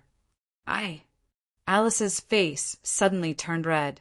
Her gaze fell on the table beside her, and she suddenly exclaimed, "Oliphius, why did you eat all the donuts and pudding? Didn't you guys not eat just now? I'll reluctantly do it for you." Black Miss Long said with a mouth full of food, "We are making a wish on a meteor." "You are too cunning, Oliphius. Why don't you wish on a meteor?" "What is a meteor? Can it be eaten?" Chapter 6:28. It was warm and comfortable. In this feeling, Chen Rui's consciousness gradually awakened. He could still remember the life-and-death battle before he fell asleep. He had fought a desperate battle and finally succeeded in surpassing himself, truly defeating the Azura, his mortal enemy. Chen Rui's mind moved, and his consciousness had entered the super system. The first impression was huge. The area of the galaxy space had expanded dozens of times, or even more. The original galaxy territory was actually just a star galaxy. Now, there were more than one sun that was shining and hot, but it had increased to 5 stars. Each star formed a system of its own. This was the real galaxy territory. Not only that, the number of planets with life had also increased a lot. As the controller, he could clearly sense the vigorous life fluctuations in the galaxy territory. Chen Rui entered the Galaxy Divinity Temple and sat on the throne. Unlike the past, light screens such as the status bar and skill tree did not appear. Instead, they appeared directly in Chen Rui's mind. He only needed to think and he would know. Inside the mouth and nose of the 3D humanoid, there was another dark blue flame with the word evolution on it. It was the star pulse point of the evolution state. Together with the previous 5 star pulse points, there were a total of 6 arranged in a straight line. Title: Polaris Emperor Evolution Level. 6 stars comprehensive strength assessment. S+ physique, S+ strength, S+ spirit, S+ speed, S+. Aura value: 197 million faith crystal, 6567 Polaris rank. Blue star. Sure enough, the realization at this critical moment finally allowed him to break through the bottleneck of Fecta and reach the evolution state of 6 stars. His title was advanced from Star Lord to Polaris Emperor. Unlike the imagined S of the early stage of the Demon Overlord, the various values directly reached S+, and the spirit power even reached S++. The standard of this evaluation index seemed to have changed a little. There would not be 2+ in the past. Unexpectedly, there was no data of experience value in this status bar, but there were more faith crystals and a Polaris rank that did not exist before. Chen Rui remembered that when he killed Shura, he regained a large amount of faith power that had been stolen before. There were more than 100,000 of them, but now there were only 1,500 left. It seemed that this advancement not only cost 1 billion auras, but also 100,000 faith crystals. Aura was equivalent to the basic energy that maintained the operation of the super system. Especially in the initial stage, the super system needed to convert foreign substances into aura to perfect its functions step by step. The so-called skills were actually the energy that was returned to the body by consuming aura. With the improvement of the star-level evolution, coupled with the appearance of facilities such as the Galaxy Garden, aura gradually broke away from the need to rely on external conversion and was basically self-sufficient. At the current 6-star evolution, the basic energy of aura was more than enough. The speed and quantity of production far exceeded the system's maintenance needs. Now, it was no longer as tight as before when exchanging for black potions or blueprints. Faith power belonged to the high-level energy of the super system. Strengthening, royal star transformation, and evolution were inseparable from faith crystals. As the level of star evolution increased, the demand for faith power would also increase. Fortunately, the hidden danger of Shura had been completely eliminated. The area of the galaxy territory had been greatly expanded, and there were more and more planets with life. The accumulation of faith power would also accelerate a lot. At the current level of evolution, data such as experience value was no longer needed. That level should reflect a certain current level. The blue star was only the first level. There should be higher levels behind it. Correspondingly, it would also have more powerful strength. After advancement, Shinrue was naturally most concerned about new skills. When his mind moved, the skill tree had already appeared in his mind. The 6th layer of the skill tree was lit up, and 4 new skills appeared. Punishment, passive characteristic. Reflect all damage received, can be set to avoid damage. The current blue star level has a launch rate of 30%, and the rebound strength is 30% to 50%. This skill made Shinrue's eyes widen. Reflect damage? This is a super powerful hedgehog skill. If it is combined with the characteristics of astral form and regeneration, will I be able to kill the enemy by just standing there and not fighting back? Although this idea is a bit far-fetched, being able to reflect 30% to 50% of the damage is indeed quite a terrifying passive attribute. The blue star's trigger rate is 30%, and the level after that should be higher. In addition to this passive skill, there are 3 active skills. Sneak active skill. Hide the trace and not be detected by the enemy. Automatically expires when launching an attack. The maximum duration is 1 hour. Limited to 1 use every 3 hours. Each time, it consumes an additional 10,000 auras. The sneak skill is equivalent to invisibility, and it is very effective. Even if you reveal your figure when launching an attack, under normal circumstances, the opponent has no time to react. Shinrue inexplicably thought of a hunter in a game who was good at sneak attacks. He remembered when his little warlock was assassinated for the first time in the wild. That feeling was unforgettable. But now it is his turn to be the assassin. In short, this is the best sneak attack skill for home travel and murder. Scorching Dragon Roar active skill, a powerful attack skill. Launch a group of scorching dragons to attack the enemy. The number and power of the scorching dragons are proportional to the user's strength. Each time, it consumes an additional 100,000 auras. This should be the group attack version of the scorching dragon. The power of the group of dragons must be very amazing. Polar Star Transformation active skill, a powerful battle form transformation. The specific form is unknown. Current rank, Blue Star. Each time, it consumes an additional 1 million auras and 10,000 faith crystals. Polar Star Transformation, Royal Star Transformation. Polar Star Lord, Royal Star Lord. Shinrue seemed to have realized something. He looked at the 5th layer of skill tree. Sure enough, the original Royal Star transformation had become unusable gray. This should be the advanced skill of Royal Star transformation. 3 of the original skills had been promoted accordingly.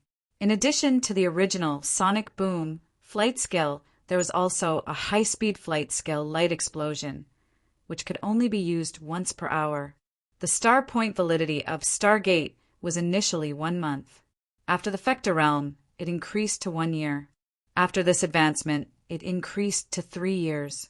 The number also increased by 1, and the total number became 3.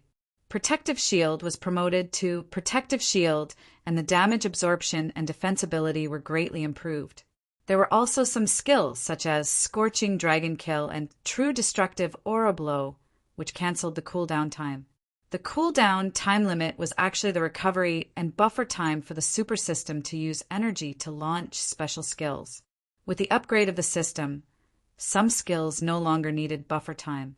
In theory, they could be used indefinitely, but the premise was that Chunrue's own star power was enough. In the extra skills of the skill tree crown, in addition to the original skills of God-Eating Mask, Sword of Fallen Angel, and Nirvana Flame, there were two surprising new fruits. Time Control controls the flow of time. The specific situation is unknown.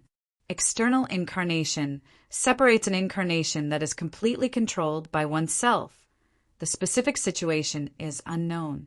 When Chunrue's own understanding of the Four Seasons territory rotated, a mysterious law would be born and time would pause. Chunrue had already faintly understood this in his previous training and battles. In addition to the respective special effects of the Four Seasons territory, the ultimate mystery was the time law.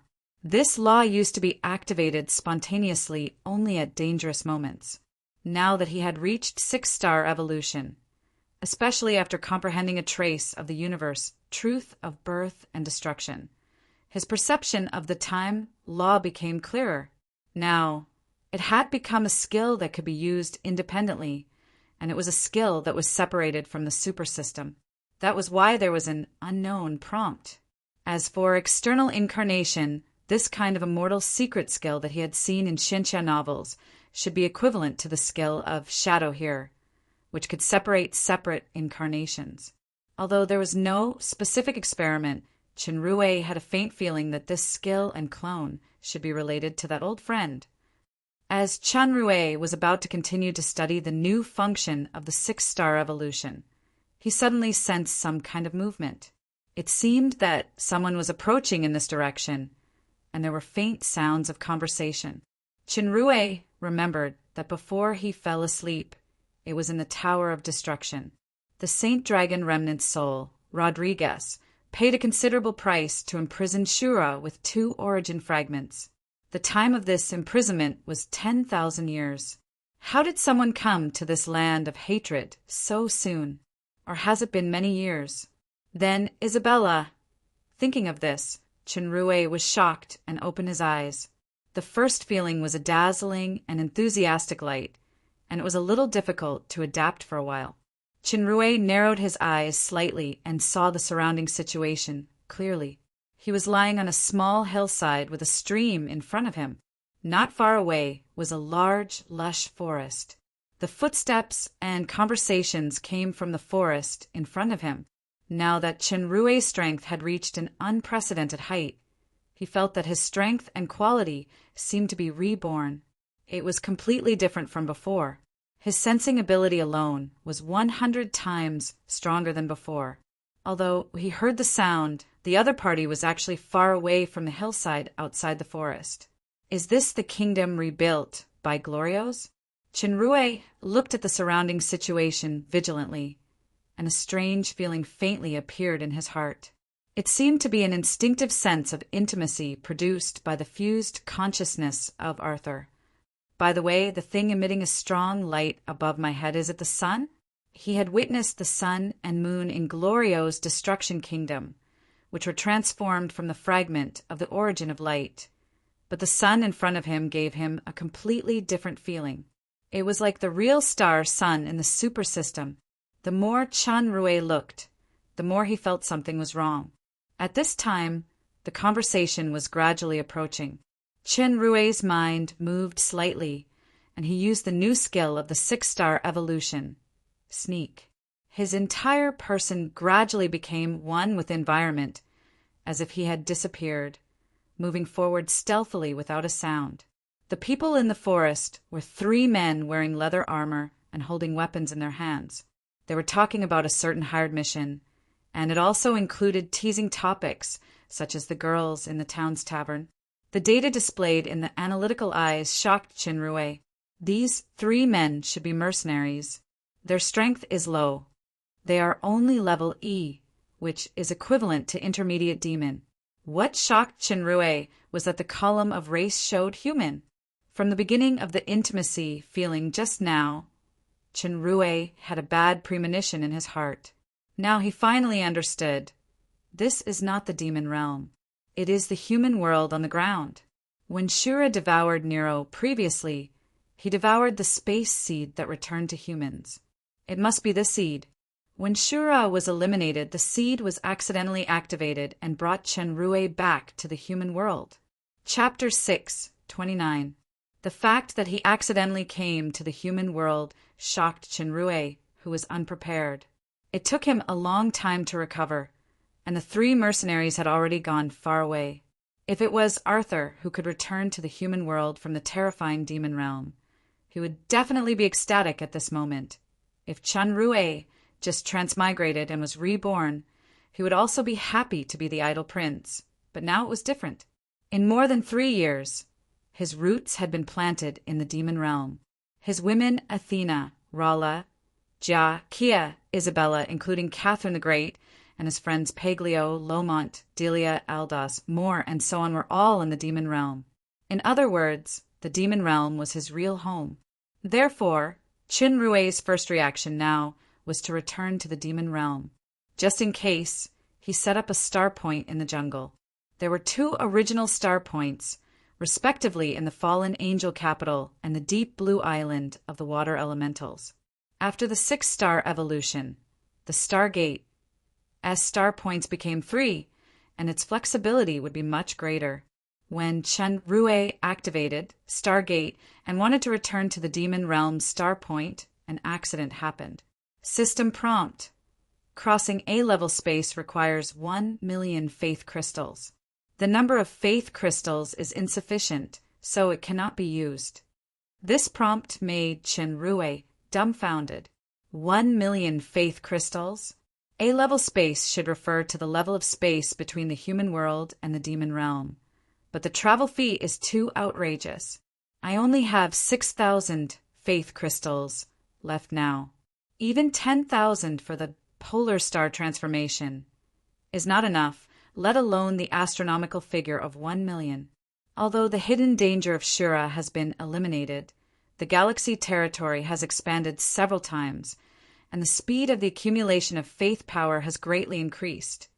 It will take a long time to reach the number of 1 million. The duration of the star point had been increased to 3 years, and it was not a problem to accumulate 1 million in 3 years. However, the most important thing was that the deadly seal of light annihilation on Isabella's body had not been removed. With the help of Earth Elemental King Moore, the duration of light annihilation seal was extended to 9 months. From the time Chenrue set off from the fallen angel capital to the time he crossed the sea to the Tower of Destruction, more than 3 months had passed. There was less than half a year left. No one knew how long he had slept after defeating Shura and being transported to the human world. Once the time limit was exceeded, Isabella's life would come to an end. The more Chenrue thought about it, the more nervous he became. The joy he felt after advancing was gone. The key now was to figure out the problem of time. As soon as he thought of this, Chenrue ran in the direction of the previous 3 mercenaries. Although his speed was quite amazing, the mountain roads were complicated. The 3 people had been far away for a long time, so he couldn't find them for a while. However, he sensed that there was a person near the trail not far ahead. Chenrue immediately turned to the trail and approached the person in the blink of an eye. This was a relatively tall man. This relatively tall was for humans. Compared with the burly centaurs and great demons of the demons, he could only be regarded as average. The man was leaning against a big tree with a bottle in his hand. His body exuded a smell of alcohol. There was also a spear on the ground. In the analytical eyes, the comprehensive strength assessment was E+, which was equivalent to the advanced intermediate demons of the demons. With Chenrue's current strength, he could crush the man with 1 finger, so he didn't hide his trace at the moment and walked over. He used the breath-holding skill. On the surface, his strength was only at the intermediate demon of the intermediate stage. When the man saw Chenrue coming over, his eyes lit up. He picked up the spear on the ground and greeted him. "Bro, may I ask where this is?" Chenrue remembered that Nero spoke the common language at the time, so he asked tentatively. However, before he finished speaking, he was interrupted by the man. He really spoke the common language. Hey, you're a newcomer mercenary who came to the Blue Field Forest, right? Chinrue was stunned. Ah, stop pretending. Rookie. The man sneered. I can tell at a glance that you suffered a big loss in the Blue Field Forest. You even lost your weapon. Chenrue had experienced a series of battles with the giant undead beast, Lich King, Saint Dragon, and Shura at the Dead Sea. He indeed looked embarrassed at the moment. However, since the man was so prejudiced, Chenrue naturally wouldn't explain. He nodded along with the man's tone. The man's eyes were even brighter. His aura was soaring. So, Rookie, you must not have heard of my name. Violent Spear Lucio. This is my territory.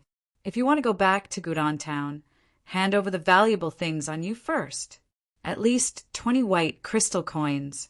Otherwise, I don't mind stripping you and feeding you to the wolves. When Chen Rue tricked Obsidian with the fundraising trap back then, he knew that the coins of the demon realm and the human world were common. Obviously, this Master Lucio in front of him was a lowly robber. He asked for a huge sum of 20 white crystal coins. He was similar to the gangsters at the lowest level of the Dark Moon City. Yes, it was indeed at the beginning. Now that the living standard of the Dark Moon City had greatly improved, those gangsters really couldn't say the price of 20 white crystal coins. Before Master Lucio could threaten the rookie with a few more words, he felt a blur in front of him. An unimaginably terrifying, murderous aura instantly locked his whole body, and he couldn't move all of a sudden. Now, I ask a question and you answer a question. Chinrue was worried about Isabella's curse, so he didn't have time to waste with this kind of underling. If there is any falsehood... Chinrue gently tapped the spear in Lucio's hand. The tip of the spear suddenly turned into bits of iron and disappeared, leaving only the bare spear handle like a stick. Bean-sized beads of sweat dripped down from Lucio's forehead. He couldn't wait to give himself a few hard slaps. It's too terrifying. He turned the fine iron spear into scrap with just a touch. This kind of strength is definitely more than soldier level. I'm afraid he has already reached the master level. I'm really blind to actually regard him as a rookie, and I even took the initiative to blackmail him. The human soldier level was equivalent to the demon realm's bottom level low demon, intermediate demon, and higher demon. The master level was equivalent to the middle level demon king, great demon king. The saint level was equivalent to the demon emperor and demon overlord. Facing the master level powerhouse, Lucio didn't dare to hesitate at all. If he knew that this young man who looked like a rookie in front of him had a real combat power that surpassed the top saint level powerhouse, who knew what kind of miserable expression he would have? What year is it now? What month and date? This question greatly surprised Lucio. He had once been obsessed with a lousy novel written by a delusional fellow among the elves hundreds of years ago. It was said that the hero's soul traveled through space and was reborn. He came to another world in the novel and went on a killing spree. He became a god and became a saint. He also obtained countless beautiful women. After the hero was reborn, the first sentence was usually asked like this. Lucio was curious, but he didn't dare to ask more. He replied, "Today is the 12th era of the sun, the 15th of July." Chen Rue heard Samuel mention the era of the human world and the time when Samuel himself came to the demon realm in the Red Spirit Estate. He recalled and calculated carefully at the same time. Lucio saw that Chinrue seemed to ignore him, and Chinrue fell into contemplation. Several thoughts turned in his mind, and he finally gave up the idea of running away. With the strength of this powerhouse, I'm afraid he will catch up before I run far. If I anger the other party, I will definitely die. Chen Rue calculated carefully several times and finally determined that 4 months had passed since the journey in the Dead Sea, plus the awakening of this space travel. Then there were only 5 months left before Isabella's light annihilation seal finally activated. 5 months was not enough time. The dark elemental king who could save Isabella was imprisoned in the Tower of Destruction by the Saint Dragon Rodriguez's remnant soul. The nearest star point of the Stargate was the deep blue palace of the Water Elemental King. It would take nearly a month to travel from the deep blue palace to the land of hatred. Even if the Dark Elemental King was rescued successfully, it would take at least 2 months to bring the Dark Elemental King back to the fallen angel capital, since the Stargate could not carry people. 3 months were deducted from 5 months. Only 2 months were left. This did not include the battles and twists and turns that might be encountered. In 2 months, I must collect 1 million faith crystals. According to the current growth rate, this is an impossible task. Therefore, I must consider other ways to save Isabella. In addition to the Dark Elemental King, there were 2 other ways to eliminate the Light Annihilation Seal. One was to kill the caster, and the other was to find the Snow Dowlet Flower. Killing the caster could be considered as once and for all. There was no need to return to the demon realm, and the Light Annihilation Seal could be automatically eliminated. However, the territory of the human world was far larger than the demon realm. Moreover, after 100 years, it was like looking for a needle in a haystack to find and kill the guy who deceived Isabella back then. In this way, finding the Snow Dowlet Flower was the most likely way to succeed. Then, Chenrue's current mission became collect 1 million faith crystals within 5 months, then get the Snow Dowlet Flower of the Holy Light Mountain, return directly to the fallen angel empire with the Stargate to save Innie. Of course, he could also inquire about the whereabouts of the Breeze Shadow Boots at the same time. It would be best if he could find the bastard back then and kill him together. Chenrue, who made up his mind, nodded and asked, "Which country is this? How far is it from the Holy Light Mountain?" As soon as he heard the familiar name of the Holy Light Mountain, Lucio's transmigrator fantasy suddenly fell through. He replied honestly, "This is the Yangshao Kingdom. The Holy Light Mountain is at the White Cliff between the Long Huang Empire and the Ryo Empire. The distance is very far. Sir can go to the Yangshao Kingdom's capital first, then from the capital to the Dragon Tooth City at the border of the Long Huang Empire. The Dragon Tooth City has a teleportation portal that leads to the White Cliff."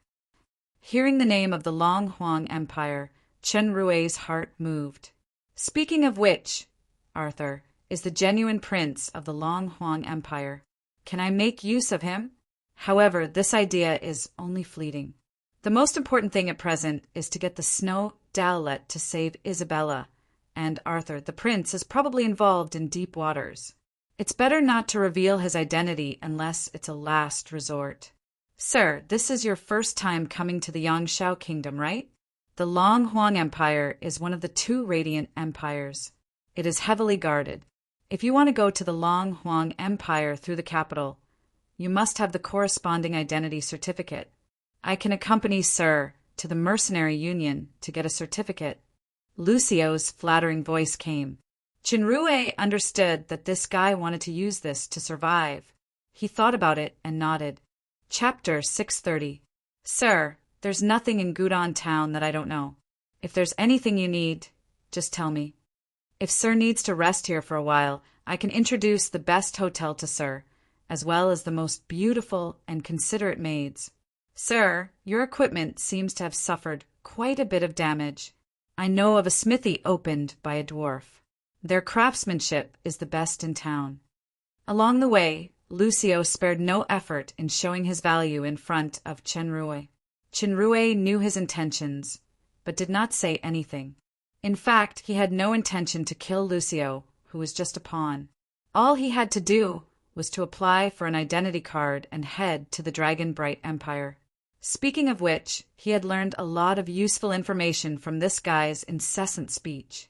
"Your great-grandfather was an officer in the Long Huang Empire?" Chenrue finally asked. Lucio, who had just listed out his family tree in hopes of being connected to this master-level expert, and thus saving his life, hurriedly replied, "Yes, my great-grandfather was once the captain of the Spearman Brigade of the Red Dragon Army. Unfortunately, his family declined, and when my father was alive, they moved to the Yangshao Kingdom. Later on, my father died of illness, and I, Speaking of his ancestors' glory and comparing it to his current situation, Lucio lowered his head in shame. Ever since I was young, my dream was to become a spearman and inherit my grandfather's glory. Unfortunately, my luck was quite bad. Bad luck? Could it be because of the pitiful profession of spearman? Chinrue remembered a saying, since ancient times spearmen were mostly pitiful. Their luck was at most E. A more typical example was a certain pitiful man who held the magic breaker Wild Rose. Of course, Chinrue knew that Lucio's shame was mostly fake. He shook his head non-committally and did not say anything else. The bitter spearman was quite familiar with the terrain here. After about an hour and a half, the two of them walked out of the forest area and arrived at Gudon town. Chinrue was silent along the way, which made him more and more mysterious in Lucio's heart. Lucio didn't dare to ask more questions, so he just asked flatteringly, "Sir, as everyone knows, the mechanic badge, potioneer badge, academy badge, mercenary badge, these are the identity certificates that are commonly used in various countries. However, there is only a mercenary union in town Gudon. If Sir doesn't mind, you can register a mercenary identity for now." The mechanic badge and potioneer badge were in Chinrue's storage warehouse, but they were the badges of the demon realm and the engraved logo of the three empires, so they definitely couldn't be used in the human world. Chinrue pondered for a moment and said, "Then go to the mercenary guild. I've always been low-key and don't like to show off. Do you understand what to do?" Lucio hurriedly shook his head. "Understood. Please rest assured, my lord."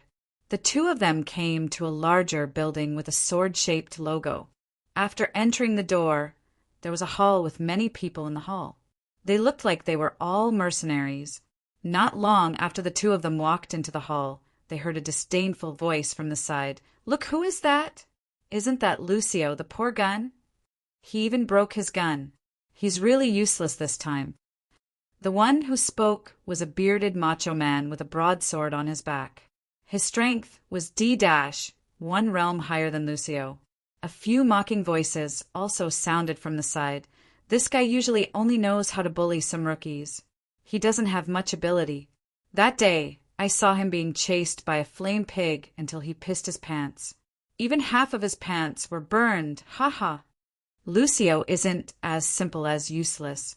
He's also an unlucky guy. Last time, he actually blindly tried to blackmail the new cousin of the guard captain. As a result, he was severely beaten and imprisoned for 3 months. Lucio didn't dare to say anything. He lowered his head and walked forward. A petite, mature female mercenary opened her mouth. "Hey, that kid following behind. Lucio is not a good guy. Don't be fooled by him."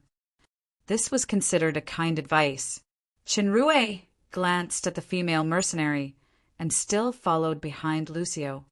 He doesn't even appreciate Sister Iane's kindness. He deserves to be scammed to death. I bet that this rookie was cheated of at least 30 white crystal coins. 50 white crystal coins. Why don't we bet? Chinrue's faint voice sounded in Lucio's ear. "It seems that you're quite famous." Lucio's old face blushed, and he lowered his head even more. In front of them was the reception front desk. In front of them was a somewhat beautiful girl, and behind her were several girls busy. The huge bulletin board on the side detailed various levels of mercenary missions, including content, time limit, and reward. The most eye-catching was the popular mission marked on the big black sign. There was no mercenary guild in the demon realm. Chinrue looked at it curiously. "Sandy, this friend of mine wants to become a mercenary. Please help me register." Sandy glanced at Lucio and handed a form to Chinrue. Chinrue now had the face of an earth otaku that he had been using in the Dead Sea. His appearance was unremarkable. He immediately filled the name Richard in the form. The rest of the information was naturally fabricated according to what Lucio said. Sandy took the form, glanced at it quickly, and nodded. "Richard, I don't know if Lucio has explained it clearly to you. To become a mercenary certified by the guild, you must first complete the simplest qualification mission to become a reserve mercenary. Then you must complete 3 white crystal level missions within a month to become an official mercenary with a white crystal badge. Lucio quickly said, It's like this, Sandy. Please register Richard to join my fierce spear squad. As long as he completes the reserve mercenary mission, he can directly become an official mercenary. This was indeed the rule of the guild. As long as a reserve mercenary officially joined a registered mercenary team, the reserve mercenary could directly become an official mercenary and obtain the badge. This was not a loophole. Mercenaries were a profession that risked their lives. A careless mistake could result in death or even team annihilation. An official mercenary team would definitely not recruit members without strength. The reserve mission should be hunting wind rabbits. There is a wind rabbit carcass here. Please check. Lucio took out the wind rabbit that he hunted on the road and placed it on the table. Yes, it is indeed a fresh wind rabbit carcass. Richard can already become a reserve mercenary, but Sandy took out a form and looked at it carefully to confirm. Lucio, I'm afraid you don't have the qualifications to recruit members. The Fierce Spear Squad has been frozen due to not completing a purple crystal level mission within a year. According to the rules, you must complete a purple crystal level mission within 7 days from now to be unfrozen. Otherwise, the Fierce Spear Squad will be disbanded forever. What? Lucio was shocked. It's already a year? Why didn't I receive any notice in advance? Humph. Trash, like you, who can't stand failure, only knows how to cheat all day long and drown your sorrows in alcohol. How would you remember the time? Naturally, you don't need to waste your energy to inform me. A deep voice came from behind. It was a middle-aged man with a red beard and a scar on his face. Mr. President, Sandy's words indicated the identity of this red-beard uncle. He was the person in charge of the mercenary guild branch in Gudon Town. The red-beard strength was at the peak of soldier level D+, which was equivalent to the later stage of higher demon, but his actual strength had reached the master level, which was equivalent to the early stage of Great Demon King, very happy face. This couldn't be hidden from Chunrue's eyes. The red beard naturally couldn't see through Chunrue's strength. He only regarded him as a weak rookie who was deceived by Lucio. He didn't care at all. His cold gaze fell on Lucio. You are worse than I thought. Have you fallen to using the name of a mercenary team to deceive? Such a team has no meaning to exist at all. No, Sir Rotan, I didn't. Really? Lucio yelled. Suddenly, he thought that there was a killer next to him. Cold sweat suddenly came out. From the words of the red beard, Chunrue heard that the pitiful spearman seemed to be a guy with a story. Now that the mercenary team was frozen, his plan to quickly get the mercenary badge failed. However, the pitiful man probably didn't mean it. This was related to his life. Is it that if I complete an amethyst level mission, I can get a mercenary badge? Chunrue suddenly interjected. Little guy, it's not so easy to be a mercenary. Otherwise, even if you get the mercenary badge, you won't be a real mercenary. You will only die faster in future missions. The red-beard Rotan glanced at Chunrue and shook his head disapprovingly. Don't believe this liar's so-called shortcut. Just complete the 3 white crystal level missions honestly and slowly accumulate experience. You may live longer this way. As for the amethyst level missions, they're not something you can touch at your current level. Chunrue had long noticed the white crystal level missions. They were indeed not difficult.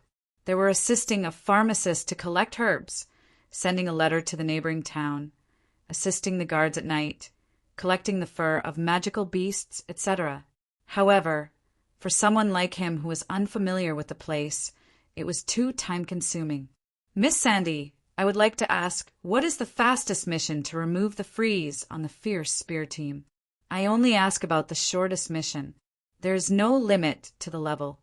Chunrue smiled at Sandy and asked. For some reason, Sandy felt that the ordinary smile had a strange charm. She couldn't help but answer. On the popular missions, there is a mission to obtain a manticore egg issued by Pastor Mana. It is a level 7 black crystal, and the reward is 300 black crystal coins. Oh, Shinrue nodded his head and said to Lucio, "Let's go." Lucio didn't dare to say anything else and followed. The red beard could see that the relationship between the two was a little strange and frowned slightly. Walking out of the mercenary union, Lucio hurriedly explained, "Sir Richard, I'm sorry, I really didn't know that the fierce spear team had been frozen. Where is the manticore in the Blue Field Forest?" "In the depths of the Blue Field Forest, in the venomous cavern," Lucio answered, but immediately reacted. "Sir, could it be that you—" "Cut the crap. Lead the way to the venomous cavern immediately." "Ah, me." Lucio trembled and stopped in his tracks. "There are 2 manticores in the venomous cavern, and one of them is said to be close to the level of a saint. They are the overlords of the Blue Field Forest, and no one has ever dared to provoke them. A year ago, my team was collecting poisonous fruits nearby and accidentally startled a manticore. In the end, apart from me, everyone else. You have 2 choices now. First, die immediately. Second, go to the venomous cavern. Perhaps not only can you live, you can also avenge your fallen comrades." Lucio looked at Shinrue's calm eyes and finally gritted his teeth. "I'll go." Chapter 631. There was a thick layer of clouds in the sky. An entire sky seemed gloomy, as if it was a sign of a storm. The terrain of the Blue Field Forest was rather winding. Even though they were familiar with the road, it took Lucio nearly 5 hours to bring Shinrue to the land of venom. This was a mountain forest, the color of the plants rather dark. The terrain was rugged, and along the way they could see many bones buried in the soil and fallen leaves, most of them humans. Lucio's footsteps slowed down, his expression growing more and more nervous. He cautiously lowered his voice. "Lord Richard, we've already entered the manticore territory. We might be discovered at any time. If you want to set a trap, you can't go any deeper." "Set a trap?" Shinrue was startled, revealing a pensive expression. "I want to confirm that there are manticore eggs in the Venom Cave." "The manticore in the Venom Cave is a male and a female. 3 months ago, the Blaze Squad encountered a female manticore that was about to lay eggs. Apart from 2 people who luckily escaped, the rest were killed by the male manticore." Lucio's tone was somber, empathic. The female manticore should have already laid eggs. "Pastor Mana is from the Church of Light, and when he heard the news, he immediately offered a reward. Even though the reward is high, the difficulty of this mission is too great. Even the strongest mercenary group in town didn't accept it. The Yangshao Kingdom's territory wasn't vast, but it was rather famous among the other kingdoms. The founder, Robin, had once been a mercenary, leading a mercenary group to create a miracle. The Yangshao Kingdom's management of mercenaries was relatively lax, giving them a lot of freedom. It was known as the country of mercenaries. One of the 3 headquarters of the Mercenary Guild was located in the royal capital, while the other 2 were located in Dragon Brilliance and the Ryo Empire. Gudan Town wasn't considered an important town in the Yangshao Kingdom, but the mercenary branch wasn't weak. According to Lucio, the Sacred Feather Mercenary Group was a black crystal team, and their leader, Deshiwin, was already close to sainthood. The rest of the members were all extraordinary, and they had great teamwork. They were considered somewhat famous in the mercenary world, but they actually didn't dare accept this mission. Actually, everyone understood that it was not that Sacred Feather could not complete it, but that the price he had to pay was too great, so he was unwilling to accept it. Shinrue looked at the cave in the distance and continued to walk forward. "Since we have confirmed that there are manticore eggs in the venomous cave, let's go." "Oh." Lucio was just about to reply when he immediately felt that something was wrong. "Huh, just like that. Wait a minute. Sir, my lord, at least one of the manticores is close to the saint level. Furthermore, magical beasts are very talented, and their battle prowess is higher than that of humans of the same level. Lucio was so anxious that he did not manage to suppress his voice. A roar came from afar, and the pitiful spearman's legs turned to jelly, and he almost peed his pants. A tall figure flew out of a cave in the distance, flapping its wings as it swooped in their direction. Lucio did not expect that he would startle that terrifying magical beast so soon. All the hair on his body stood on end. A certain nightmare that had plagued him for a year reappeared in front of him. The spearman did his best to tell himself to run, but his jelly legs felt as heavy as lead. He could only tightly grip the spear handle that had lost its tip, as if it was the only thing he could hold on to. The terrifying and malevolent magical beast got closer and closer, accompanied by a roar that Lucio would never forget. The scene from a year ago appeared in his mind once again. The demonic figure, the sharp claws, the figures of his companions falling one after another. The blood-red gaze, heavy breathing rang out in his ears, and a certain blood that he had once thought had cooled due to dispiritedness suddenly ignited. His fear was suddenly overwhelmed by a different kind of anger and hatred. The spearman tightly gripped the weapon in his hand that could only be called a staff, and let out a roar that even he himself could not believe as he thrust forward with all his strength.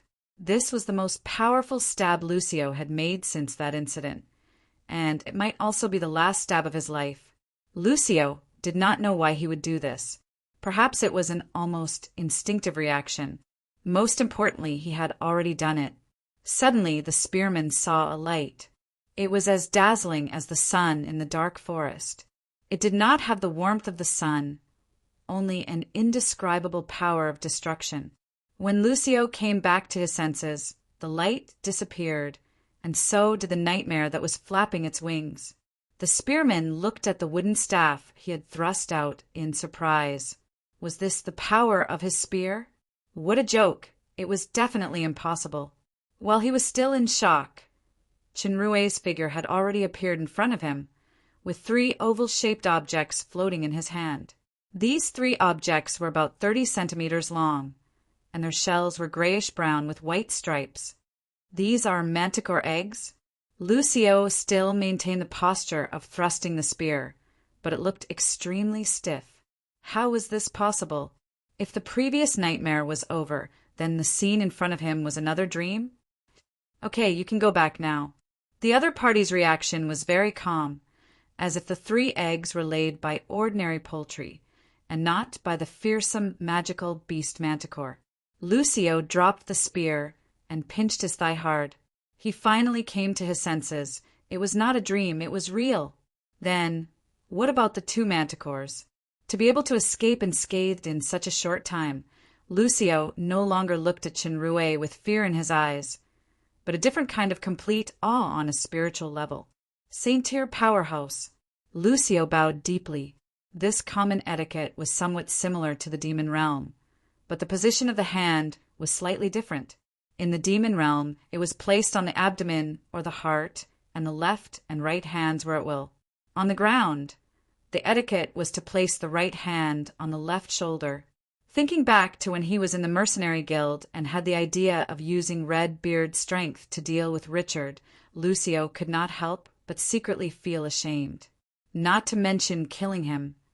Even killing Red Beard Rotan would be effortless for the other party. It is my honor to be able to meet a powerhouse like Sir. These 2 manticores are the biggest scourge of the Blue Wild Forest. At least 300 mercenaries have died in their hands, including my former companions. No words can describe my gratitude and respect for Sir. Chinrue shook his head slightly.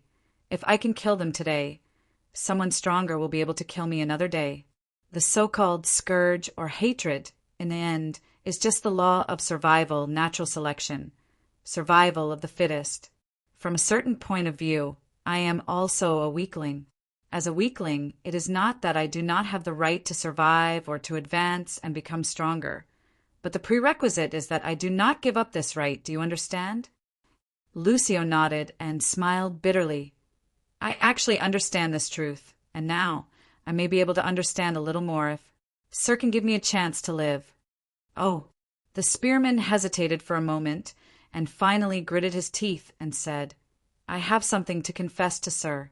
Sir should be practicing in a secret place for many years, and do not care about the world. In fact, these days are a bit special. Even if Sir obtained the mercenary badge and arrived at the Long Huang Empire from Yangshao, you cannot go to White Cliff, because the Temple of Light will select the Temple Knights soon. White Cliff has begun to be closed. Except for the relevant personnel, no one is allowed to enter. It must wait until the Temple Knight selection is completed before it will be reopened to allow believers to enter to worship and pray. The Temple Knights selection.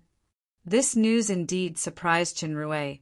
How long will it take to open the closure? Lucio replied respectfully, the Temple Knight selection is held once every 50 years. It is said that there are various tests and competitions, and each time it takes about 2 to 3 months. Qinrui frowned tightly. He only had 5 months at most. In addition to obtaining the snow dowlet, he also had a big burden of 1 million faith crystals. If the Temple Knight selection alone would delay him for 3 months, he was afraid that he would not be able to make it in time. He could not passively wait. Please forgive my previous ignorance and stupidity, sir. After understanding the level of the other party's strength, Lucio did not dare to have any other thoughts. After all, offending a master-level powerhouse and offending a saint-level powerhouse were 2 completely different concepts. Sir, if you really have urgent matters to attend to at White Cliff and do not wish to make it public, I have an idea. Qinrui glanced at Lucio. Tell me about it. Sir, through the clergy of the Church of Light, you can try to find a way to become related to the Temple Knights selection. Clergy? Lucio nodded. For example, the person who issued this mission, Pastor Manna. My father had some friendship with Pastor Manna when he was alive. I know this man has a great desire for power and wealth. This time, the reward for the manticore eggs is definitely not to eliminate the hidden danger of Gudon Town. In fact, Pastor Manna has long been dissatisfied with being the person in charge of the church in Gudon Town, and has long coveted the position of bishop in the King's City. According to the usual practice, after this Temple Knight selection, there will be relevant changes and adjustments in the duties of the Church of Light everywhere. For Pastor Manna, this is a long-awaited opportunity, and the manticore eggs are very likely to be used as a bribe. Qinrui did not expect the poor spearman to have this kind of analytical ability. His eyes brightened. You mean, bypass the mission of the Union, and directly use the manticore eggs to take the path of Pastor Manna. Perhaps I can help Sir a little. Your plan is indeed worth a reference, but Qinrui pondered for a moment, and suddenly revealed a meaningful smile. Since I want to enter White Cliff secretly, then the more you know, the faster you die. Since you can think of starting with Pastor Manna, you can have not thought of this. Are you not afraid? Lucio suddenly knelt on one knee.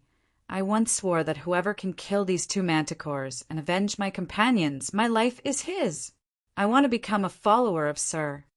After the previous stab of life and death, the spearman felt that his nerves, which had been numbed by decadence and alcohol, seemed to have recovered a little bit of sobriety.